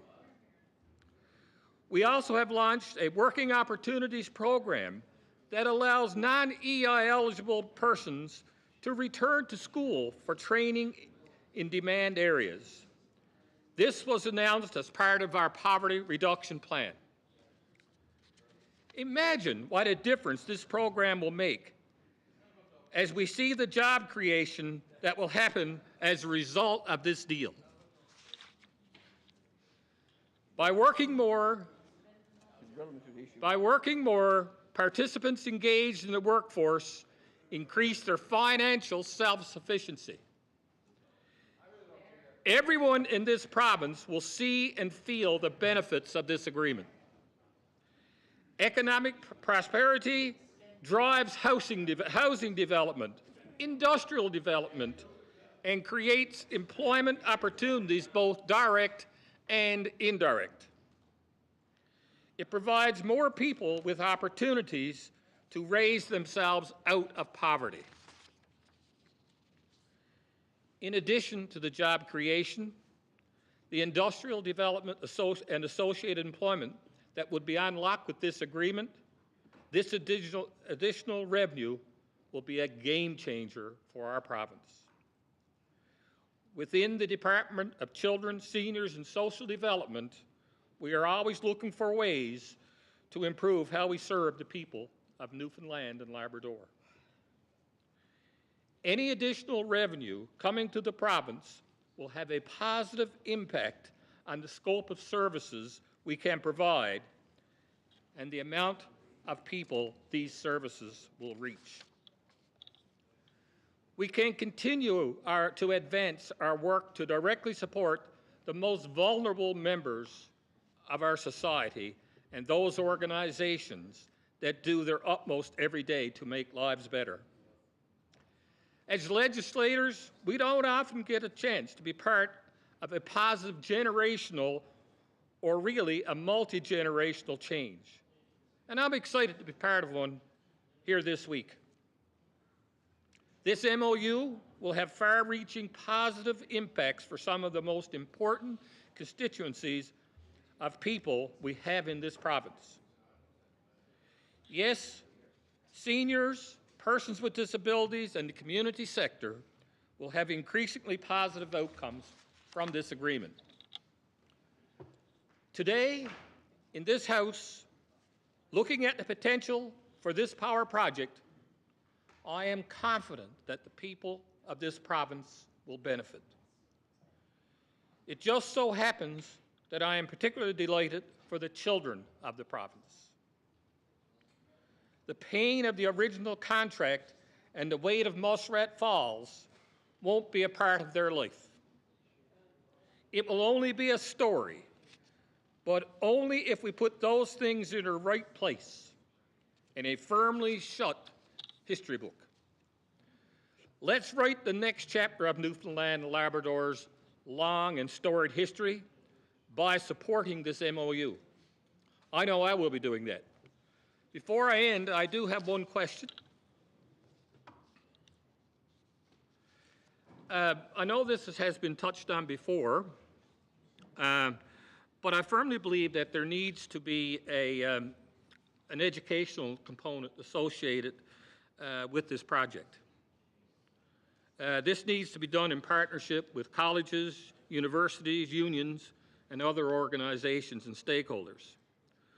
Will you ensure that trades and other professional programs, as well as apprenticeship opportunities, are maximized to ensure that it has a positive impact on the number of Newfoundland and Labradorians that are able to gain employment? Chief Executive Officer. Thank you, Speaker, for the question. As you were just sort of cluing that back up, it made me think about a reach out that I had from a female leader who actually works for government as a tradesperson, and she's now moved into a management role. I have a lot of respect for her. And she has already reached out to me to ask if we would, and I'll just read this small short phrase, if you'll just bear with me for a minute. Well, maybe I shouldn't out her too much, but she says she is a voice on the Education Reformation Pillar Committee, and she represents the voices from a trades perspective. She has a platform opportunity to make a change in the system to encourage trades, and she's looking for the voice of hydro in this moment, but just to talk about what these opportunities are. So, you know, I think there's a lot of, and it talks about the next generation workforce, there's a significant opportunity for us to change what this moment, well, to take this moment and to change what that future does indeed look like, to reach into the education system, to talk about all manner of kinds of jobs that would match all kinds of skills and interests of those people that we are all here to hopefully create a better future for. So in addition to, first I thought your question was education generally about the MOU. And we are working really hard, and we're going to get better all the time on helping the public understand what this MOU certainly means to them, and help them make up their mind about, you know, this deal itself, or this MOU that will feed into a deal. But the opportunity for us to reach into the various organizations, to inform and to get information back from them on how do we ready from an education system perspective, and that includes post-secondary certainly. There's such an incredible opportunity for us now to start that work right away. Thank you. The Minister of Education.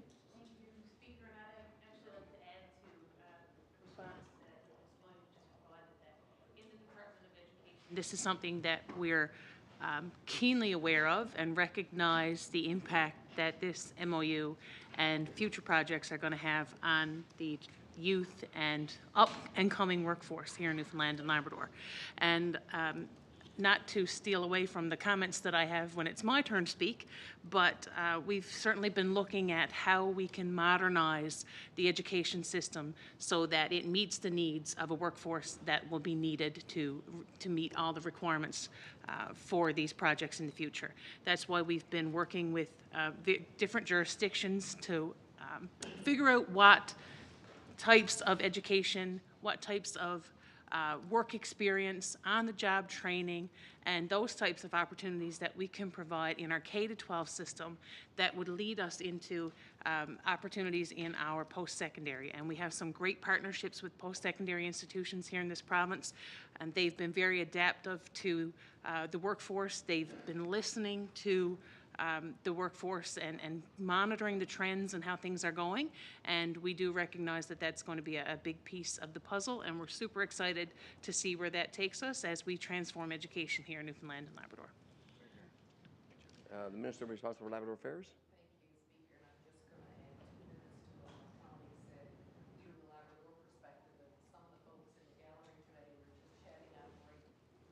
No, the Honourable Minister for Labrador Affairs. My tablet gave out earlier, so I was wondering was it going to be a trend. I just want to take a minute to add to what my colleague said as I was talking to some folks that's in the gallery today. Some of the lessons through the last mega project of having to fly in people because our own people weren't ready, etc. We have made a lot of progress in Labrador in particular, having a Labrador Aboriginal training partnership offices set up that provide valuable service to the various Indigenous groups. We also have Indigenous Trades NL that's there, a program that became so successful that we expanded to the island. And I like that because often in Labrador it was the other way around. Myself and the Minister for FFA and the Premier, we are happy to announce another component of that on the West Coast. So there are some lessons taking away from the challenges of the last mega project, and folks that weren't ready, they need to be getting ready now. 2, 3, 4-year training programs, most of them. And also, not to speak for my colleague in IPGS, but early this year, they will also be launching a program through that department, this government, promoting the trades and those. So there's a lot of things that's already in the works right now. Thank you. Next speaker, the Opposition House Leader. Thank you very much, Speaker. Some people surprised, but it's probably the longest time I've been sat down not speaking in this House in years.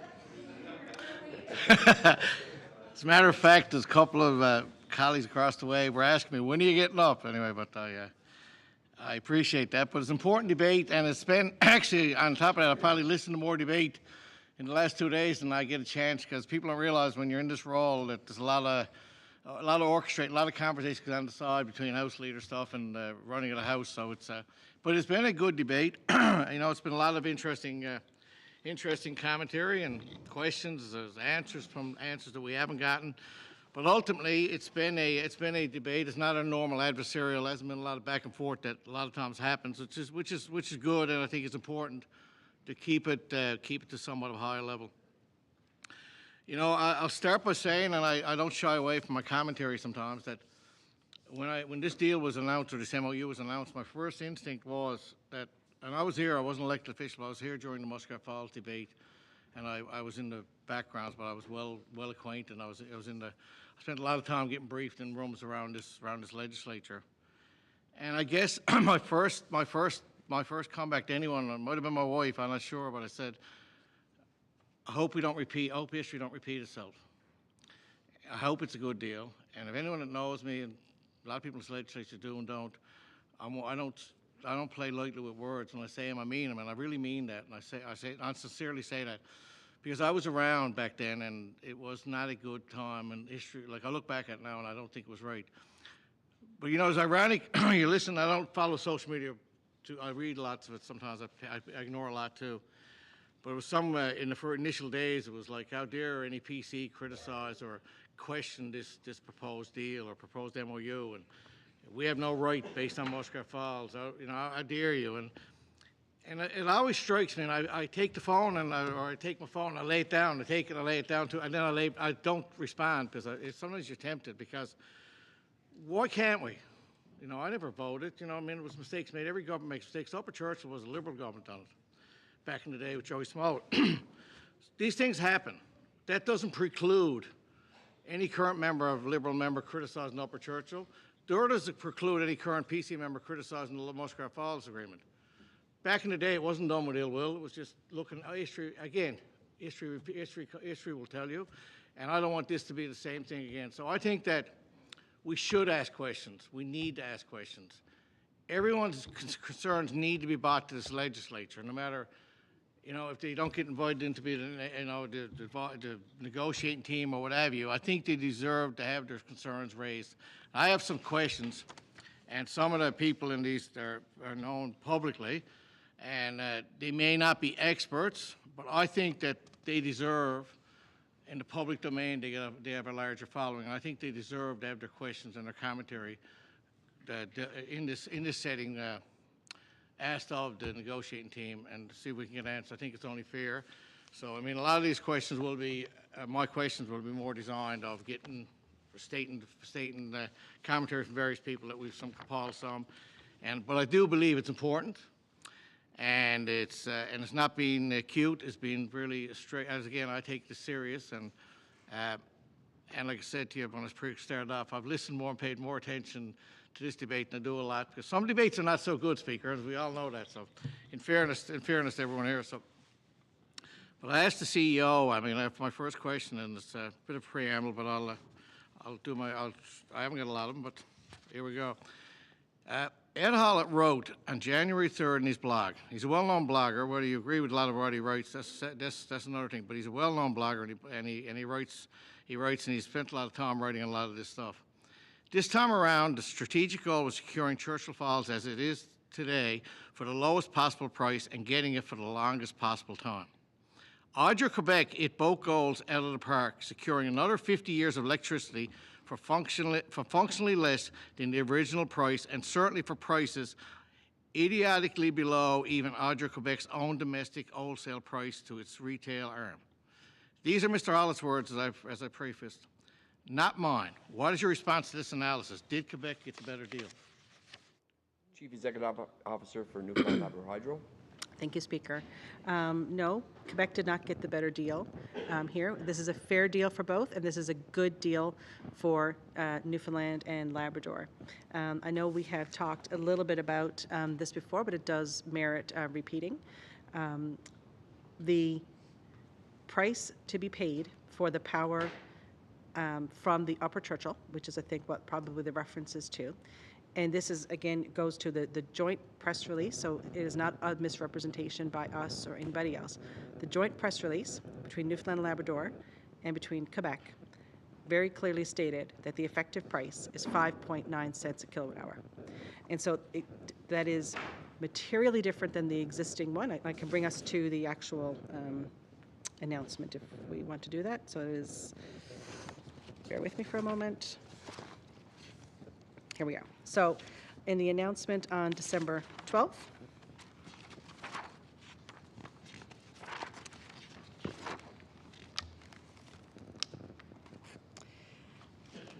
you would see, so it's from Executive Council, but it certainly does include quotes from Premier Legault as well as Michael Sabia. And it says the average cost of power from Churchill Falls under this agreement will be approximately 6 cents per kilowatt hour. And to address one of the other questions earlier about the 4 cents a kilowatt hour, because that has also been confusing for the public, and both those numbers are there. What Quebec is going to do, and it says very clearly, is Quebec will direct dividends from its ownership to reduce the impact to its customers to 4 cents a kilowatt hour. So when I do see, and I'm trying to take into account all the analysis that we're seeing publicly so it can inform how do we better have better materials available for public to review. I cannot understand the math that would suggest that it's a very low price, or in some instances some folks are characterizing it as a worse price than we have today, because it's very clearly stated here that this is the price that they're willing to pay and that they are going to pay. And then you go to the schedule, again, F and G, that we've referenced a few times, and it is very clearly an increasing price over time. as is evidenced in the Schedule G. You can see how the price would increase. The other really important point that I think if you take the whole MOU together and read it in totality, and you look at the volumes that Quebec is going to have access to, and I go back to Schedule E, you can see Quebec actually, for the Upper Churchill, gets less power than they do today, and certainly on day one of the MOU.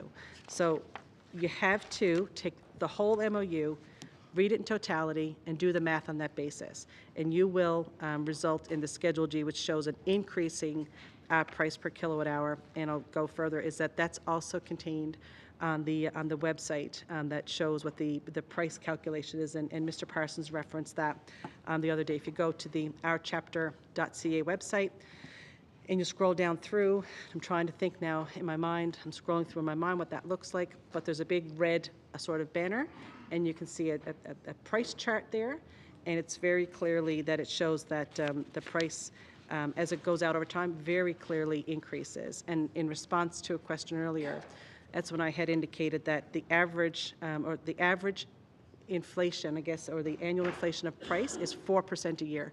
So I have not been able to rationalize some of the analysis that I am also seeing out there in the public. Member for Concession Bay South. Thank you, Speaker. He also indicated Newfoundland and Labrador receive 1.6 cents a kilowatt hour instead of the 0.2, but that's just adjusted for inflation. Even at the 1.6 is nowhere near the market value of that electricity today, which is between 3 and 16 cents a kilowatt hour. So did Newfoundland and Labrador get the best deal? And Ms. Williams, just as a comeback to or comment on your previous analogies with the charts and that, I think that's somewhat the general problem in the public. And like I've said before, and I've said to people around that are more experienced in this field than me, as a politician, my job and what we're all, I think in this room, we're pretty good at is talking to people in your coffee shops and in the supermarkets. So that's what politics is really about, is on the ground. There needs to be a better job done, collectively, by NLRJ, by the province. This message, if this is what, and I'm not questioning, by the way, I have full respect, but I am questioning you in the sense that I'm reading conflicting information. And I respect the people that are coming out with some of these conflicting reports. I have no reason to disbelieve them either.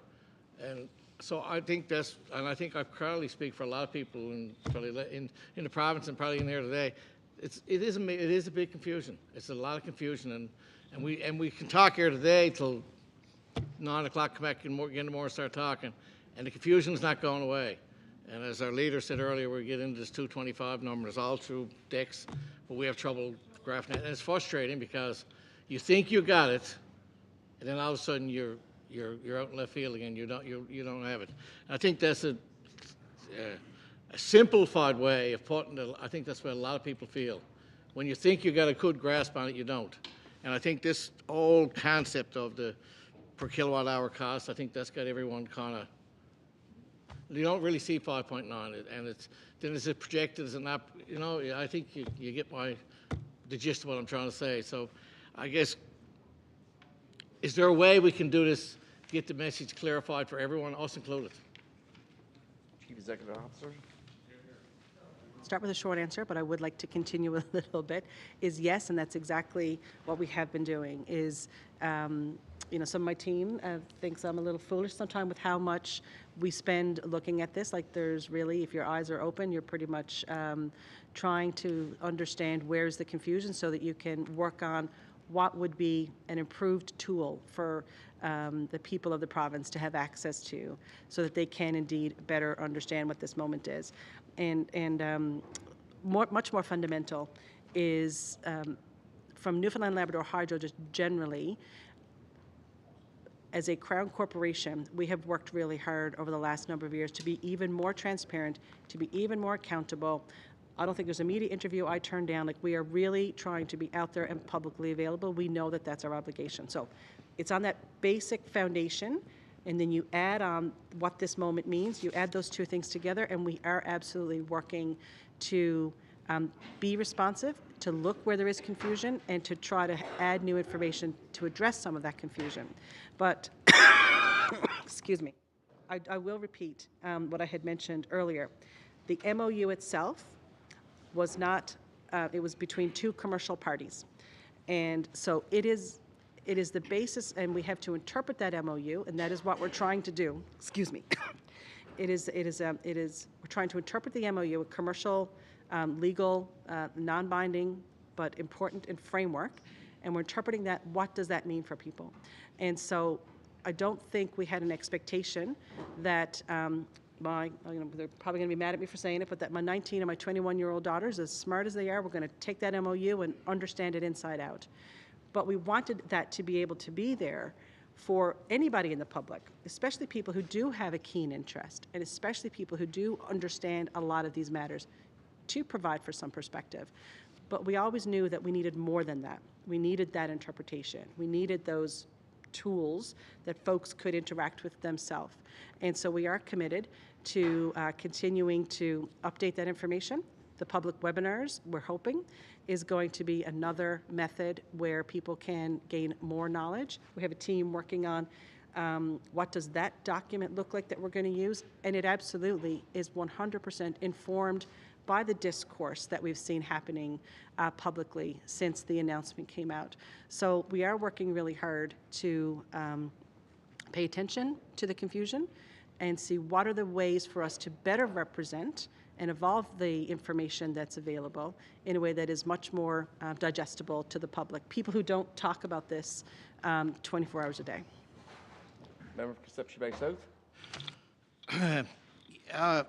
Yes, Ms. Williams, Dr. Wade Locker is a retired Mon professor. He wrote a public commentary on the MOU. In it, he wrote, the MOU document lacks sufficient detail to demonstrate that the deal or the contract that is expected to ensue from this MOU is better than the 1969 contract. What's your reaction to this? Chief Executive Officer. Thank you, Speaker. The MOU is a calorie heavy, a calories per word document, and the framework and the effort that went into the content and the principles that we have to work through with Hydro-Quebec over the coming year and a bit is significant. So the further details that we will flesh out, I don't think it'll change materially the conclusions that are in here, but there is obviously going to be a lot more details to take this memorandum of understanding and turn it into much longer term binding contracts. I do think that for Mr. Locke and others who are reviewing the MOU, we can take all of the content and make all of the clauses match and know which has to be referred to each other. We know that is causing some confusion publicly, even amongst some of the folks who are very familiar with a lot of these details. I'll give you a couple of examples. When we're trying to interact and read with the analysis that we're seeing from some of the folks who actually understand some of these matters a bit better than an average person. But we did see some mistakes being made on capacity factor, for example. Just give a couple of examples, and certainly Mr. Parsons can help me out there as well. So some of the analysis that we've seen being done by people, again, who interact with this stuff quite a bit, would have taken the MOU and then said, okay, well, I'm going to check the price that Newfoundland Labrador Hydro is quoting, and I'm going to calculate it myself. And one of the errors that we saw in some of the analysis is that you take the capacity of Churchill Falls and then you assume a certain amount of energy out of that plant.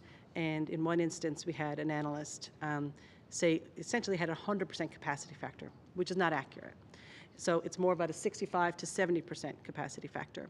If you assume it has a 100% capacity factor, your unit price decreases significantly.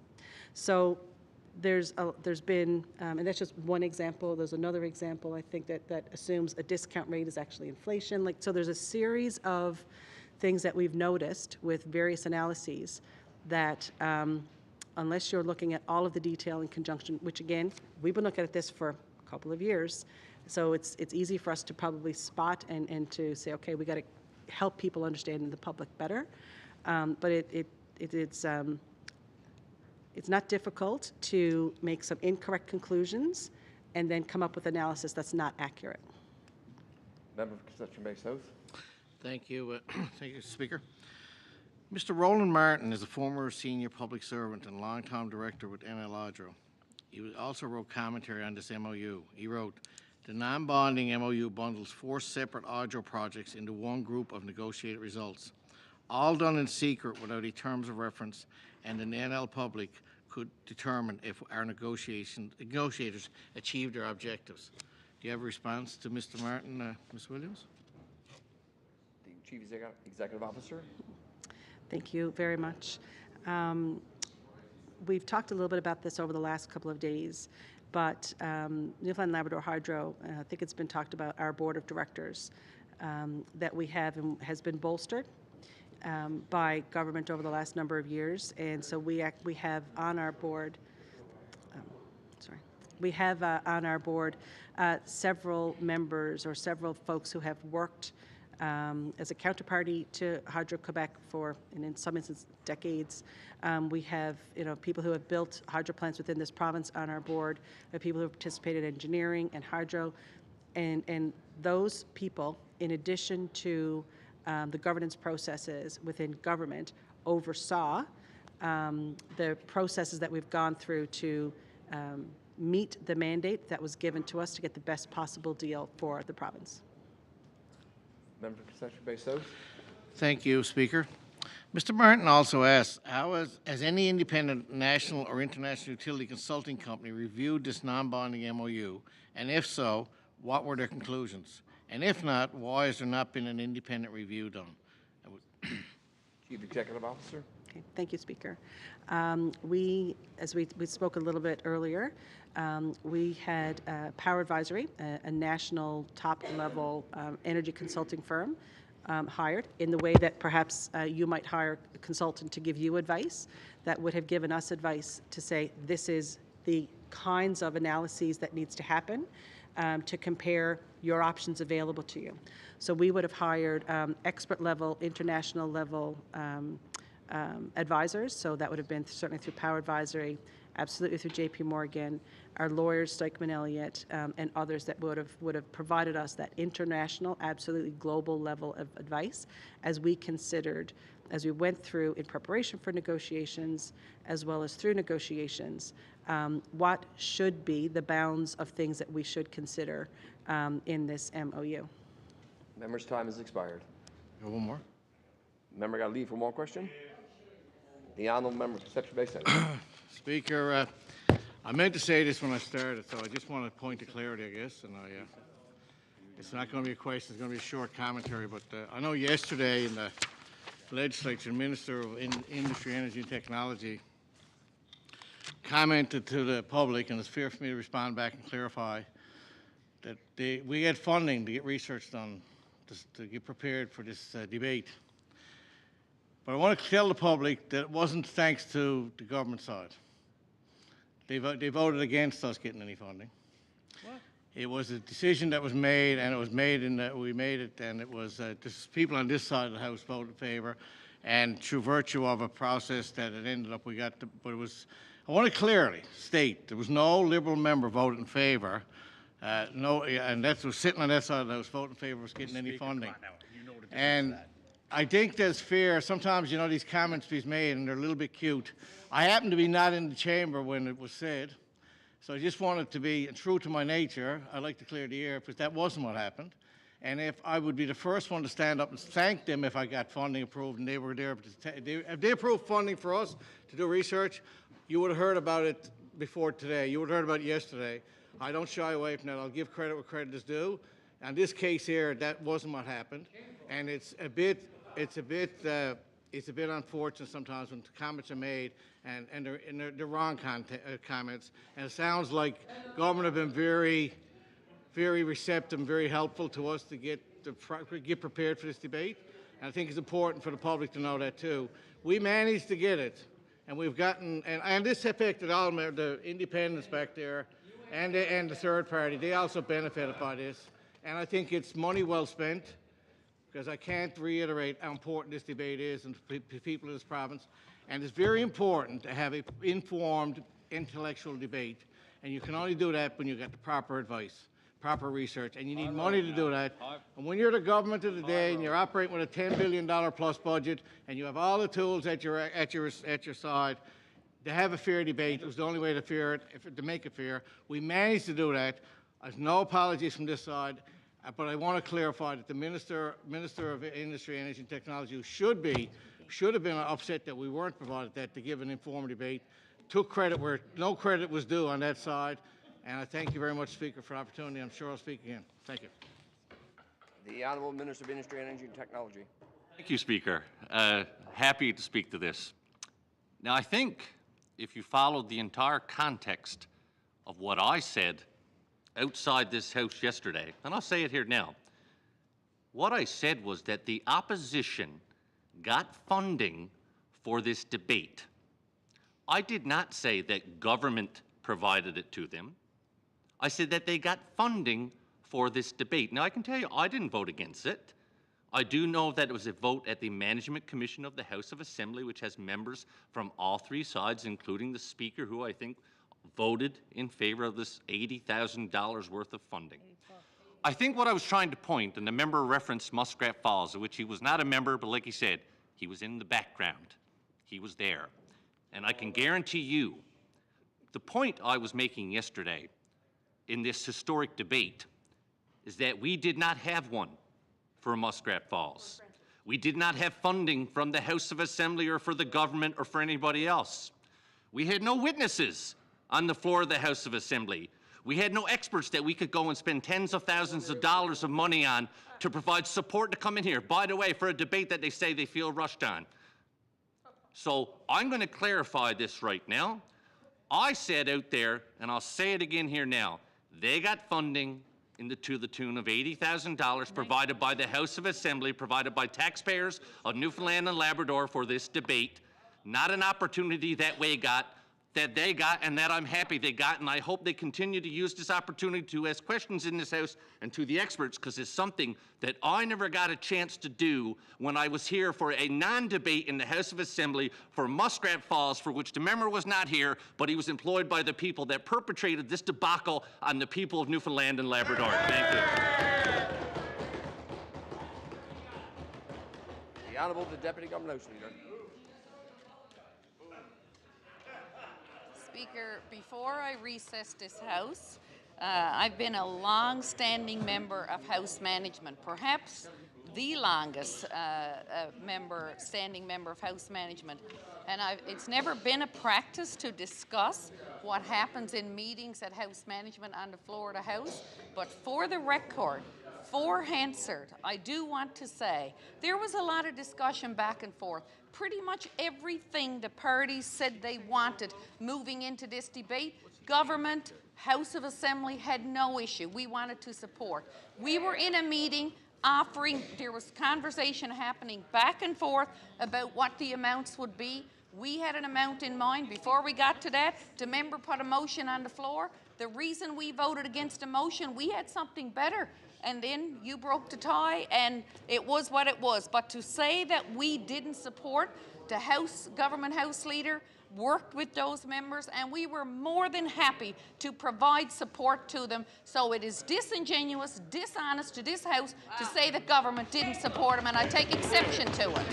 Recess. Given the time of day now, Speaker, I move, seconded by the Minister for Municipal and Provincial Affairs, that this House do now stand in recess until 6 p.m. Thank you. This House do stand in recess until 6 p.m. this evening.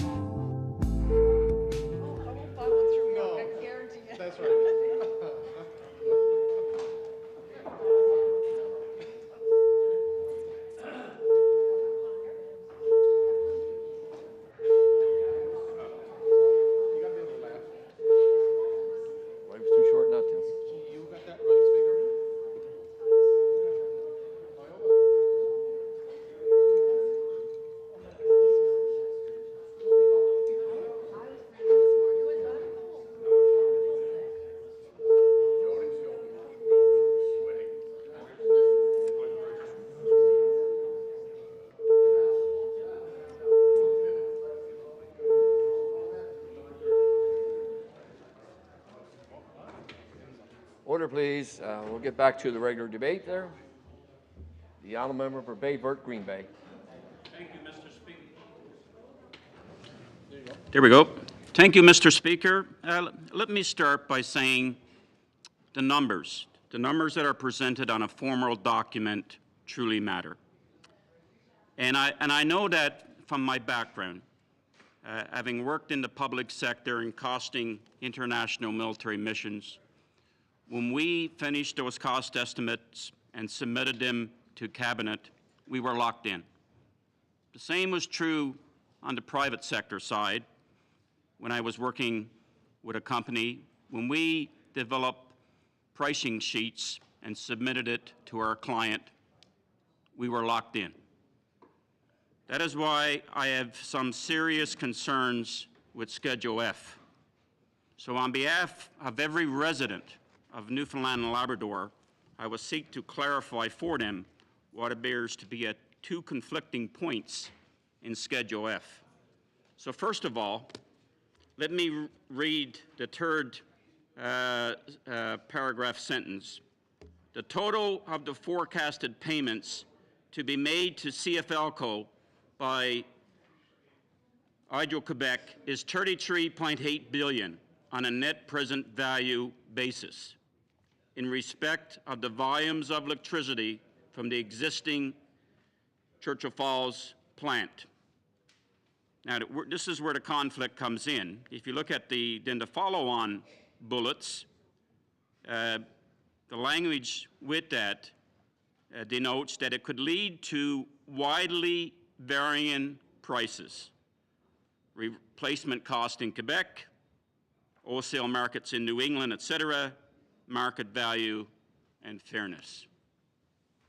Yesterday, the CEO of Newfoundland Hydro expressed a view that the $33.8 billion is only a target, and that it is the 5 bullets that will determine pricing. Yet, it seems that Hydro-Quebec negotiators will argue what was agreed upon was the $33.8 billion net present value, and that the shape of the blocks will have to be adjusted to try to accommodate that stated principles. So my question, first question to the CEO of Newfoundland Hydro, what was actually agreed upon here? An overall price or a series of principles on which the price level will be based? Chief Executive Officer for Newfoundland Labrador Hydro.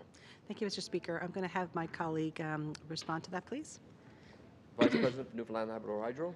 Thank you, Speaker. Hydro-Quebec absolutely agreed and accepted the concept that, unlike the old 1969 contract, pricing would never be fixed as part of this agreement. The pricing will always move with the markets and the value of the energy, not only in export markets, but also the value in both the energy and the capacity compared to other alternative costs of replacement in Quebec. So that's throughout here. That's fundamental to the MOU. Hydro-Quebec absolutely accepted that during the negotiation process. That's where we landed. However, in order to shape these pricing blocks, which we have to do in the next 16 months, and it's going to take every bit of that to negotiate these definitive agreements, in my estimation. Part of the work we have to do is to define the way these blocks are weighted. And we have agreed that the valuation and the weighting needs to come to a target of $33.8 billion based on today's forecasting. So we and Hydro-Quebec have very similar forecasts about where external electricity markets are going to go and where electricity costs in Quebec are going to go. These are not really secretive things and nobody knows each other's costs. These are very well understood, and you will have a chance. I would think you would get some good information from Power Advisory on this, because they do a lot of this work understanding costs. So we have very similar cost estimates. So if our cost estimates that we share come true and market prices go where we think, and replacement costs go where we think, the price will hit the target, and the payments will be as laid out in Schedule G. But because of our history and because of what we've learned from the 69 contract and the risks of fixed pricing and the feeling that you're in a market that has evolved because it's 50 years and now your contract sort of left you behind, that was fundamental. That was on day one of the negotiation, that it had to be a responsive price formula. They knew that was one of our key planks. That's why they've accepted that, and that's how it will be done. Aimed at a target, but it will move based on where the markets and the other costs go. Member from Bayford Green Bay. Thank you, Speaker. Sorry. So based on that, if the agreement was on a set of principles or indices, as the CEO of Newfoundland Hydro indicated, why is it that the MOU text, not the schedules, reference 33.8 billion and not a set of principles?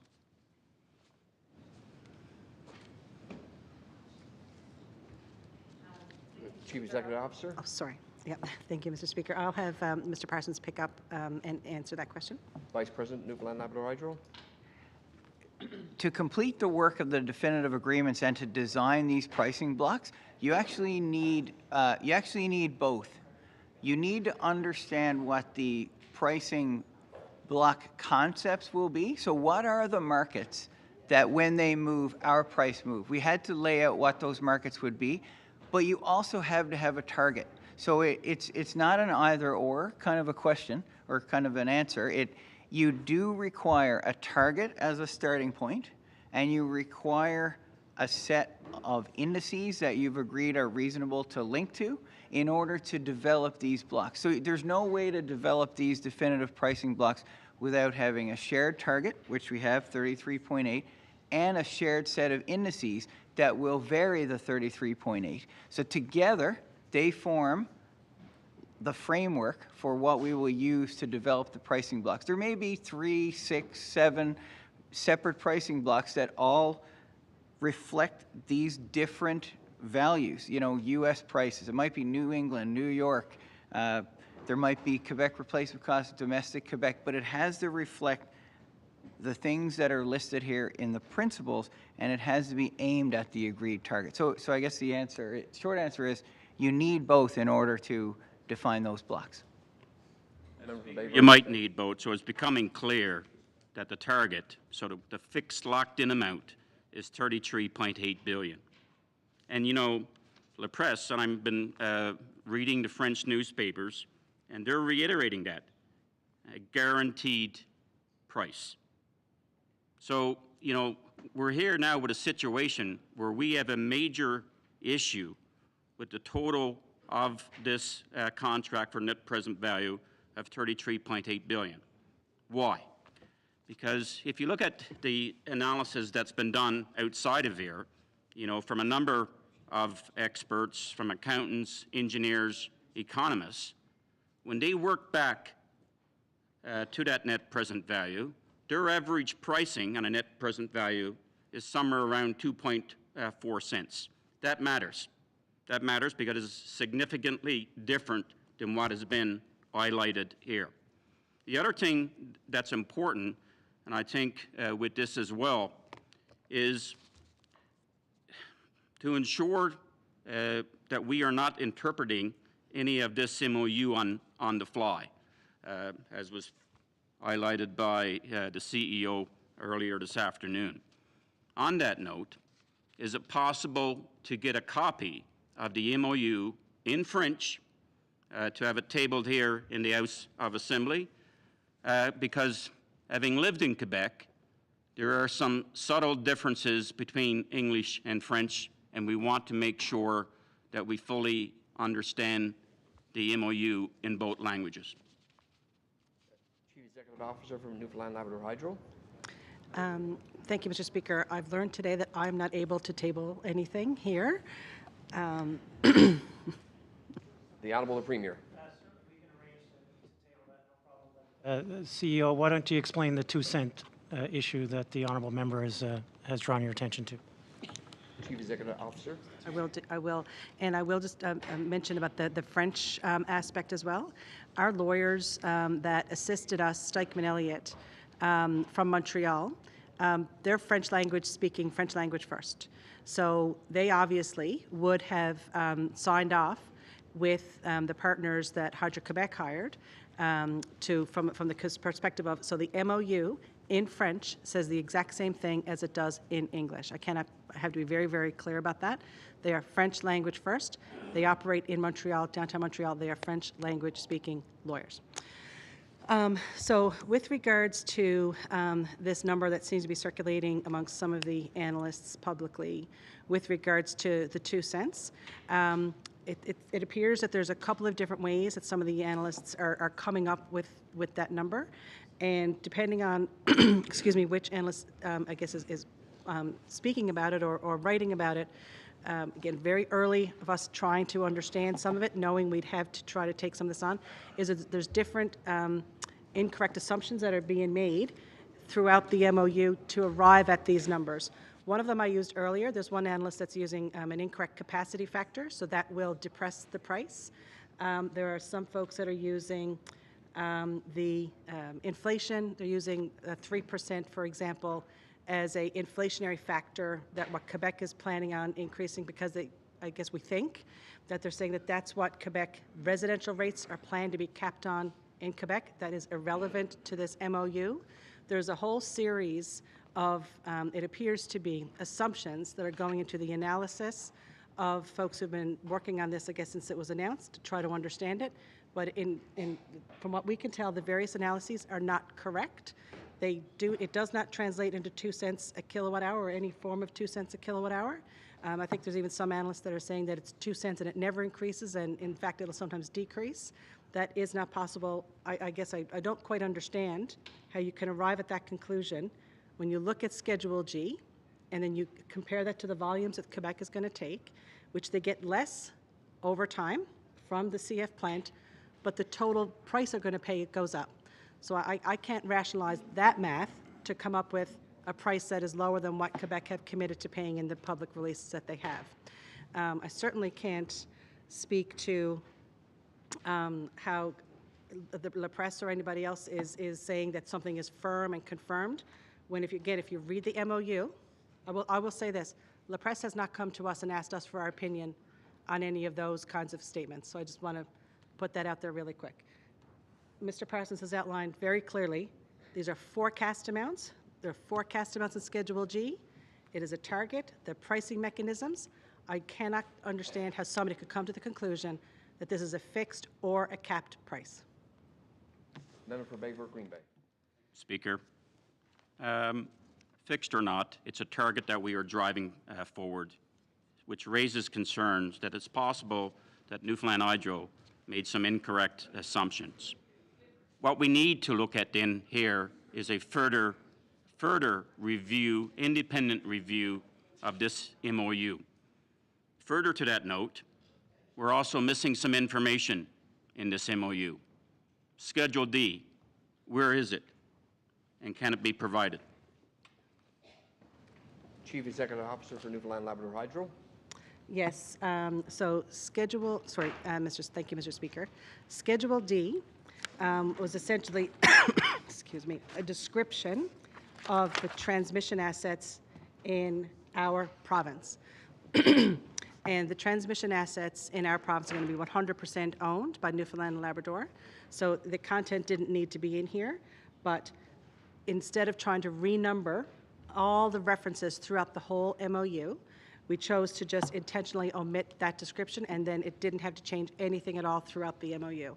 So that's the only, that's the only purpose of what Schedule D is there for. Member for Bayport Green Bay.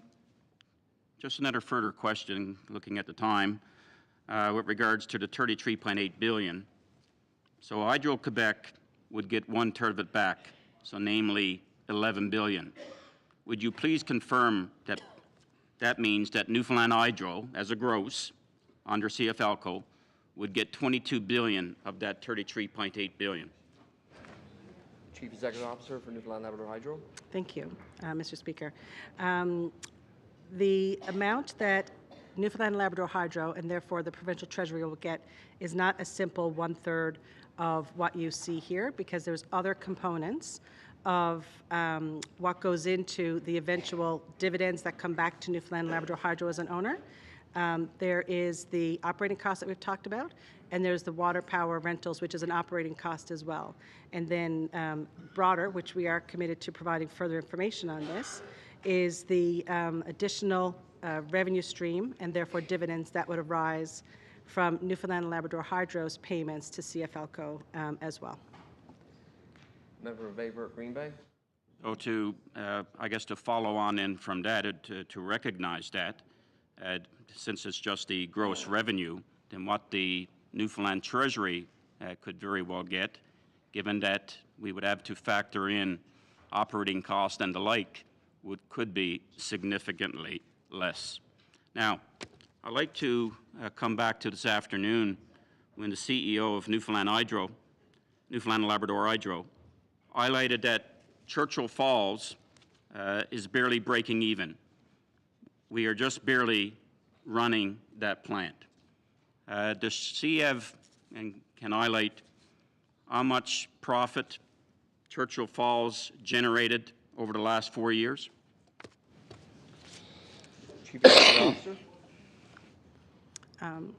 Thank you, Mr. Speaker. Yes, so if I could ask you to repeat part of the question, because I think you said that I said it was barely breaking even, but there was something else that you mentioned. I'm sorry if I could ask you just to repeat that component of your question. Basically quoting you from this afternoon, Churchill Falls is barely breaking even.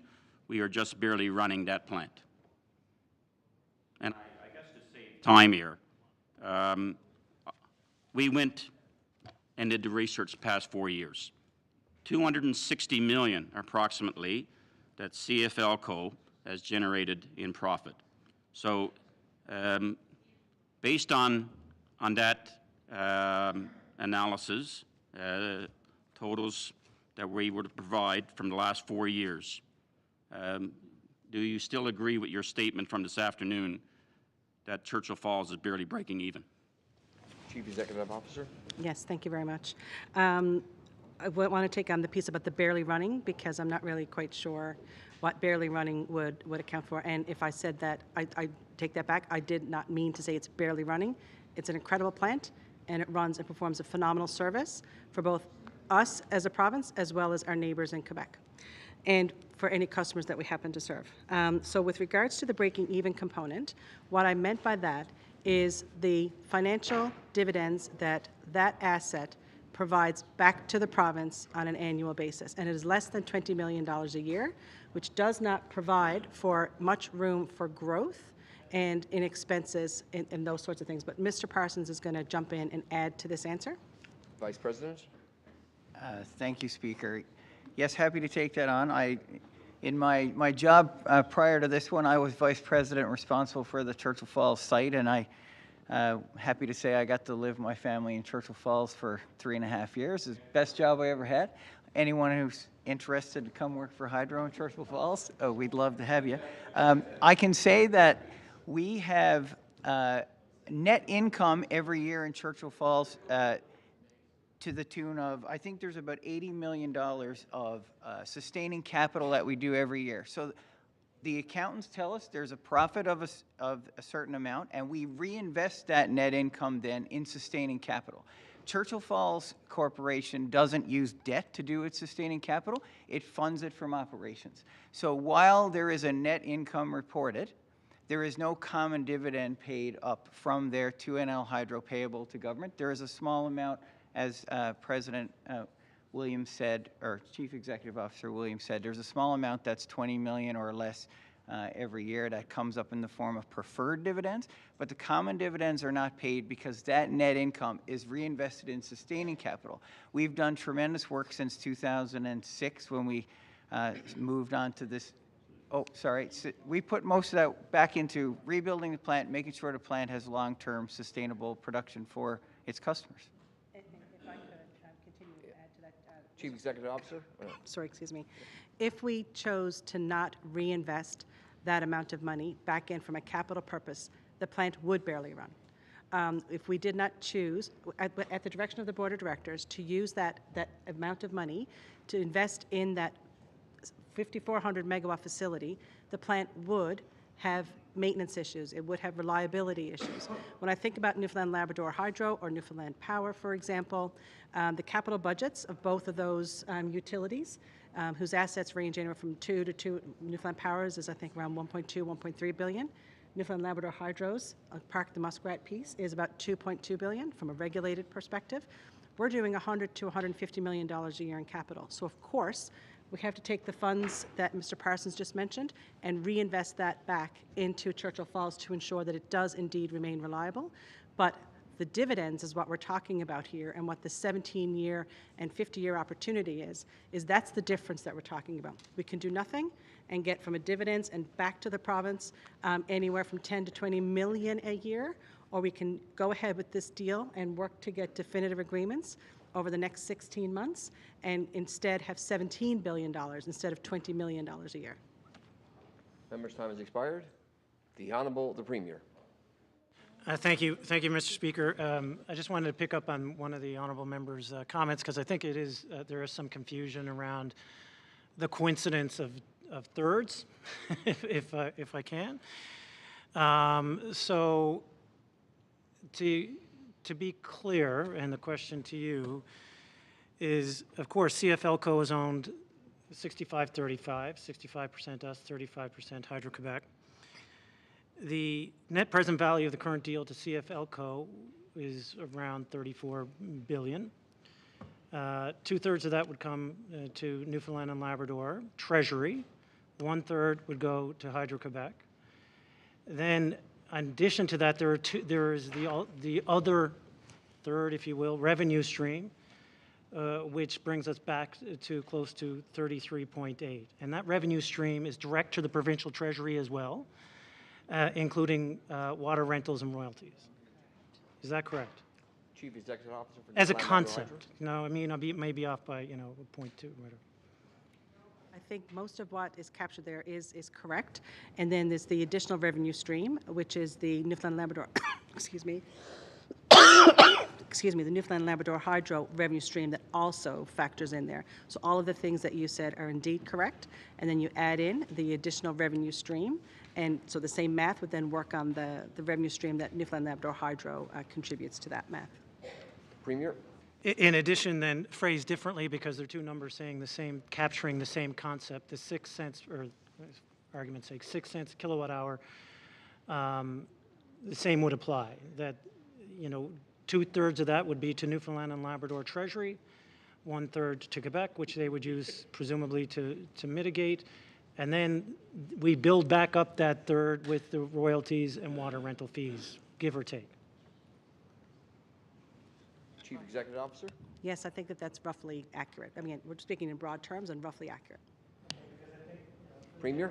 The coincidence of those thirds often gets confusing, although there are two ways, not even two ways, there's one way to arrive at it. It's just largely coincidence, not largely, is coincidence that they are somewhat similar values. Thank you. Chief Executive Officer.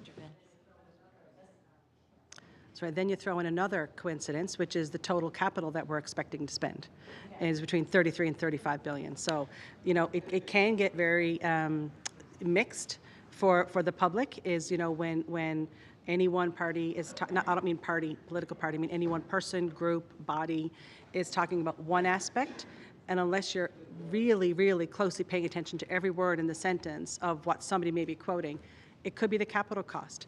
It could be the net present value of the payments that Hydro-Quebec is going to be paying to CFLCO.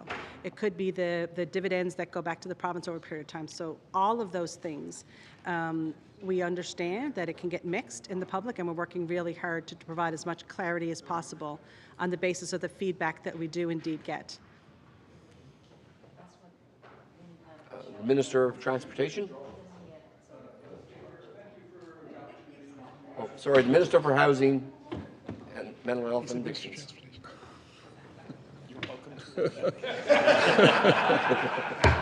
No, Fred, you can keep your theories. They're okay. Thank you.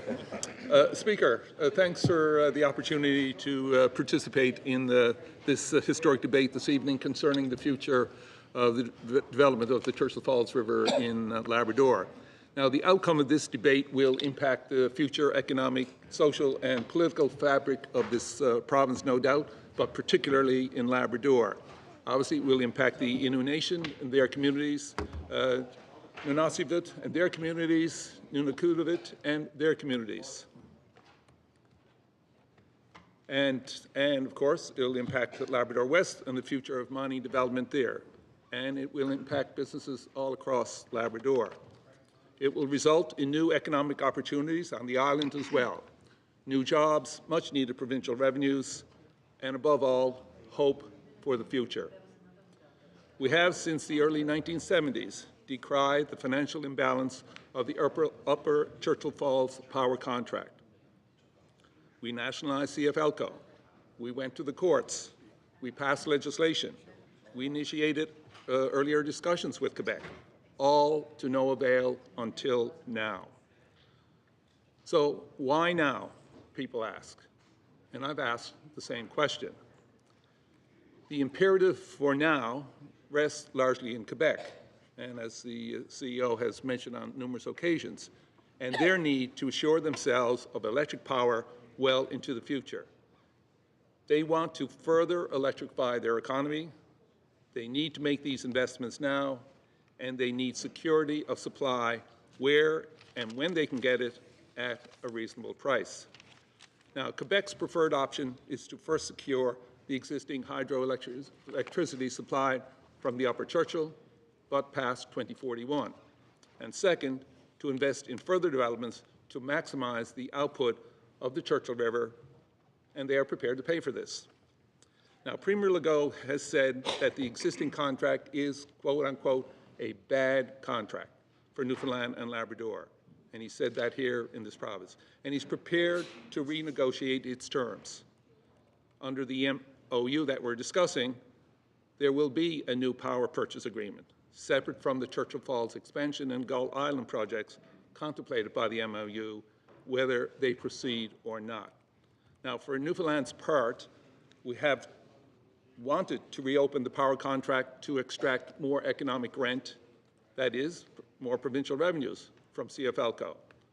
And under the current contract, we would have to wait to 2041. Now, 17 years earlier, we will have access to billions of dollars more.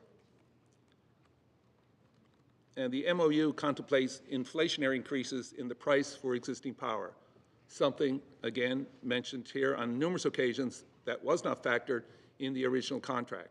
In fact, it resulted in ridiculously lower prices when compared to market rates since the early 1970s.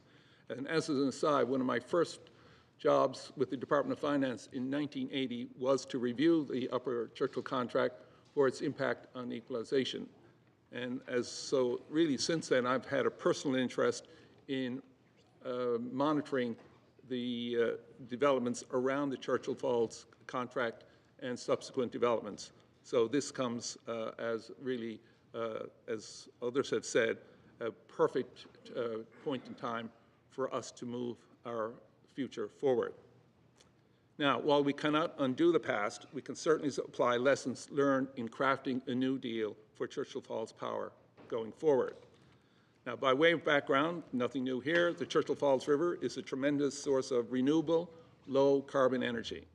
Churchill Falls electricity offers significant potential towards the achievement of national, regional, and provincial climate change and net zero emissions goals. The Churchill Falls facility has an installed generating capacity of over 5,400 megawatts and produces roughly 34 billion kilowatt hours annually of clean, reliable electricity. That's today's output. But there is more potential on the river. Expanding current capacity and installing additional capacity at Gull Island, something Newfoundland Hydro has contemplated but cannot do on its own. It will require a huge investment well beyond our capacity here in the province to carry on its own at this time.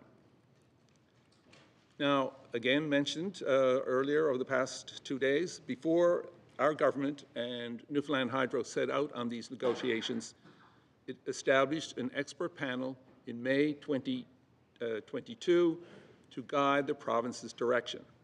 So this wasn't something dreamed up over at Hydro. It wasn't something dreamed up in the Confederation building.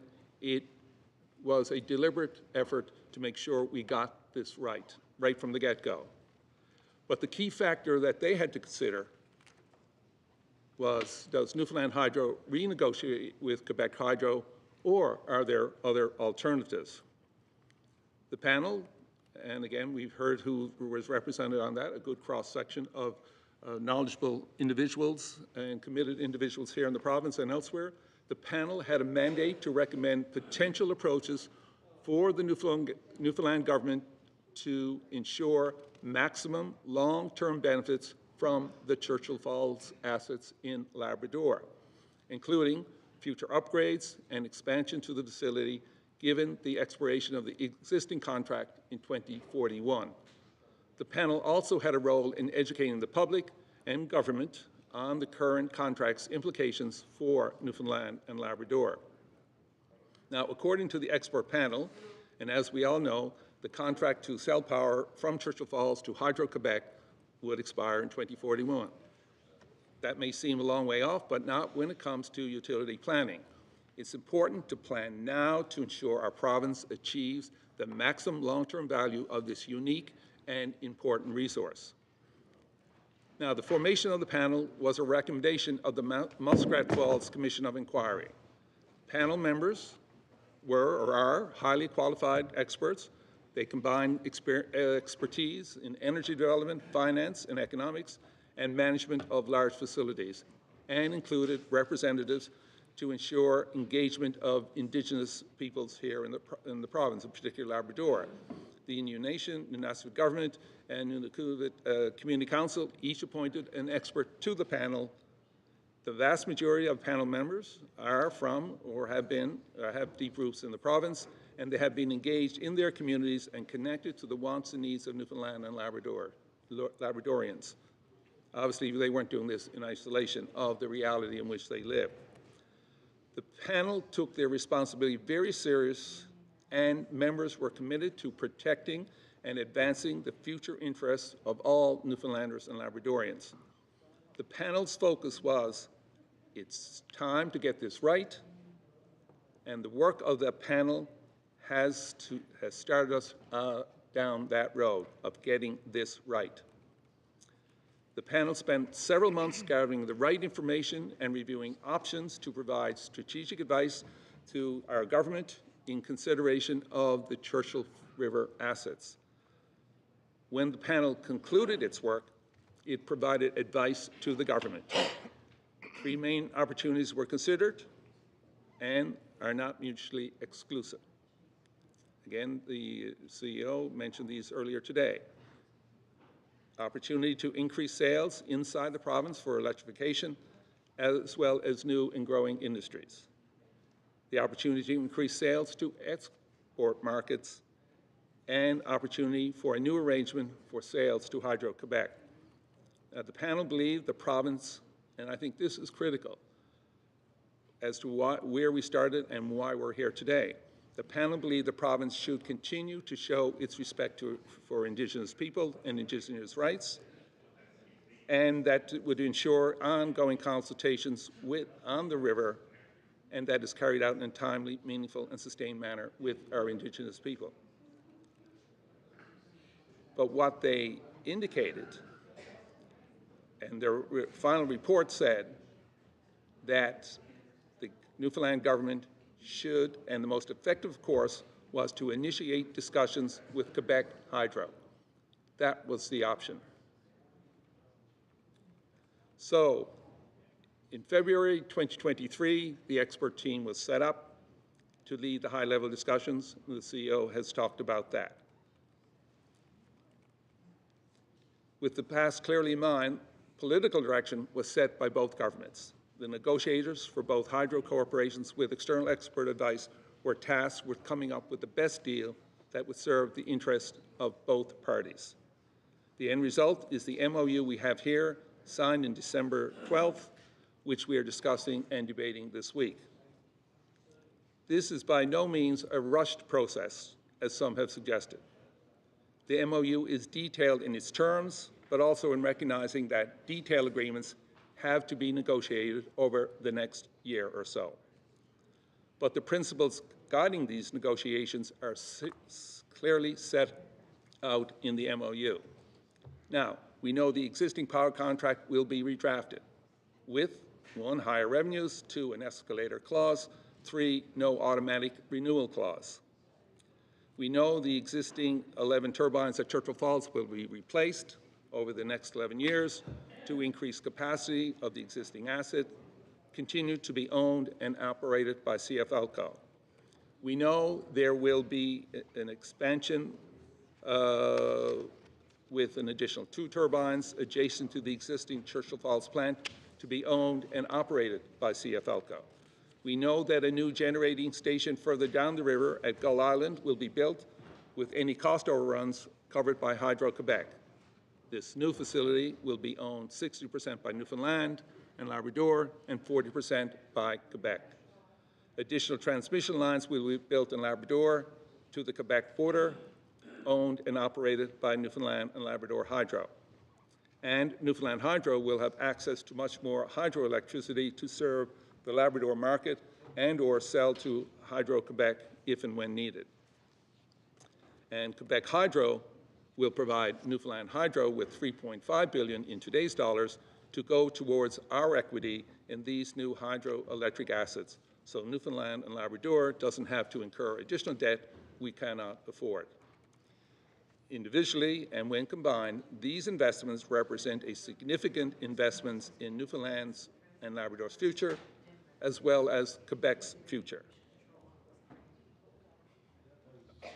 I think it's fair to say, and something I'm very strong on, we need, despite what has gone on in the past, we need to have confidence in our ability to negotiate a strong deal with Quebec. Unlike Muskrat Falls, we left the negotiations today to experts in hydroelectricity, construction, transmission, and financing. We learned from our past and applied Judge LeBlanc's recommendations to guide the MOU that we are discussing here this week. We are committed to continuous external oversight of the projects contemplated by the MOU and the definitive agreements respecting each project that will be debated by this House in the near future. The overall impact of this energy deal contemplated by this MOU is to make and will make Newfoundland and Labrador a stronger province. We will have a stronger commercial arrangement with Quebec.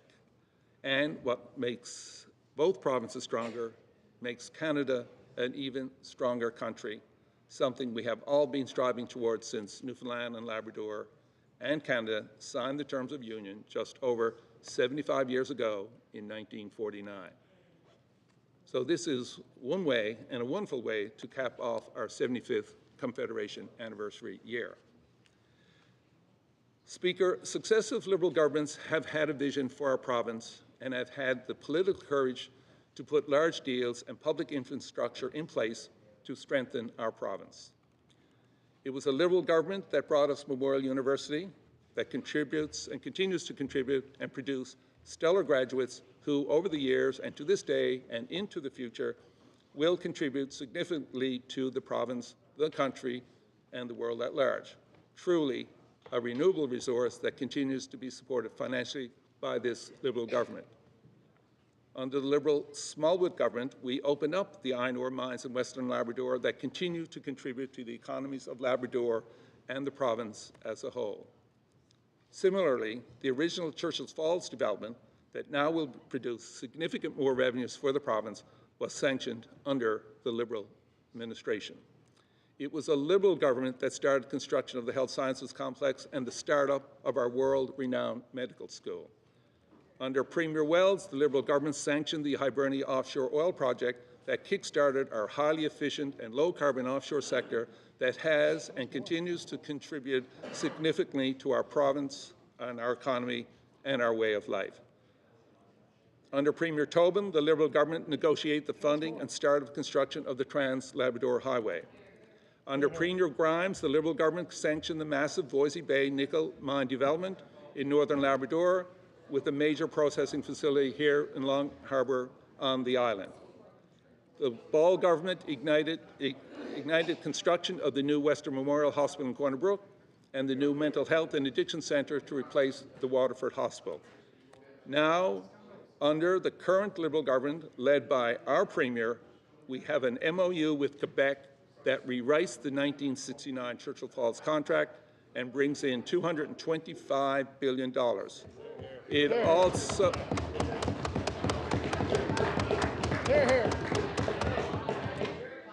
It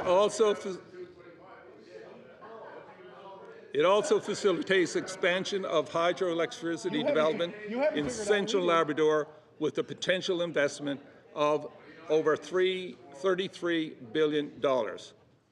This is a big deal. The time is right to proceed. We now turn to the next chapter in our province's storied and amazing history. Speaker, this massive energy initiative will bring many new economic opportunities and jobs to the province. It will bring forth new provincial revenues to expand economic and social programs in the province. It will give us the opportunity to start paying down our current public debt.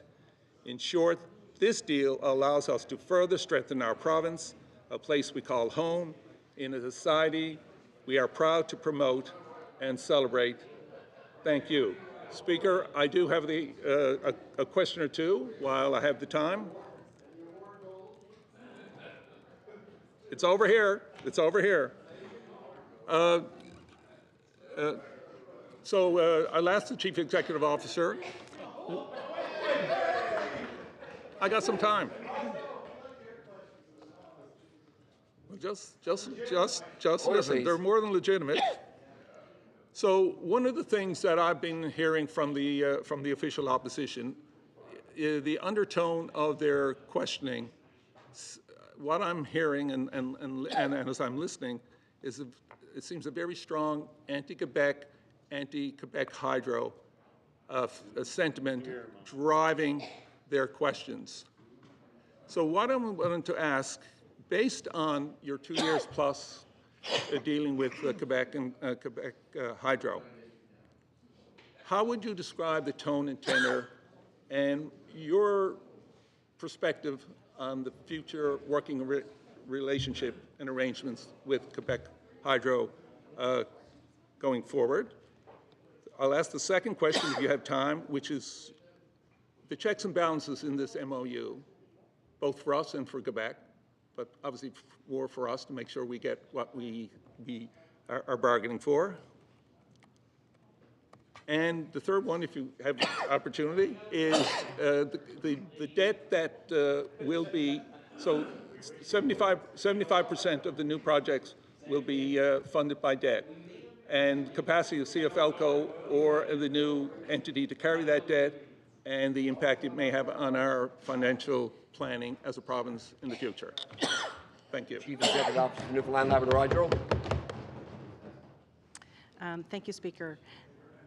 With regards to the first part of the question, which is really about the relationship, I actually would appreciate if Mr. Parsons would just open it up from a real-life experience perspective, because I can tell you that operationally, our teams, because our systems are interconnected between Hydro-Quebec and Newfoundland Labrador Hydro, our team at CFLCO is actually very good. So I would ask Walter to speak a little bit about that, and then I wouldn't mind just taking it back and then speaking a little bit about the last couple of years.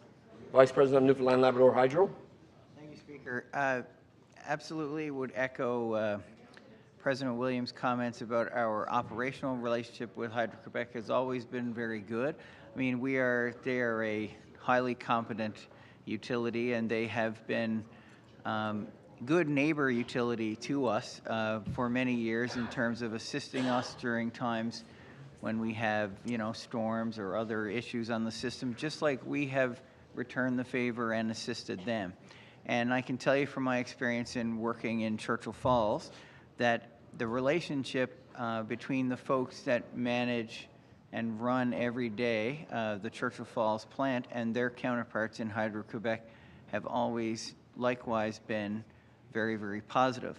There have been times when there have been extraordinary conditions in Quebec where operators in Churchill Falls, have had to work around the clock to ensure that the Churchill Falls plant can, help Hydro-Quebec get out of a jam.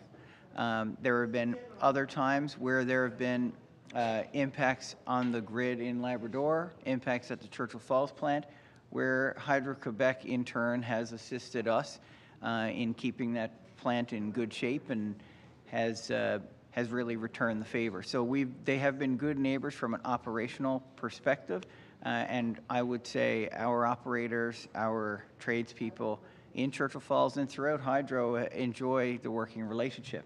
Obviously, there's always been this hangover of the 1969 contract.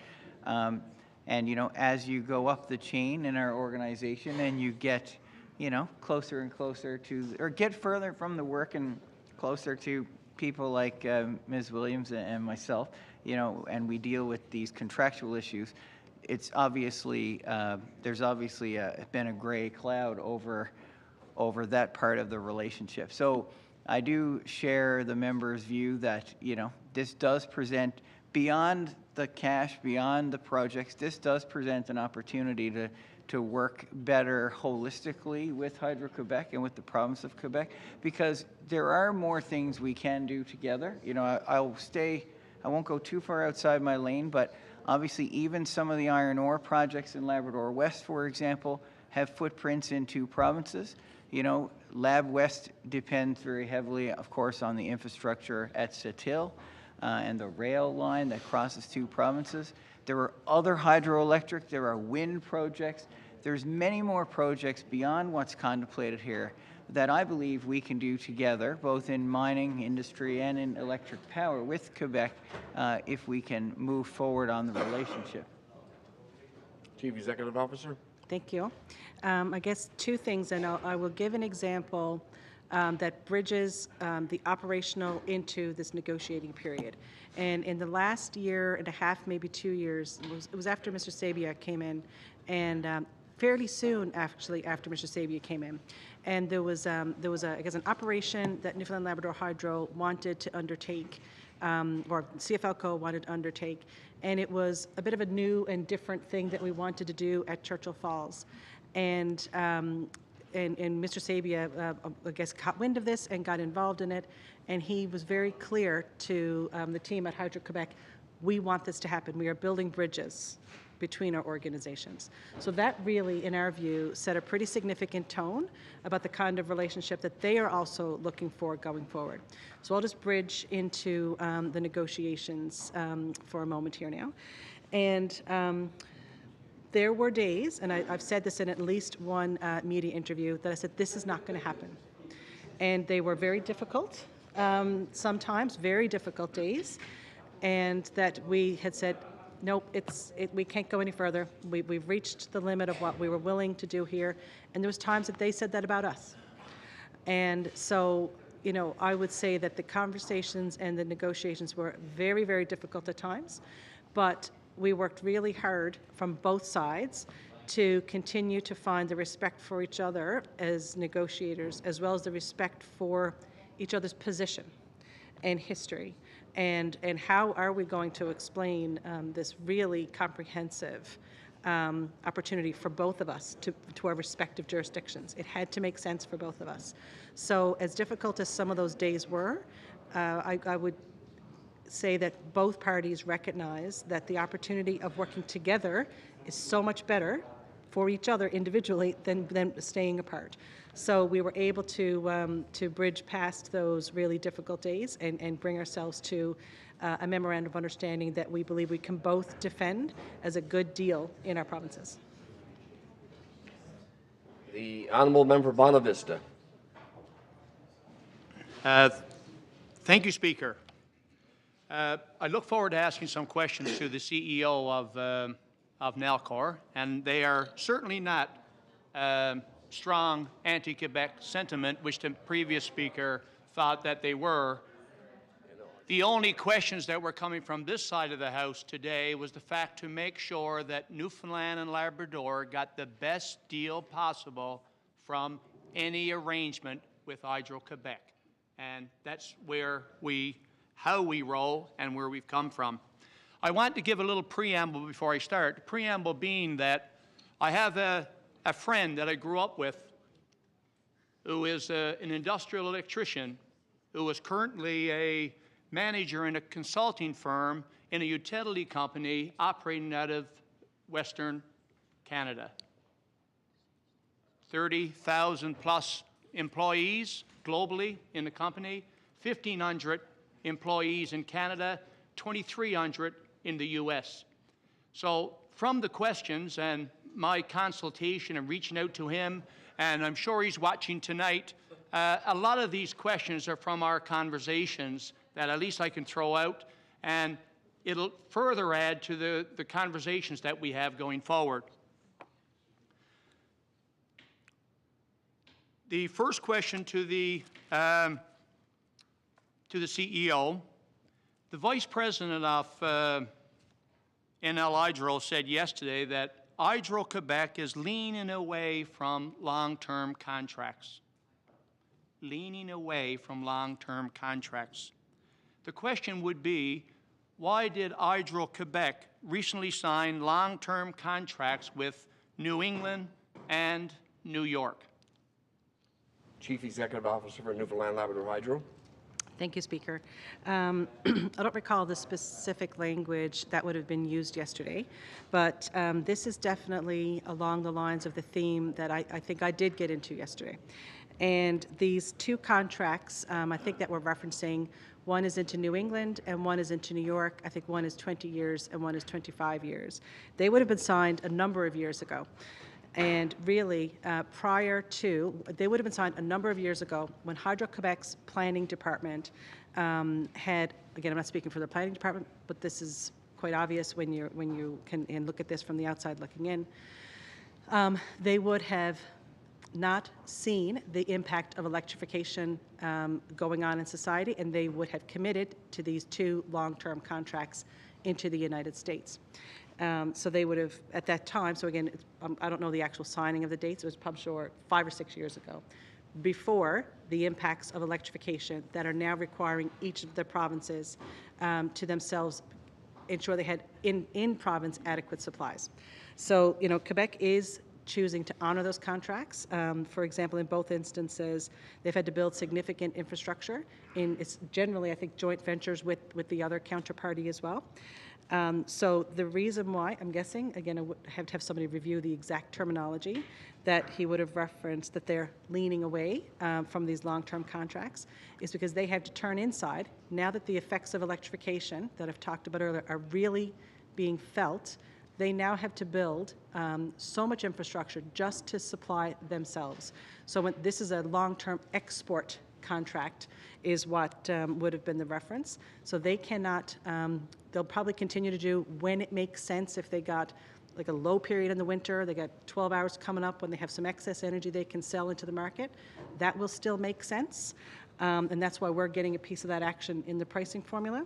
But to commit to long-term export contracts when they have to build over the next 10 years about $150 to $185 billion worth of assets, it no longer makes sense for them to enter into these long-term contracts for export. Member for Bonavista. Thank you. In response to my learned colleague's question, just after the last recess we had from Bayvert Green Bay, the Vice President of NL Hydro responded and said that pricing will always move with the markets. And as was done several times, the reference was going to Schedule F, the 5 bullets in Schedule F. And in particular, the fourth bullet, I would assume, is one that he was referencing when he spoke, the pricing mechanisms. My question would be, spot market prices are only a fraction of the market and do not consider PPA for import contracts, nuclear, or offshore wind. These values are much higher than the spot market in New England prices. Could Hydro-Quebec sign another long-term agreement at higher prices than the spot market prices? Chief Executive Officer for Newfoundland Labrador Hydro. Thank you. If okay, I'm going to have Mr. Parsons take this question. Vice President, Newfoundland Labrador Hydro. We absolutely don't intend to limit ourselves to U.S. energy-only spot market. So, as I mentioned before, we've got a pretty active energy marketing team at Hydro. We've been doing this for about 15 years. And, you know, we are seeing the changes in the market and certainly agree that, you know, spot markets alone are not reflective of the full value of electricity. It's only a component. And that's why you'll see here in Schedule F that we refer to separate capacity and energy, for example. The spot markets are generally sales of energy only. We've been very diligent about ensuring that capacity is included in there, and we've also written this section that will guide the definitive agreements broadly enough to be able to capture the spirit that all of the value that the electricity brings will be reflected in the pricing formula. So there's no limitation in here to exclusively spot markets. Spot markets is a component, and we do a fair bit of sales ourselves, NL Hydro, in spot markets in the U.S., but it is only a component, and we're seeing it becoming a smaller and smaller component, and capacity and other aspects of electricity sales are growing. And so through our advice from Power Advisory, for example, who I'd encourage you to ask them about that tomorrow, because they're certainly the experts in the markets. We wanted to make sure that we capture much more than just spot markets, and that's the intent of Schedule F. Member for Bonavista. Vista. Thank you. If there's a green credit from either obtained from our federal government or from the United States, who will receive that? Hydro-Quebec or Newfoundland Labrador Hydro? Chief Executive Officer for Newfoundland Labrador Hydro. Thank you. I think I'll start, and then I will ask Mr. Parsons to jump in, if that's okay. I think it depends on what that green credit, where it actually resides. So, for example, some jurisdictions, from a market pricing perspective, their price they pay, they're willing to pay a higher price for a greener electron than an electron that has a higher carbon intensity. So if that's wrapped up and included within the price, then that would be reflected in that price. When it comes to something along the lines of the tax credits that are under contemplation under the existing Liberal government, we'll see where things go with regards to a future election and what happens with those credits.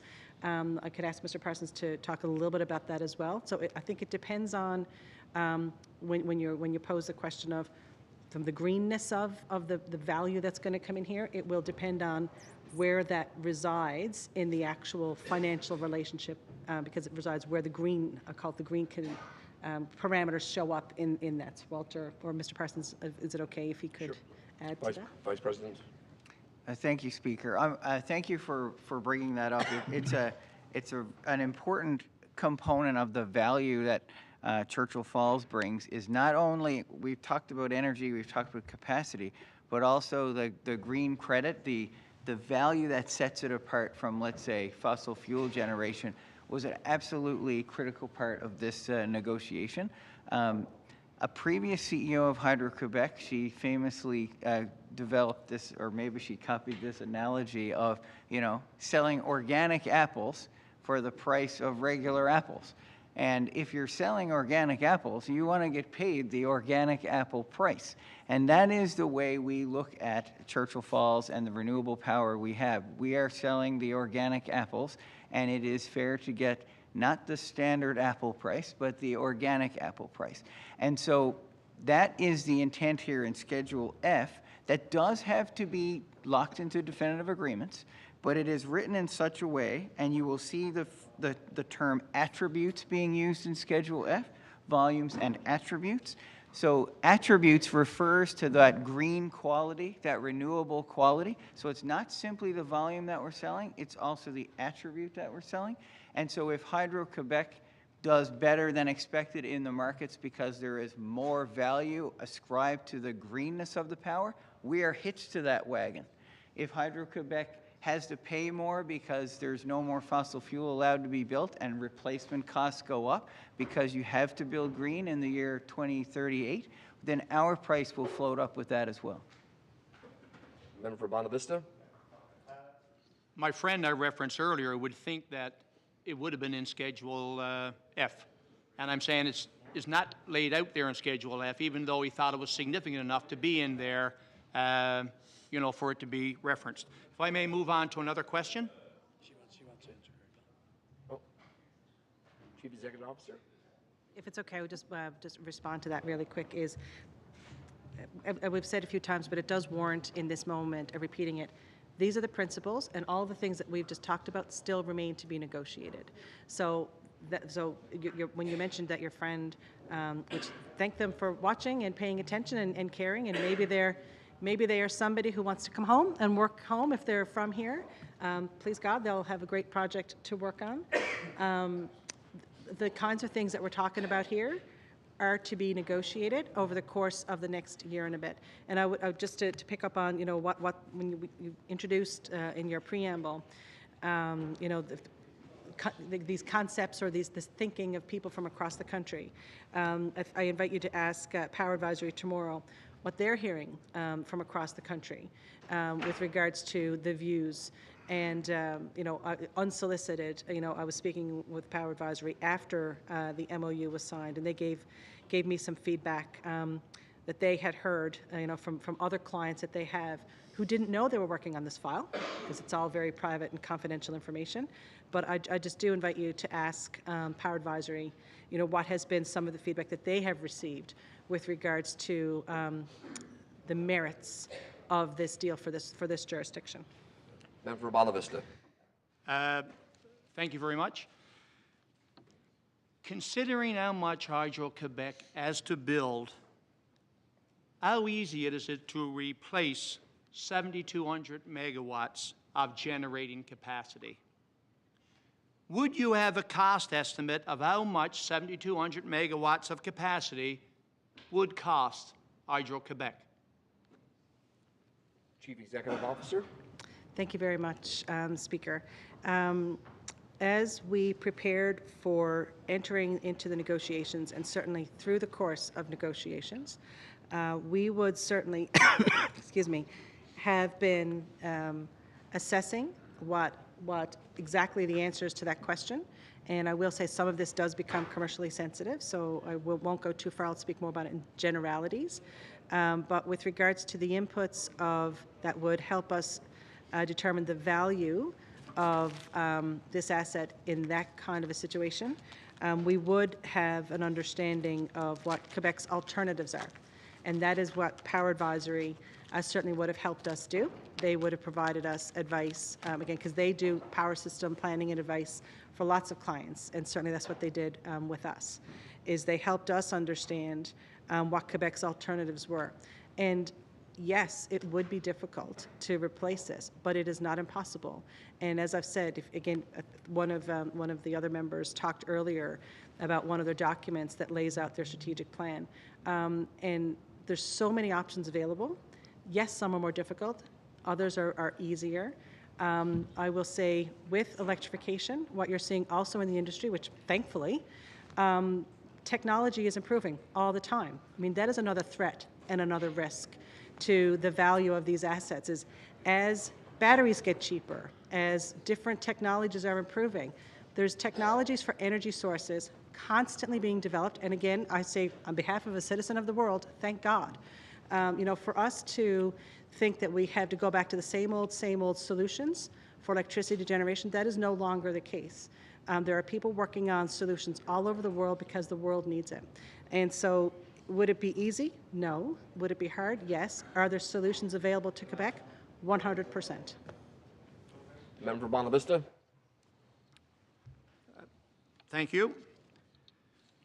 We went for recess, the last recess we had, and NTV First Edition came on in our caucus room. And it started off with, why make the deal now? And the CEO was interviewed there. You know, if we wait 4 to 5 years or 2 to 3 years, then he said, quite possibly, Quebec will be out looking for an alternative.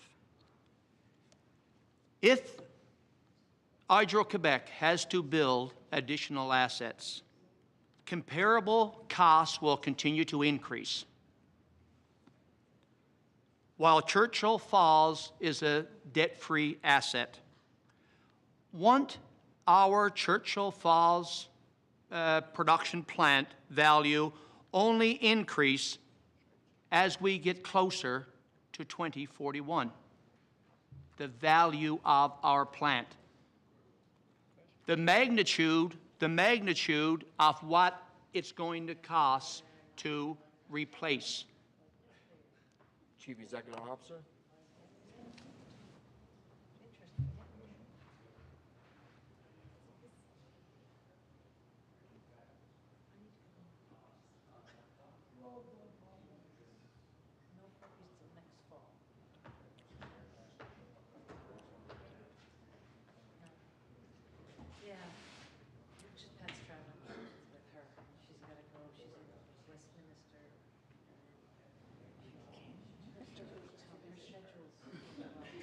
Thank you. If I could ask my colleague to take the question. Vice President. And just to make sure, thank you, Speaker, just to make sure I have it exactly right, could you quickly repeat that, please, member? Member for Bonavista. Yep. The summary is that the CEO had stated that in 2 to 3 years, if we wait, then all of a sudden they're going to be out looking for an additional alternative.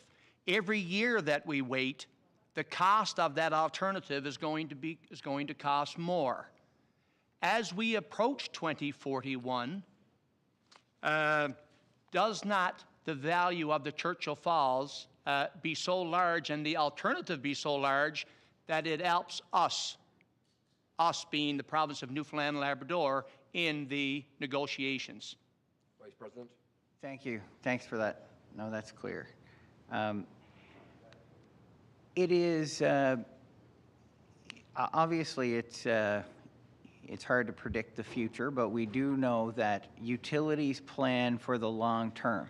And so whether it's today or in the next year or 2 years, the decisions around 2040, 2041 are being made today by Hydro-Quebec, just like decisions for that time period here on the island of Newfoundland are being made through the Public Utilities Board process, and that here for Newfoundland Labrador Hydro. So Hydro-Quebec is at that decision point now, and they do have alternatives before them. You know, they are, Mr. Sabia has been very clear, we are evaluating nuclear. We're looking at, you know, what we can do on the nuclear front as a potential long-term solution. They have recently created a position of Vice President of Wind, and they've announced that they're not going to buy wind from independent power producers. They're going to develop their own wind in large 1,000 megawatt blocks. So Hydro-Quebec is preparing and planning for that time period today. So if they did not have Churchill Falls, if this was clear that this was not going to be available to them, they would have to go a different route. They would have to develop other alternatives. And it would be a gamble to figure out what value Churchill Falls would be able to provide if it was sort of not a dependable source of power, but rather a possibly stranded source of generation. Obviously, we would do our best to market it elsewhere, and we would never, put all of our eggs in one basket, but that those decisions for that time period are being made right now. Member for Bonavista. Thank you very much. I'd like to enter into record that the CEO of Newfoundland and Labrador Hydro would think that Muskrat Falls is a great asset.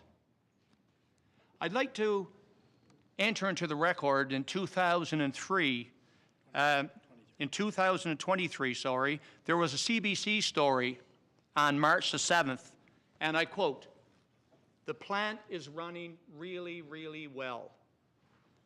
The Labrador Island Link, is already running well at low power. I know it's going to get better at higher power.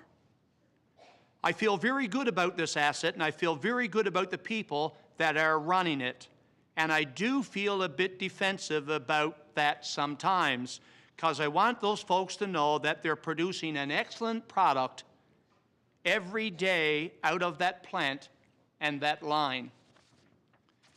Then at an ARC Energy Institute on June the 4th in 2024, the CEO of Newfoundland and Labrador Hydro states, and the Muskrat Falls plant itself is knocking it out of the park with regards to its availability. It's incredibly reliable, and the Labrador Island Link is also operating quite well. So we're quite pleased with where it is today. It's only going to get better. I would ask the CEO of Newfoundland and Labrador Hydro, do you think that Muskrat Falls is a great asset? Chief Executive Officer, Newfoundland Labrador Hydro. Yep. Thank you, Speaker, and thank you for the question. I will start with you went back to the 2023 and the comments around the people running it. And I absolutely get defensive about the people that run this organization because they are really good. And I am sick, I'll be quite honest, of people crapping on our organization because, well, you can see here, look at this man here, sorry. Like, very, very good. And there's 1,500 of them. And I'm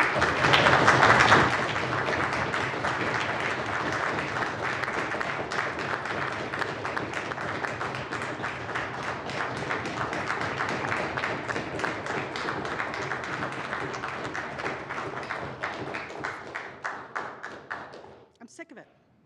I'm sick of the reporting. Sorry, reporters, I am sick of the reporting that when we talk about the good things about this organization, it never gets reported.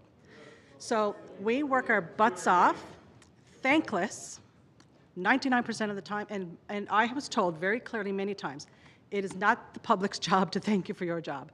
But I can tell you, it feels pretty crappy when the people are just crapped on all the time. They're the ones that are up in Labrador, putting the lines back together in minus 40 weather, when all of us are sitting down on our comfy couches, you know, having our cup of tea, and then people still choose to crap all over this organization. Switch the spots with any of those people any time of day. So yes, I got to calm down for a second now. But I get very, very frustrated with that.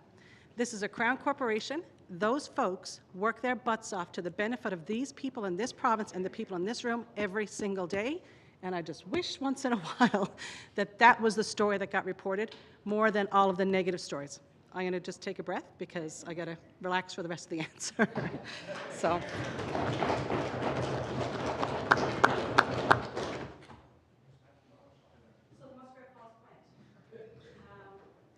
So without getting to be too personal, the two of us are drivers of electric vehicles.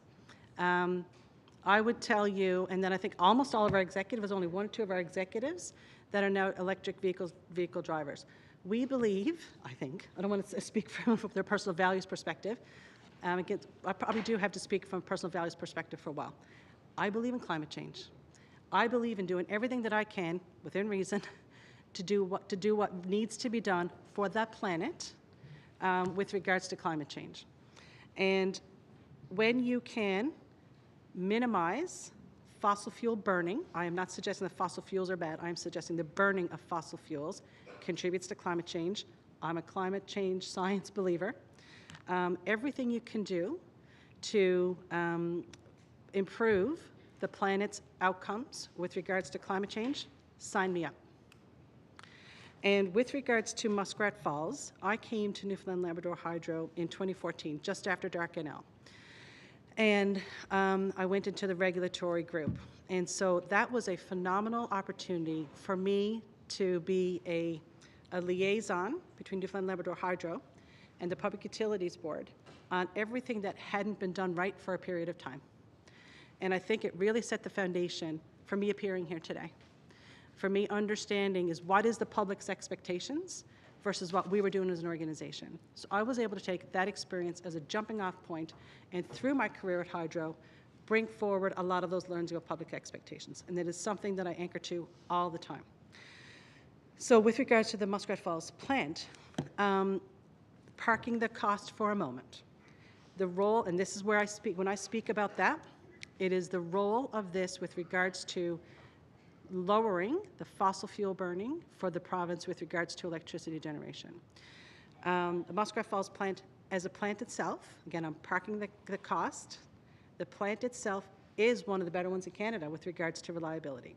The people that are running that plant are doing a phenomenal job. When we have a plant trip, whether it's out in the yard, whether it's inside the plant, they are doing a very good job at running and maintaining that plant. They're incredibly dedicated, some of the best in the province. So that plant is running really well, one of the best in Canada. Parking the cost. The Labrador Island Link, we have worked, and this is the part that people probably got quite emotional when I was defending the people. It was in April of 2023 that we finally got that commissioned, and I know folks are going to say you still haven't done the 900 megawatt test, and that's a whole separate talk I'd like to give. But the Labrador Island Link is improving every single time. Just about a month or two ago, I can't remember the exact date, we ran another test, and a significant test that nobody here and nobody in the public knew happened. Well, there would have been tweets about it, but you never saw anything happen, and the test went really, really well. It is running better and better all the time. So what does that do from a climate change, from a reduction of fossil fuels perspective? In 2023, the total production, I don't have the date, I should get the number for 2024. The total production on the island from renewable sources was 92%. So folks can talk about the fossil fuel burning, but at the end of the day, our production of all of the energy that gets used on the island was 92% from renewable sources. I will talk about Holyrood for a second. The people at Holyrood are working their butts off to be a very reliable plant while it moves into its next phase of life. And because that's the other thing, is that there's people out there who are working really hard to keep that thing reliable as it moves into a bit of a backup fashion. So yes, I will say that over and over again, the Muskrat Falls plant is running really well. The LIL is getting better all the time. And what that does is it enables us as a province to have a highly renewably sourced electricity system. Personally, I think it's amazing. On behalf of the whole province, I think it's amazing. I'm parking the cost. I am parking the cost. Member's time has expired. Minister responsible for Labrador Affairs. Speaker, I move, seconded by the Government House Leader, that we now take a 15-minute recess.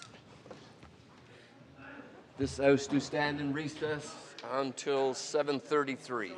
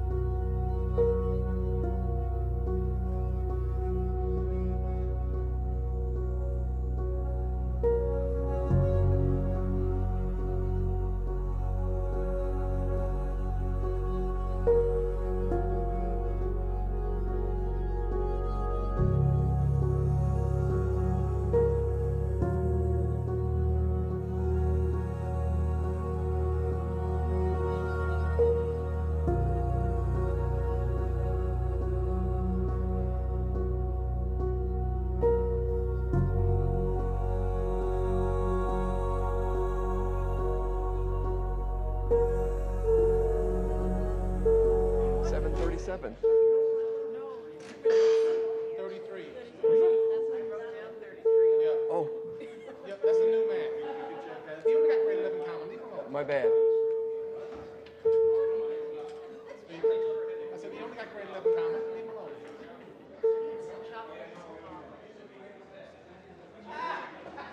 Yes, we do, but I'm trying to stay clear. You mean both, I didn't succeed. No.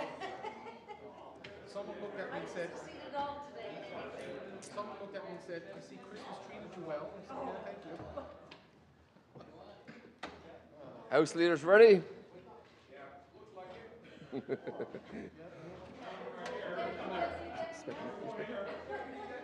Order, please.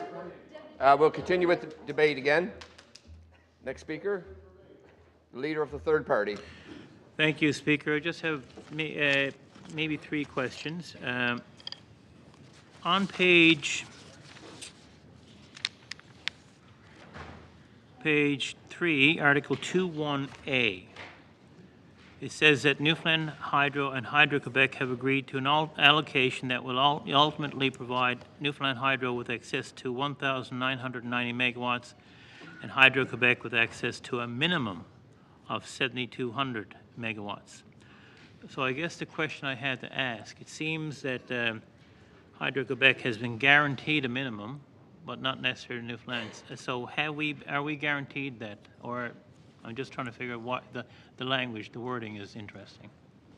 Chief Executive Officer, Newfoundland Labrador Hydro. Thank you. I can take it, but I think Mr. Parsons might be better and more eloquent in this response. Sorry. Vice President. Thank you, Speaker. It refers to a minimum because our power allocation for Newfoundland Labrador Hydro is a recapture right, and if we choose not to recapture it, then it becomes available to Hydro-Quebec, and they have to pay the going rate for it. So we referred to this a couple of days ago, or maybe yesterday. No, how long? Seems like I've been here for more than the time that I've actually been here. Apologies. Get used to that. Apologies for losing track of time. I think it was yesterday we talked about how Hydro-Quebec has an obligation to take the power, so they have an obligation to take and pay for the power that's in their allocation, but also if we don't use a block amount, then that power would become available to Hydro-Quebec to purchase as well. So that's a minimum for them. If we don't need it in Labrador, if we, for example, if we only need 500 megawatts out of the 605 megawatt new block in the mid-2030s, then that's another 105 megawatts that Hydro-Quebec would purchase and pay the going rate for. Leader of the third party.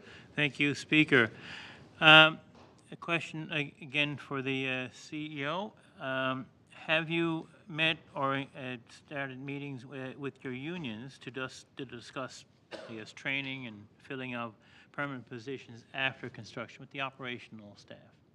Chief Executive Officer, Newfoundland Labrador Hydro. There have not been any meetings started yet with regards to our union team. However, I just would like to do a small shout out to the team. You know, I have a lot of respect for and would engage regularly with the business manager and the union president. I texted the business manager today. It's his birthday. Happy birthday, Jabus. You know, the relationship between our union, our frontline people, is very important. And I will say also this, just again, I guess what I'm saying here is I'm trying to demonstrate the level of commitment and respect that we have for the folks in our unions. The very first people that I invited into the CEO's office when I moved into this position was the union leadership. So I just want to be really, really clear that the fact that we haven't had those discussions with them yet about what this might turn into does not reflect the role that they will play long-term in both the construction and execution and operations of these projects. Leader of third party. Thank you, Speaker. There's an opportunity here, I guess, to train up people who are currently working within the system to look at in-house training, to incentivize training, maybe to like a return of service for upgrading, you know, that kind of thing within the structure, so that when the Gull Island and the others come online, there's already a permanent staff there willing to move in, and we can avoid the situation of fly in, fly out. So I guess the follow-up question would be, when would your union or the expect to be brought into this? Is better sooner rather than later. Better to train up now than to wait until the definitive agreement, I guess, and the earlier the better. Chief Executive Officer. Thank you, Mr. Speaker. Just today, we are trying to find time for me just to talk to the employee base. So I haven't had the opportunity to have a town hall with the employees. So certainly, as was discussed here earlier, we did leave the day after the signing of the MOU and went to Labrador.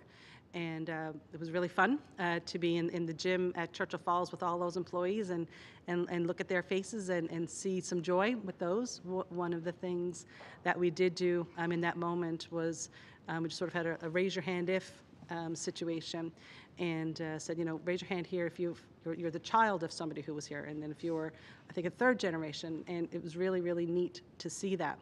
But that has really been the very limited, unfortunately, period of time that I've been able to spend with the employees on this file, except for the folks who were directly involved over the last couple of years.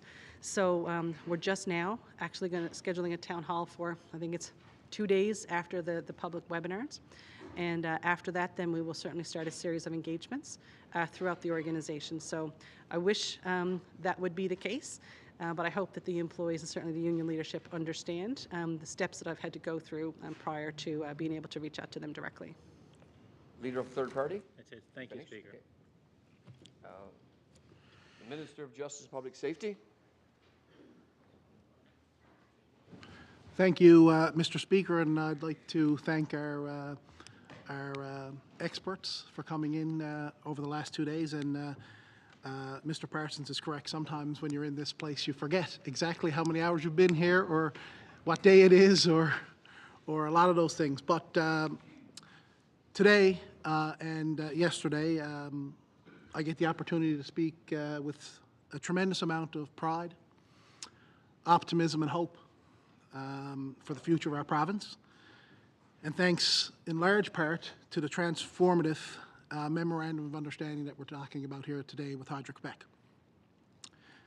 I've been in politics for a number of years now, first as a municipal councillor like my colleague from Waterford Valley, and so many others in all sides of the House, and more recently, obviously, as an MHA for the wonderful and historic district.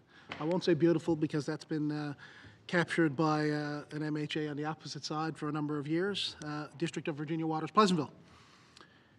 And I've had countless opportunities over those times to talk to not just residents in my own district, but residents in many districts across the province, based a lot on you know, your time as a minister going around in different communities to hear what their worries are, their ideas, their hopes for the future of our province. And what I can say is that the kind of enthusiasm and positivity around this announcement, you can really feel it in not only my district and a number of districts that I've been over the Christmas season since the announcement on December 12th. Like many Newfoundlanders and Labradorians, the people of Virginia Waters, Pleasantville are smart. They understand and are focused on the future, not just for themselves, but for their kids, their grandkids, and generations behind, maybe the 7 generations behind, as we've heard many, many times. And to say that this MOU is a game changer is almost an understatement for our province. For all generations alive today and those that will come after us, I had the pleasure, and I know my colleague, the Minister of CSSD, talked about this a little bit earlier today, had the opportunity to be in my district shortly after that announcement on the 12th with some seniors, some 35 or 36 seniors. I think I was telling someone the story earlier today that I think I don't want the seniors to be too disappointed that I'm going to say this, but I think most of the ages were north of 75 in that room that day, and we had a lot of fun. We had a lot of great conversations, and one of the things that came up with almost every person in that room was that this is the first time in their lives that they're going to see any benefits from a project that they thought for the rest of their lives, they weren't going to get the opportunity to see. Many of them would not get the opportunity. So it's an amazing feeling in that room, to chatting with them on the positivity, not just for themselves, but for their kids, their grandkids, and their great-grandchildren. That's when their smiles brightened up even bigger. And of course, I've had the pleasure of being the Minister of Justice and Public Safety, and many of the complex needs and of the communities across our province as this vast geography. We've made significant announcements in the past 3 months, some $24 million for technologies to enhance, new corrections officers, crown attorneys, deputy sheriffs, court room individuals. We've also made announcements, public safety announcements that talked about additional resources. I know the honourable member from Mount Pearl Southlands we've had some conversations about this, about expansions within the RNC and the RCMP, and we understand how important that is to tackle the many complex needs that we have in this province, whether it be weapons, drugs, contraband, and we've put a joint task force in place for that. And I give that only as a context to the some $50 million that we spent in the last 3 months in public safety initiatives. And I know the Minister of Finance understands how important that is, but I understand that that's very important to her to ensure that we spend within our means. And this is going to give us an opportunity, because the needs are growing. As we all know, every person in this House of Assembly has districts that have asked for more resources and more things and more programs and more investments. And we can't do that if we don't increase revenue in a province or pare back spending on other things to replace it. So I think that's the important thing that we've made. And I'm excited about, the fact that we've made additional commitments that we haven't operationalized yet, like a new prison. I mean, we've made a commitment as a government. We're going to do that. It's top of mind for me. It's top of mind for many of my residents, and top of mind for the corrections officers and the people that call H&P residents, for lack of a better term. And that's a priority for us, and it's going to continue to be. One of the things that I've had the pleasure of doing is I've served in a number of different portfolios now, and one of the ones that I think is interesting for me with respect to this project in particular, and this MOU and the possibilities that will come from this MOU, is as Minister of Labour, I've had the opportunity to meet with many labour organizations, whether that be the Federation of Labour or NAPE or any of the unions that would be out there, or the different unions that have required meetings with us on a regular basis to talk about the opportunities that exist for them in the future. And without exception, in every one of those meetings that I've had, it always comes up about what is the government doing to ensure that speaking in their perspective, people that I represent, whether it be, Trades NL or others, what are you doing as a government to help ensure that those individuals that I represent have employment, have an opportunity to work within this province, live, work, and raise their families in this province. And when we talk about the number of opportunities we're going to have that will come as mega projects, I've heard the CEO and the Vice President today and yesterday talk about the opportunities that exist that would come from this MOU. And we can always talk about issues that could come based on things that could be missing in whatever documents we're talking about. But I don't think we need to create stories about things that may or may not be true. We don't need to create issues between one province versus another, create a boogeyman that doesn't exist anymore. Those things don't make any sense to me, because we want, as a province, to form relationships. The only way we move forward as a province is forming relationships. And forming a relationship with a neighbour, whether it be Quebec or Nova Scotia or any Atlantic province, you want that to be positive. I don't think it does us any favors as a province. I'm not one for tearing up or taking down a flag.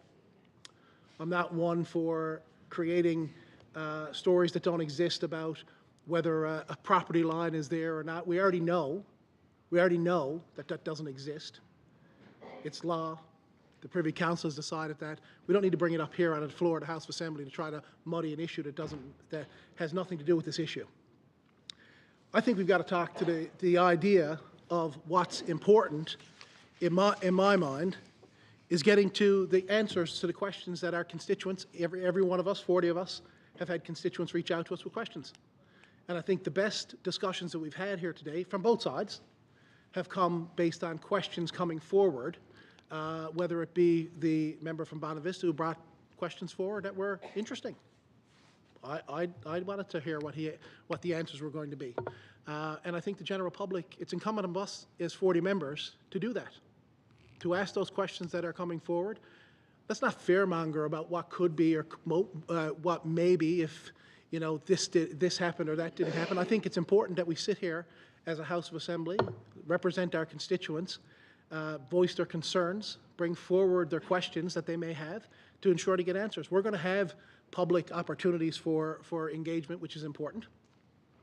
And I think that's where I'd like to move. I think we've had some questions come from both sides of the House. I can't remember which members highlighted some of those, but we're talking about a possible skills gap that we're going to be having with respect to these mega projects coming forward. I think the honourable member from Lab West, as well as I think the leader of the third party brought it up as well, about the skills gaps that could exist. That's a very valid question in my mind, and I have a similar question that I would like to ask about the MOU.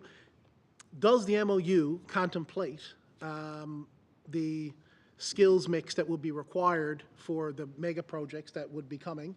And if so, what can we do as a House of Assembly, as a people, to support that initiatives to ensure that we have the labor that's required for those projects that will, and I'll say in this House of Assembly, I have the utmost confidence that that will occur in this province.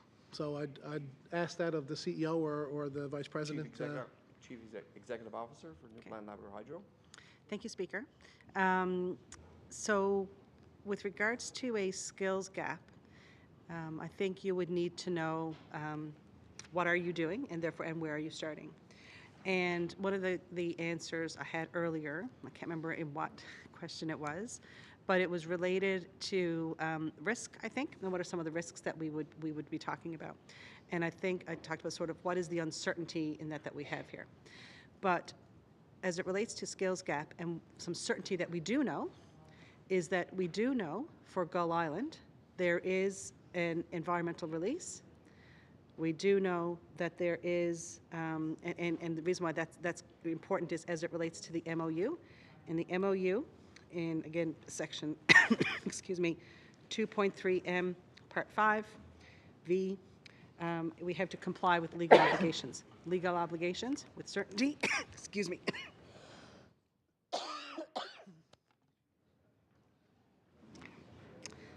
Sorry, one sec. Legal obligations is that environmental release.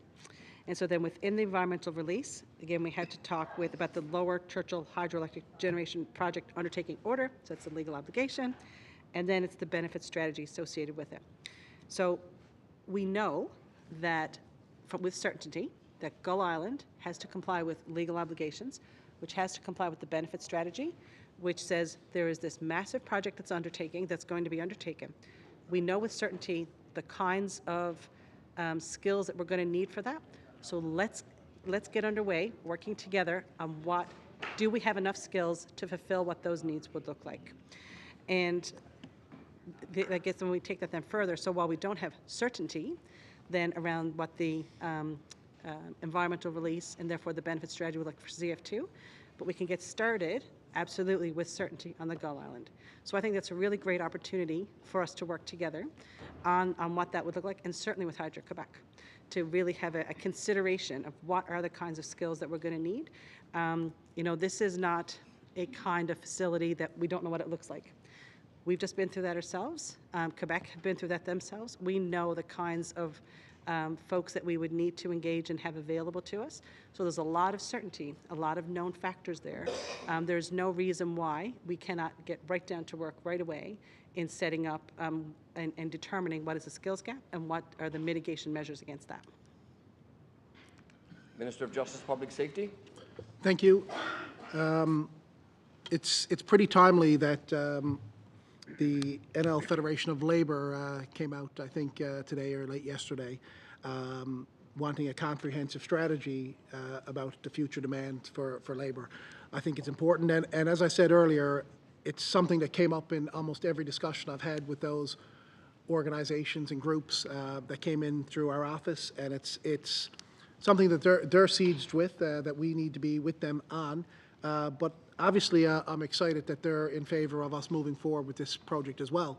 And I knew they would be because of all the conversations that we've had over the past number of years. I'm going to get some more time a little later, but I do have another question. We've heard from a number of members today talking about, and yesterday, talking about the likelihood of developments actually occurring that would be outside, which I don't really understand, because my understanding of Gull Island is based not only on what's been said here over the last 2 days, but the best hydroelectric project in North America, untapped right now. So can you explain to me a little bit why Hydro-Quebec, in this case, would ever provide $1.3 or so billion to another entity if they've never had an intention of doing any work? Because that's just, to me, that's just writing a check to somebody to say, okay, we're not going to do this work.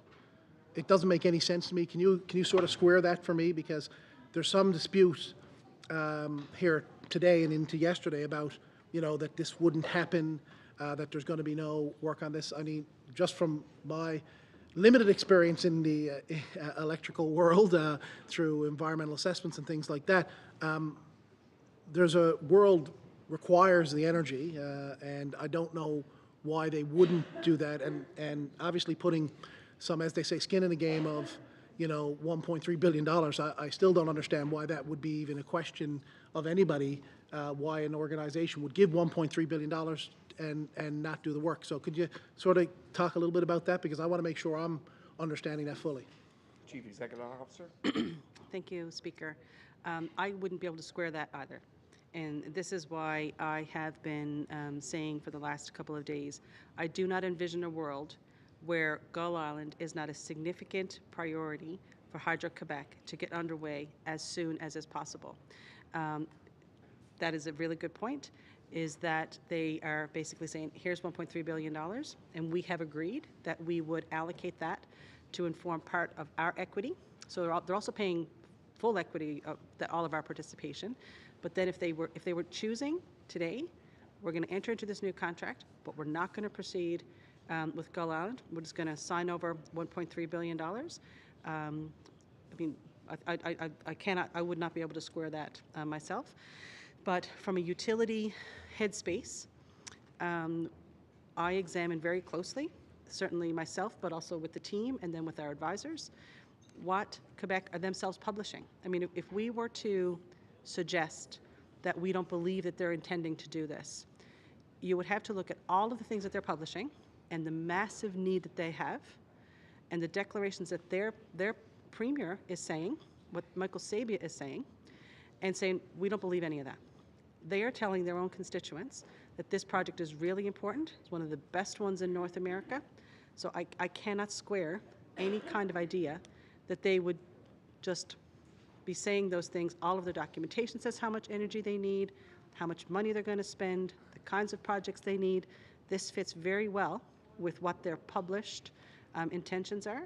I would not be able to square in any world at all that they have no intention of proceeding with this project with every possible aspect of what their next plans are. Minister of Justice and Public Safety. Thank you, which is sort of what I thought, but you have significantly more experience than I do, but it's exactly what I thought was the case. And I'll take the last couple of minutes that I have. you know, all of us have lived through, or a number of us in this house have lived through, and if you're not in this house, you've lived through the cost overruns that we've had at Muskrat. So I think one of the things that is most interesting about this MOU that I think covers the province and protects us, and if I speak incorrectly, I'll leave a minute or so, or try to leave a minute at the end for you to clarify if I've made a mistake or whatnot, but that the cost overruns for the project of Gull Island, if taken on, would not be borne by the people of this province, which has been the case with Muskrat. And we're pouring some $500 million a year into the mitigating of rates for Muskrat. That, as long as the people of this province are protected from that particular development, I think the fear that would be coming from Muskrat, not speaking about the people and all that, because there's a great opportunity of people there. To me, I think that's one of the real nice nuggets in the MOU that's amazing to me that we were able to put that in there. And congratulations to the negotiation team if that's what's there. And I do want to take a second to my colleague, the Minister of Housing, who talked very eloquently. I was going to go through some of the things he was going to talk about, but you know, this old contract has been a problem for the province of Newfoundland and Labrador for a long time, 1972, I think he said, and talked about him coming to work in finance in 1980. That was a year after I was born. I always like to put that in there when I talk about my friend in housing. But, you know, to see what we've been able to accomplish and having the opportunity to talk to a couple of people in the gallery today, you know, I think the opportunity and what the MHA from Bay of Islands was talking about today, we can't be afraid to take the opportunity to move forward on this. I know that's challenging, that's fearful for a lot of people in this province, but the due diligence, and we've learned from the past, and we're going to continue to learn from the past. But I just want to take 1 second to say, like, that full protection that we have with Gull Island, as it reads in the MOU, is exactly what is the case, correct? Chief Executive Officer. Yes, thank you, Mr. Speaker. Yes, with regards to Gull Island, it's a 2,250 megawatt facility, and we have secured, if we choose to have that, access to 225 megawatts from that facility, 10%. We don't have to take that. And so as it relates to the construction of this facility, and therefore then the cost to take power from that facility, we will know what those costs are, and we will be able to choose if we want to avail of that opportunity. Otherwise, this is going to be fully an export project that we didn't pay for, that we didn't project manage, that we don't have to have our customers pay for, that we're getting a return on equity for, that there's going to be a price escalation for. So all of those things. So really, the risks associated with Gull Island are not ours. Obviously, we want to participate in the thinking that goes into the construction. We're going to operate that plant. From an environmental release perspective, we're going to want to monitor how all those things go and make sure that there's not harm caused, that we're adhering to all of those rules, all of those things, absolutely. But at its most fundamental, the risks that we were talking about, how it's different from Muskrat Falls, our ratepayers are not going to be touched by this. And there could be a situation where we never take any power from it. That'll be up to us to decide as a utility, do we need access to that power? And if we want access to that power, is it at the right cost? If the cost is really, really high, and this is where we would have to, for example, talk with the Public Utilities Board. Let's go out 15 years. We've got a customer that's 225 megawatts, and that we look at several alternatives. Maybe battery storage at that time is really, really cheap. So what we would do then from a system planning perspective is we would say, okay, what does 225, I'll call it product of megawatts look like from other technologies? We'd compare all that cost to the cost of what it's going to be to get power from Gull Island, and we'd say, you know what, it's actually not cheaper to go with Gull Island. We're going to choose to go with this other solution. We'll have that ability. We'll have that decision-making authority. So we could choose to do that, or we can choose to go with Gull Island, but that is available to us. Otherwise, Quebec will be the off-taker of all of that, and that is theirs to bear.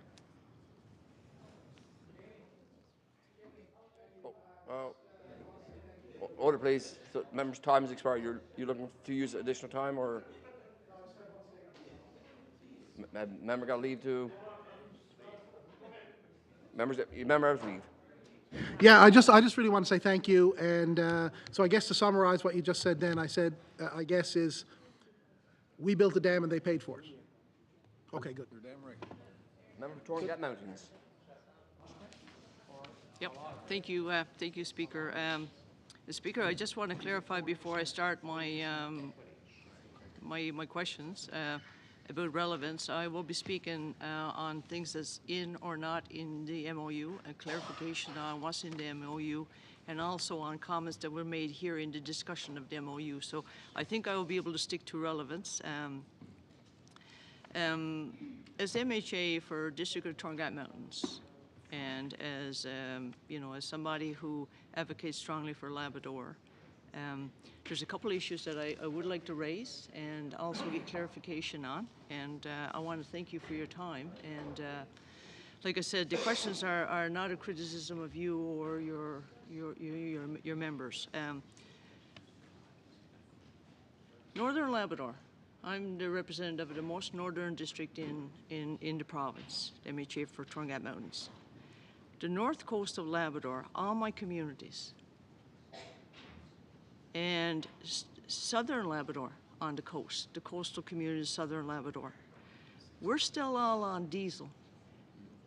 And when you look across the province, and I mean, I heard a lot of conversations today and yesterday, I heard the Premier talk, I heard the CEO of Newfoundland Labrador Hydro speak about moving away from reliance on hydroelectricity. Actually, decarbonization was the words you used, right? So, for me, you know, it's very concerning when I look at this MOU.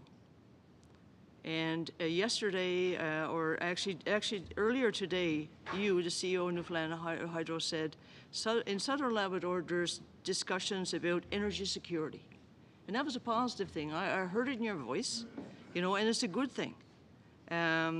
Looking at, and also you're looking at transmission line and renewable energy to get them off diesel, and you clarify it's very preliminary, right? That's what you said.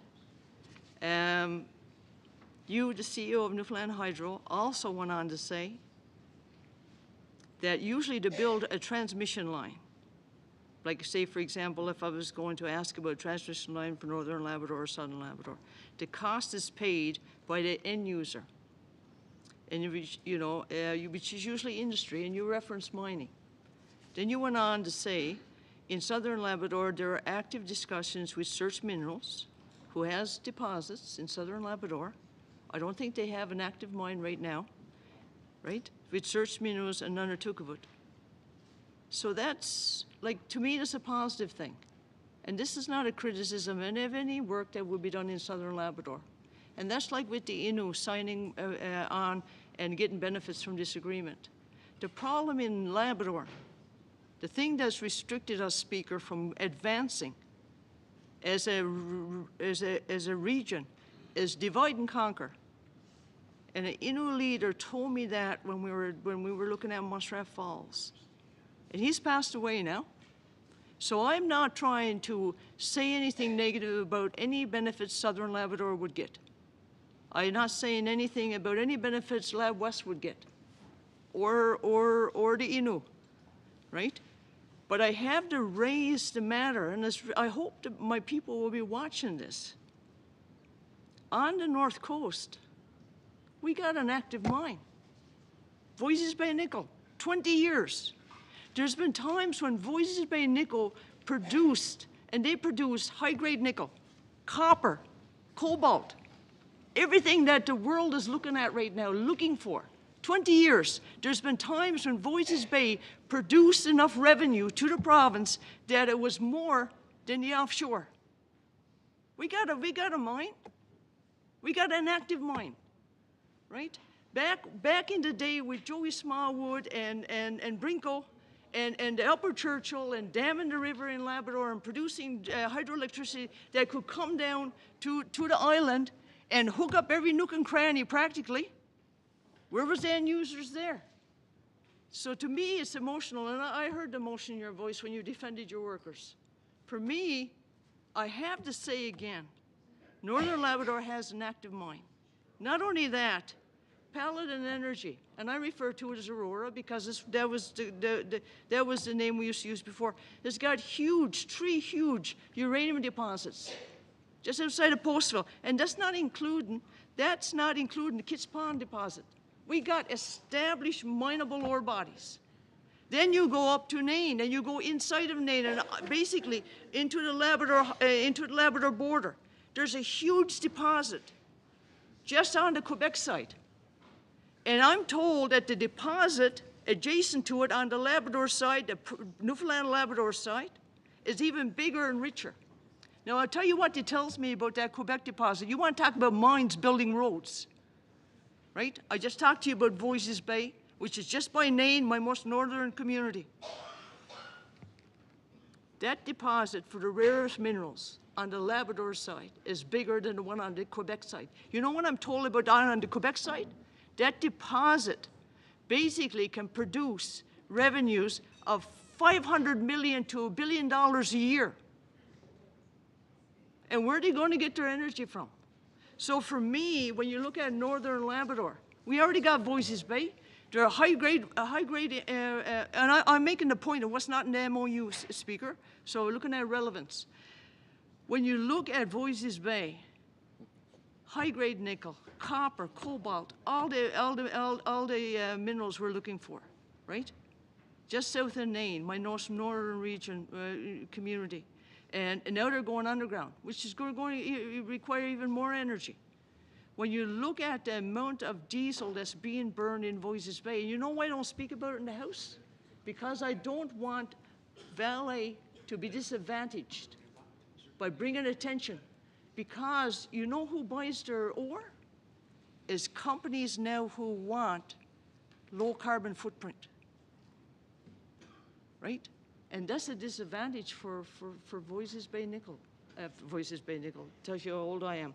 I worked in 2002 when it was called Voisey's Bay Nickel with them. But Speaker, so my relevance is about this, right? So my first question to you would be, when looking at the MOU, and a lot of times I ask questions I know the answers to, right? Will this MOU bring power lines with hydroelectricity, right, to the North Coast communities? Chief Executive Officer for Newfoundland Labrador Hydro. Thank you, Mr. Speaker.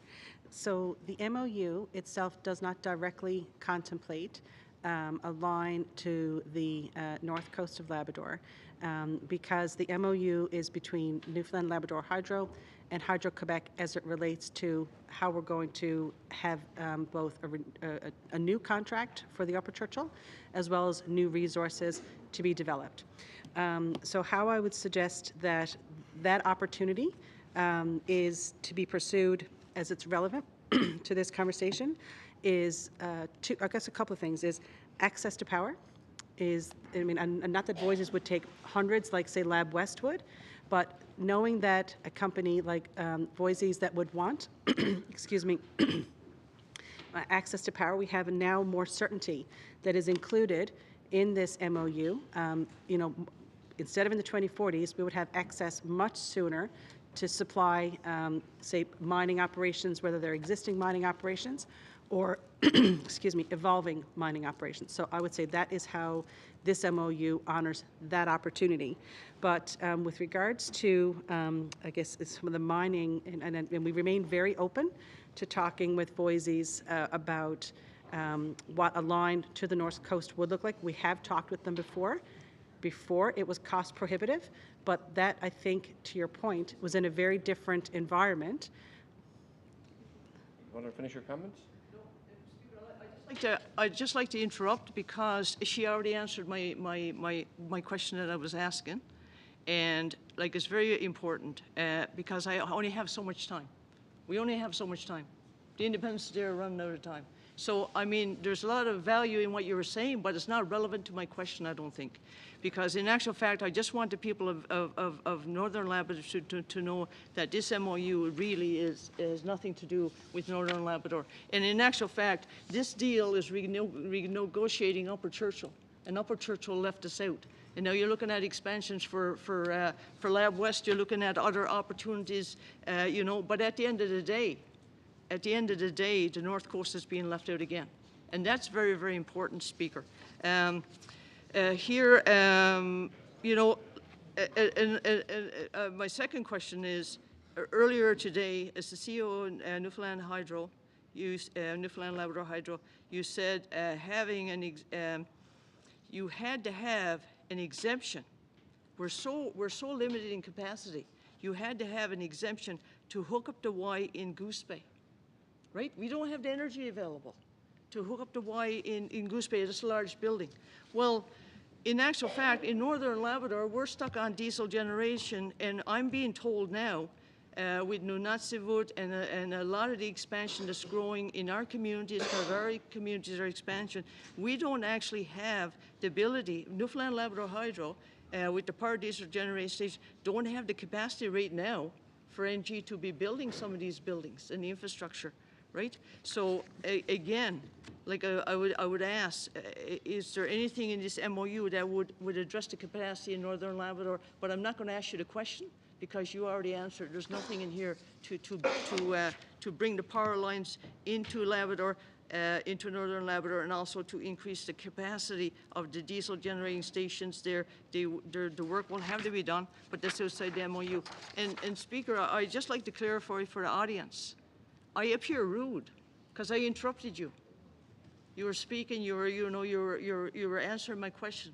But what I find in the House of Assembly, and to some degree what we've seen here, like some of the things being said is not really relevant to the question, and it's running down my clock, Speaker.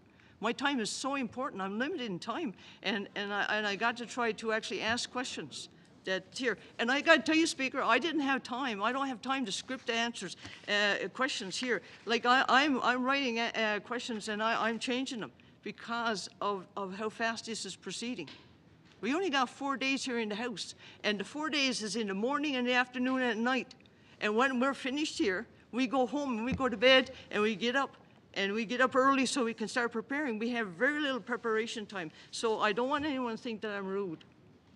I'm not rude. I'm there trying to make sure that this MOU is a good deal, right? Because I got to vote on it.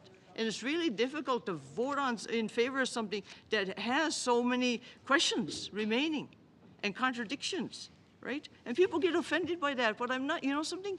I am not criticizing you directly, anyone here, directly. We got to ask those questions, you know? And my colleagues have asked direct questions. So it's so important, and I got to be careful because I'm running down my own clock.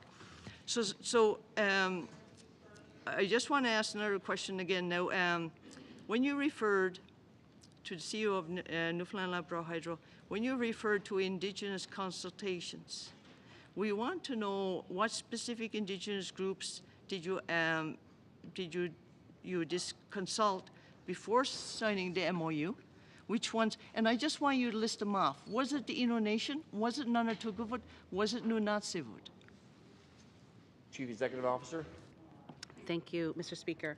Innu Nation was kept abreast of process and content at appropriate intervals during negotiations. And the input from Nunatsiavut and Nunatuva Community Council would have been obtained in addition to Innu Nation through the 2041 panel's work, which fed into the negotiating team. Member for Torgat Mountains. So what I'm assuming from that, and you can correct me in my next question, is that Nunatuggavut and Nunatsiavut wasn't duly consulted before this MOU was signed. Looking at this MOU now, what agreements will have to be signed with Indigenous governments or groups before the definitive agreements can be signed? We talk about this MOU is the first step, and then the definitive agreements have to be negotiated and signed. So what agreements will have to be signed with Indigenous groups? Chief Executive Officer.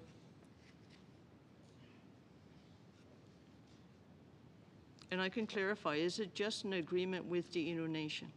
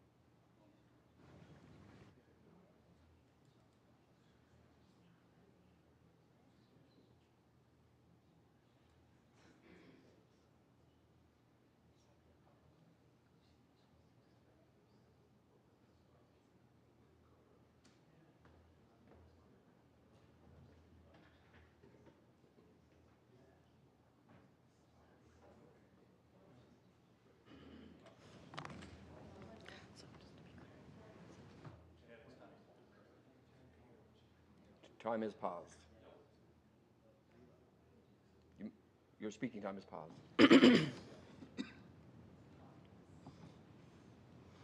Chief Executive Officer, you ready? Thank you, Mr. Speaker.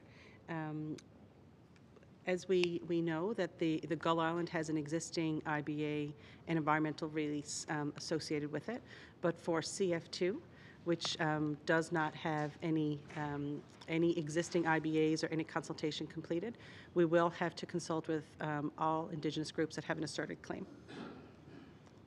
Member for Torquay Mountains. So, Speaker, I'm going to assume, and she can correct me when she's answering my next question, I'm assuming that actually just then would say that the agreements would have to be negotiated and signed with the Innu Nation. And again, like to clarify, this is emotional. This is emotional, right? We hear the emotion in our people's voices. So I don't want anyone to think that, like I said, I'm being negative or rude towards you. I also don't want anyone to think that I'm criticizing the Innu Nation for having benefits. And I spoke earlier about how the Innu was isolated and basically ignored when any work was being planned for Upper Churchill. And I'm really, really happy to see them getting some of the benefits that were due to them. So this is not about trying to marginalize one group in benefit of another group. I also talked yesterday when I did my speech, I talked about benefits to the regions. So important, right? So I'm wondering which groups will you be signing impacts and benefits agreements with? And like when we talk about impacts and benefits agreement, we're talking about ensuring job opportunities, employment, training opportunities, and other social economic benefits for the region. So what groups will you be signing IBAs for? Chief Executive Officer.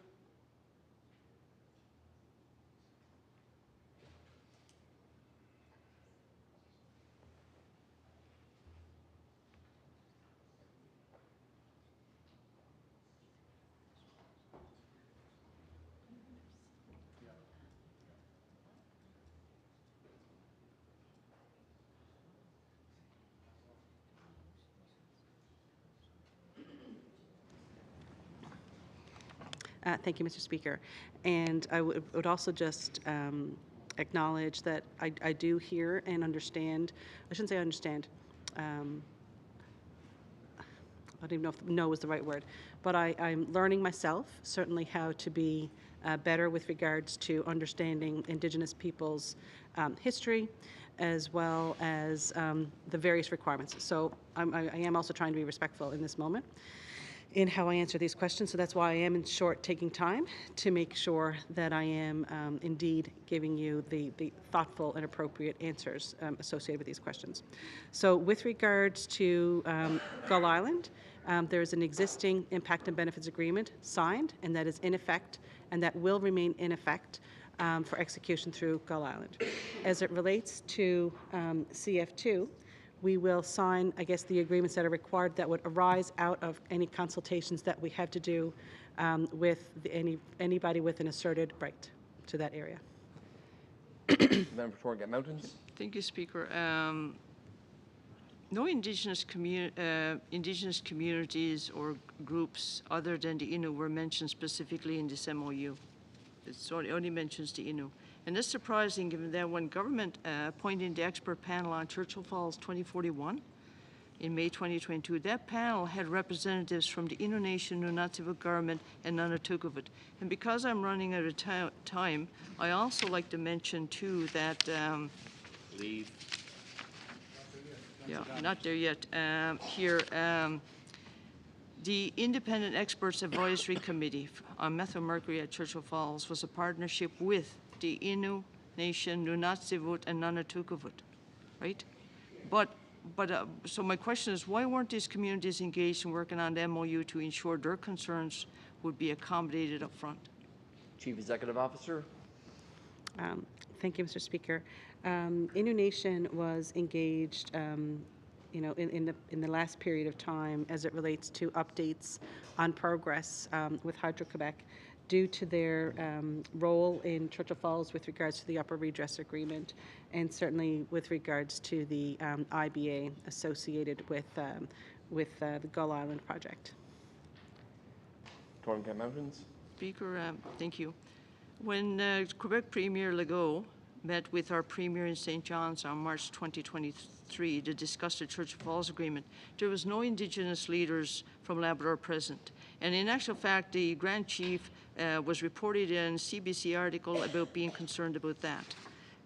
Also, as recently as August 2024, and I'm combining questions now because I'm running out of time, August 2024, the Innu Nation said that Newfoundland Hydro was given regular updates, which was good, right, to the Innu on the progress of Churchill Falls negotiations with Hydro-Quebec.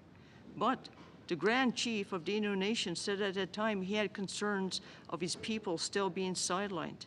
Actually, he said it's not enough. So he did have concerns, and in actual fact, just looking through my notes here now,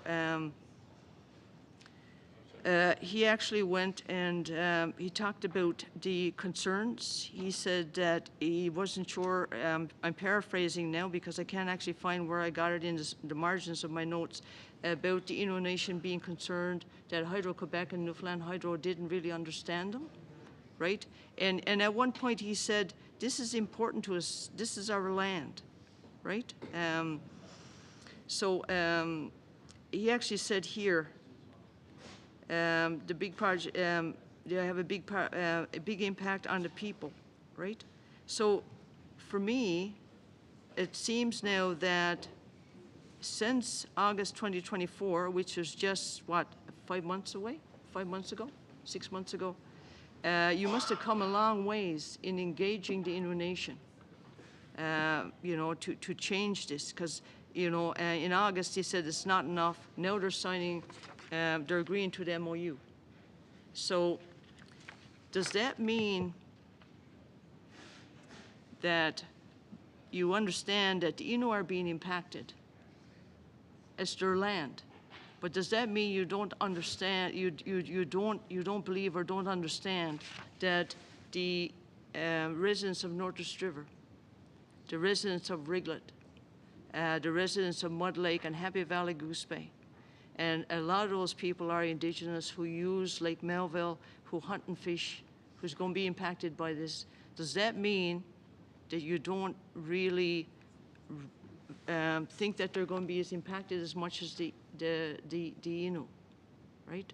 And I'm paraphrasing what the chief said, because obviously you're including the Innu, but really when it comes to consultations, you excluded all the other groups, including all the residents, right?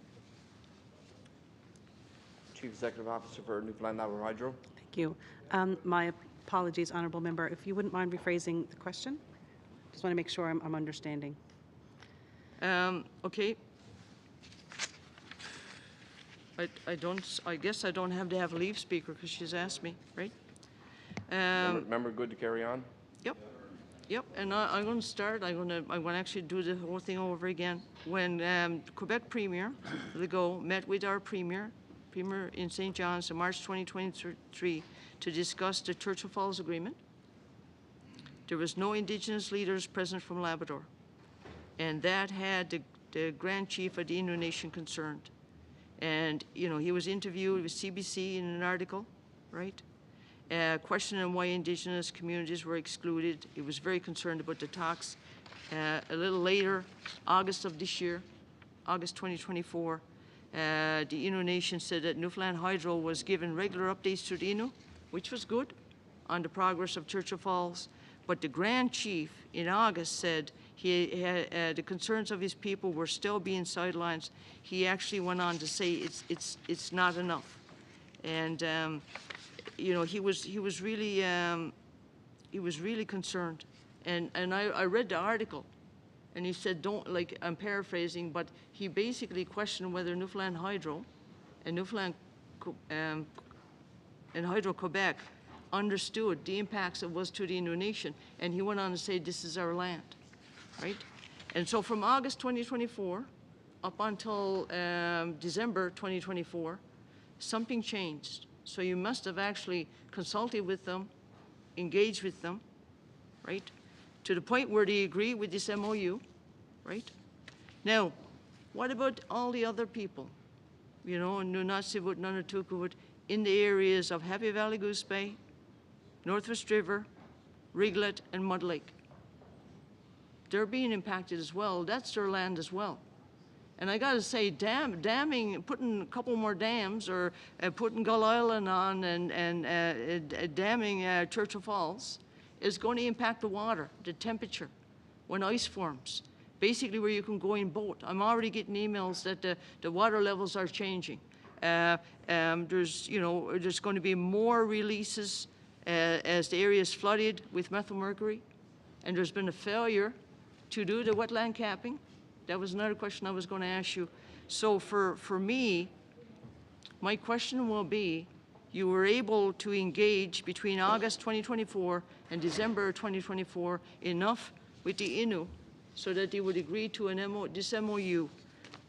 So my question is, why didn't you consult with the peoples in the area who weren't Innu? And is that a reflection of your view of their impacts, how this is going to impact them? Chief Executive Officer. Thank you, Mr. Speaker. I certainly won't speak for the Grand Chief and his evolution of what he would say publicly, or certainly how he was included as a representative of Innu Nation during the MOU process. That's certainly for him to decide how he would feel and speak about this moment. With regards to environmental impacts associated with the construction and operation of Gull Island, that is certainly well laid out in the environmental assessment release, and we will abide by that, which would have included input from Indigenous groups at the time, and again for CF2, as we progress into an environmental release and the consultation as required around that process, we will indeed be seeking the input of the very important input of the various Indigenous groups that would be involved in that process. Member's time has expired. Next speaker, the Honourable Minister of Education. To speak on this historic memorandum of understanding between Newfoundland and Labrador Hydro and Hydro-Quebec. Firstly, I'd like to thank the negotiating team and the expert panel for all their work on this file, and certainly thank you to the guests who joined us to answer so many questions in what feels like the longest question period ever.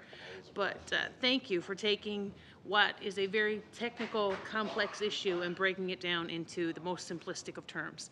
As the member for St. Barb Lanson Meadows, I'm pleased about what this new agreement means for my district, for my constituents. The people of St. Barb Lanson Meadows are resilient. They're hardworking, they're proud people, and they want to see great things happen in their backyard. They want to have opportunities for employment, for growth, for economic development, for enhancement and advancement of the region and the province.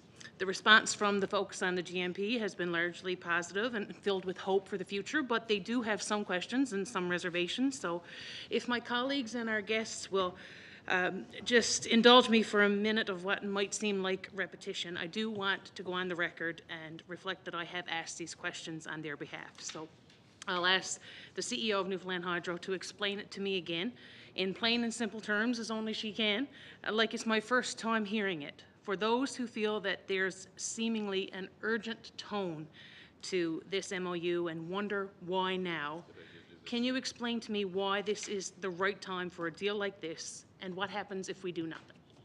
Chief Executive Officer of Newfoundland Labrador Hydro. Thank you very much, Mr. Speaker. With regards to the urgency, I will reiterate that as a negotiating team who have been working on this with regards to official negotiations for almost 2 years, but in the analysis and the preparation and the research for what would inform our negotiating position, it goes, a lot before that. So from an urgency or how it feels rushed, I understand that publicly that wouldn't have been common knowledge, even though I think there was sort of you pick through, say, some of those announcements, unless you really understood what the effect of those were within our organization and with our consultants, you wouldn't necessarily probably be as privy to that.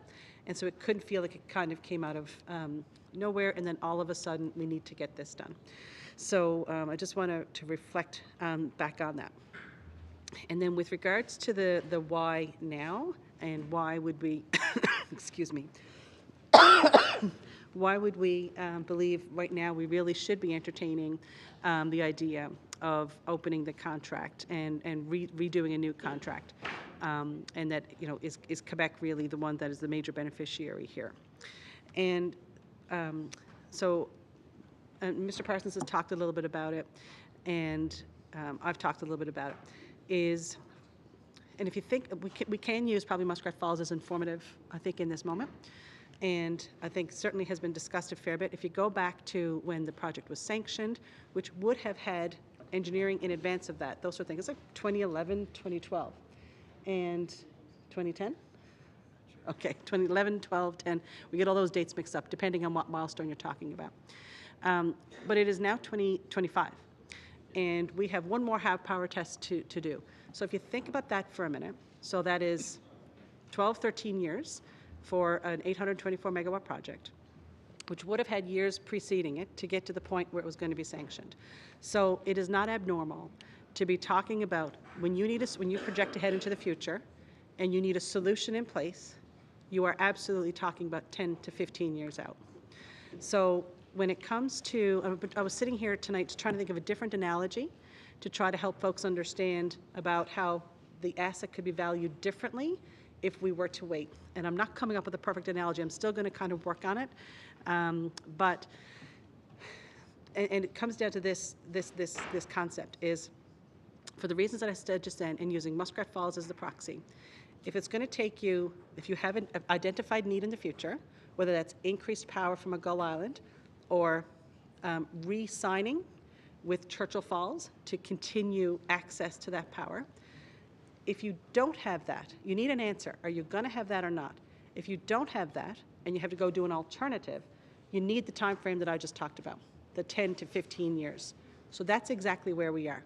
So let's talk about let's talk about the scenario where Quebec cannot get to resolution with us on either increased power or a continuation of the existing facility. And so they need that certainty as well. And so if they're not going to get access to those things, they are absolutely going to have to go get a different source. And so when they go get a different source, they've replaced that source, whatever that cost may be. And it totally makes sense that this is a lower cost solution. Are they going to have to go pay more?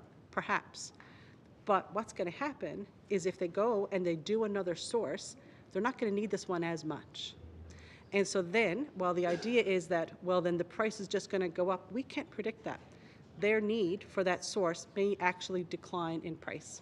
So we fundamentally believe, as a utility planner to a utility planner, now is the moment that they say, if we can get certainty on that solution, then we have this, perfect moment where we think we have two solutions for them, and putting all of that together results in this whole MOU where they tear up the old contract, they give us the $1.3 billion unconditional, they become the project managers, they take the risk associated with Gull, they take the power from Gull at all the power, whatever the cost is going to be.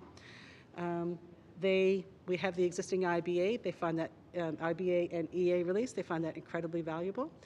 We're going to have the new contract for the Upper Churchill, which will go with market prices. All of those things together is reflective of why it makes sense for them at this point in time to sign up with us and with our jurisdiction for their sources. They could choose, if they can't get an answer from us, they will indeed go elsewhere. The Honourable Minister of Education. Madam President. And another issue that's been identified by my constituents is the hurts of the past and the fear of aligning ourselves with what they see as the boogeyman in Quebec for a long-term contract. So again, I know that this has probably been identified before, but as I read through the MOU, there are a series of escalators and off-ramps that are built in to assure that we're getting the best value of this contract as we move through that. Am I correct in saying that? Chief Executive Officer. Yes, you are correct. Thank you, Mr. Speaker. You are correct in saying that. And it really is two components. One is the PPA or the power purchase agreement, my apologies, for the existing facility, as well as the arrangements for the new developments. And I know we mentioned it, excuse me, either yesterday or today. I'm like Mr. Parsons, I'm losing track of hours. It would be nice to get a window in here.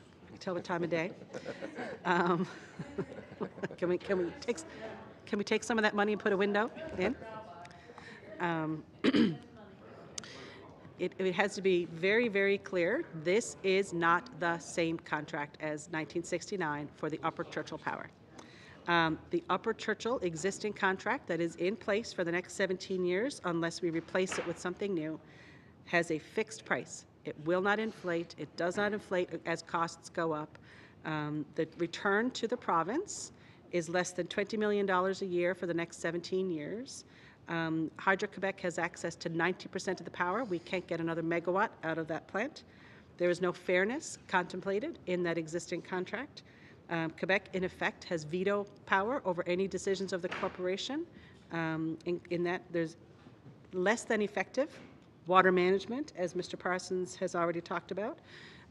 Disputes are resolved in the Quebec court system. Those are, some of the highlights or the lowlights is probably the better way to describe it in the existing contract. Contrast that to what we've included in the MOU, which will form the basis for the next contract. We will get market prices tied to several different indices. There will be in ways to value the capacity aspects, as Mr. Parsons has also talked about. The organic apples will be there. By the end of the contract, Newfoundland and Labrador will have access to 30% of the power from the Upper Churchill, not 10%. There is fairness indeed included in the pricing schedule that we've talked about. Quebec and Newfoundland and Labrador Hydro have committed to modernize the shareholders agreement that will reflect the kind of modern and normal corporate governance structure for somebody who's a majority shareholder and an important minority shareholder. We are going to improve water management, as Mr. Parsons has explained a couple of times. And we have neutral courts. For any kind of dispute resolution, we will use the courts and the governing law of Ontario. So for any disputes that may come up over the pending period of time. Totally different contract. It is inaccurate and to say that it is the same contract. They are radically different.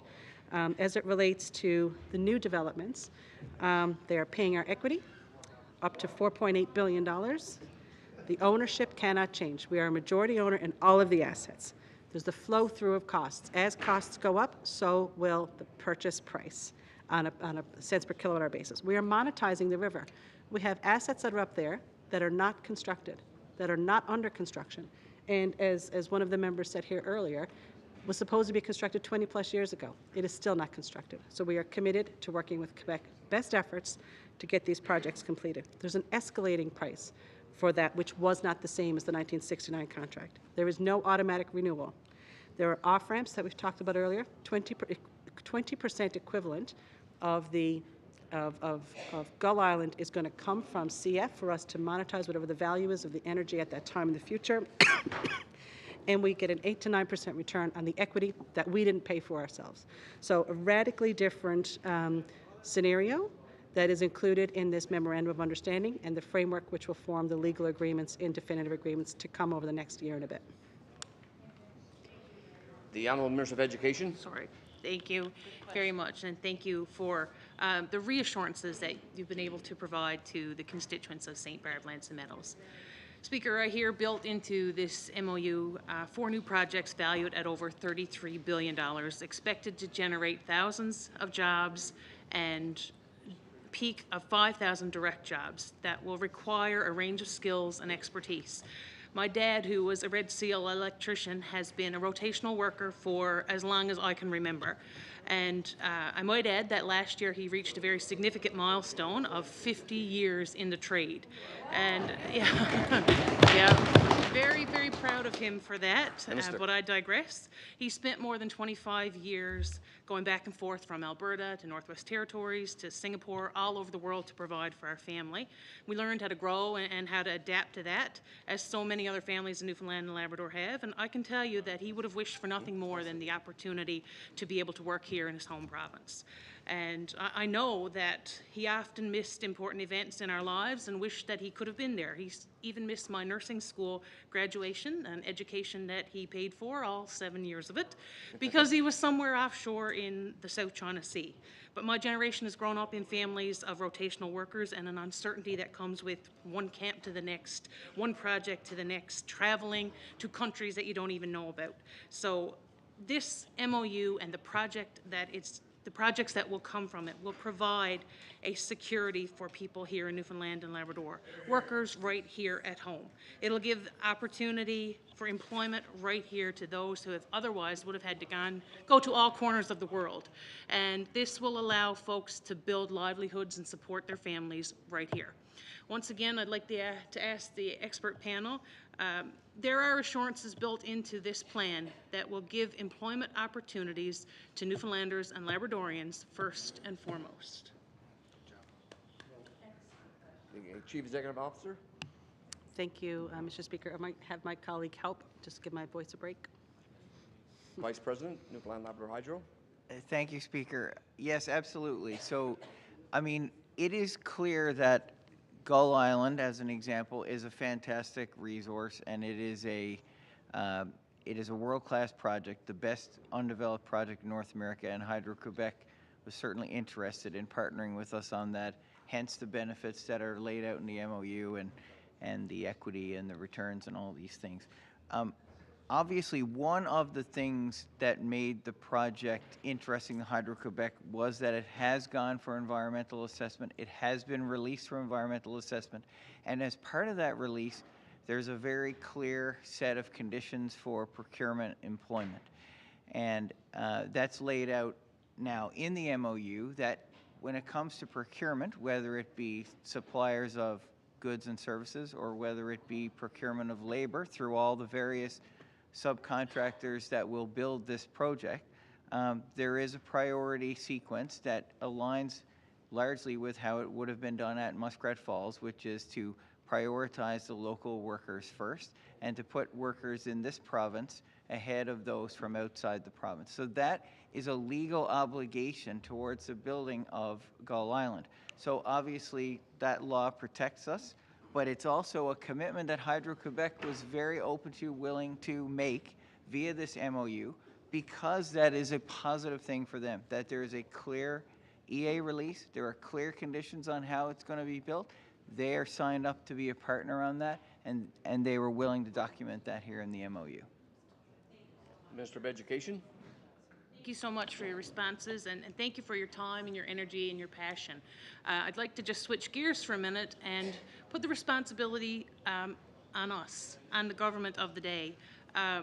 We know that there are going to be significant jobs and there's going to be significant education required. And I believe the bulk of the responsibility for preparing an adequate workforce lies with the government and within the Department of Education. So that's another reason why I feel now is the time to modernize the education system here in Newfoundland and Labrador. In addition to the Education Accord, we've embarked on a mission to transform education, what knowledge and skills that we hope that our students will have acquired, and how we can present them with learning opportunities that will meet each of their individual needs. And to do that, we've shifted our methods from more of objective-based to placing a greater emphasis on higher-level thinking and practical application. And to that end, we're working to implement experiential learning experiences for our students into the curriculum, which will see students have a sort of on-the-job training experience in some of the chosen fields. We're building choice into the curriculum, offering our students more opportunities to spend time learning about things that interest them and lead them towards meaningful career choices in future trades, project managers, engineers, business people, support workers, all of these will have access to this massive real-life classroom to hone their skills, finish their apprenticeships, and contribute to generational construction. Our world-class post-secondary institutions will complement our K-12 system, from skilled trades and technologies to specialty degrees. We have a vast array of programs, and our post-secondary institutions in this province have been proactive. They've been very responsive to the needs of industry, and they have their finger on the pulse. They know what needs to be achieved in order to meet the needs of the economy of today. Our colleges are already achieving a great reputation for graduating classes with an 80% plus receiving employment offers. So it can only get better from here. And I look forward to working with my colleagues, the Ministers of Immigration, Skills and Labour, and our post-secondary institutions to ensure that we maximize these opportunities. Speaker, I was proud to bring my son to the floor of this House of Assembly last sitting. But I am also very proud of the potential that we've unlocked with this MOU and the subsequent definitive agreements. This will mean that my son grows up in a Newfoundland and Labrador that's very different than what we see today.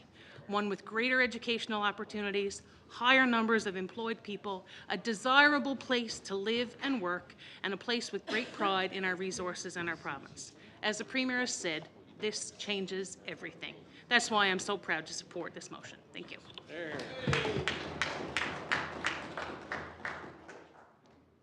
The Honourable the Government House Leader. Thank you, Speaker. I move, seconded by the Premier, that this House do now adjourn. Is it pleasure of the House to adopt the motion? All those in favour? All those against? Motion carried. This House to stand adjourned until 10 a.m. tomorrow.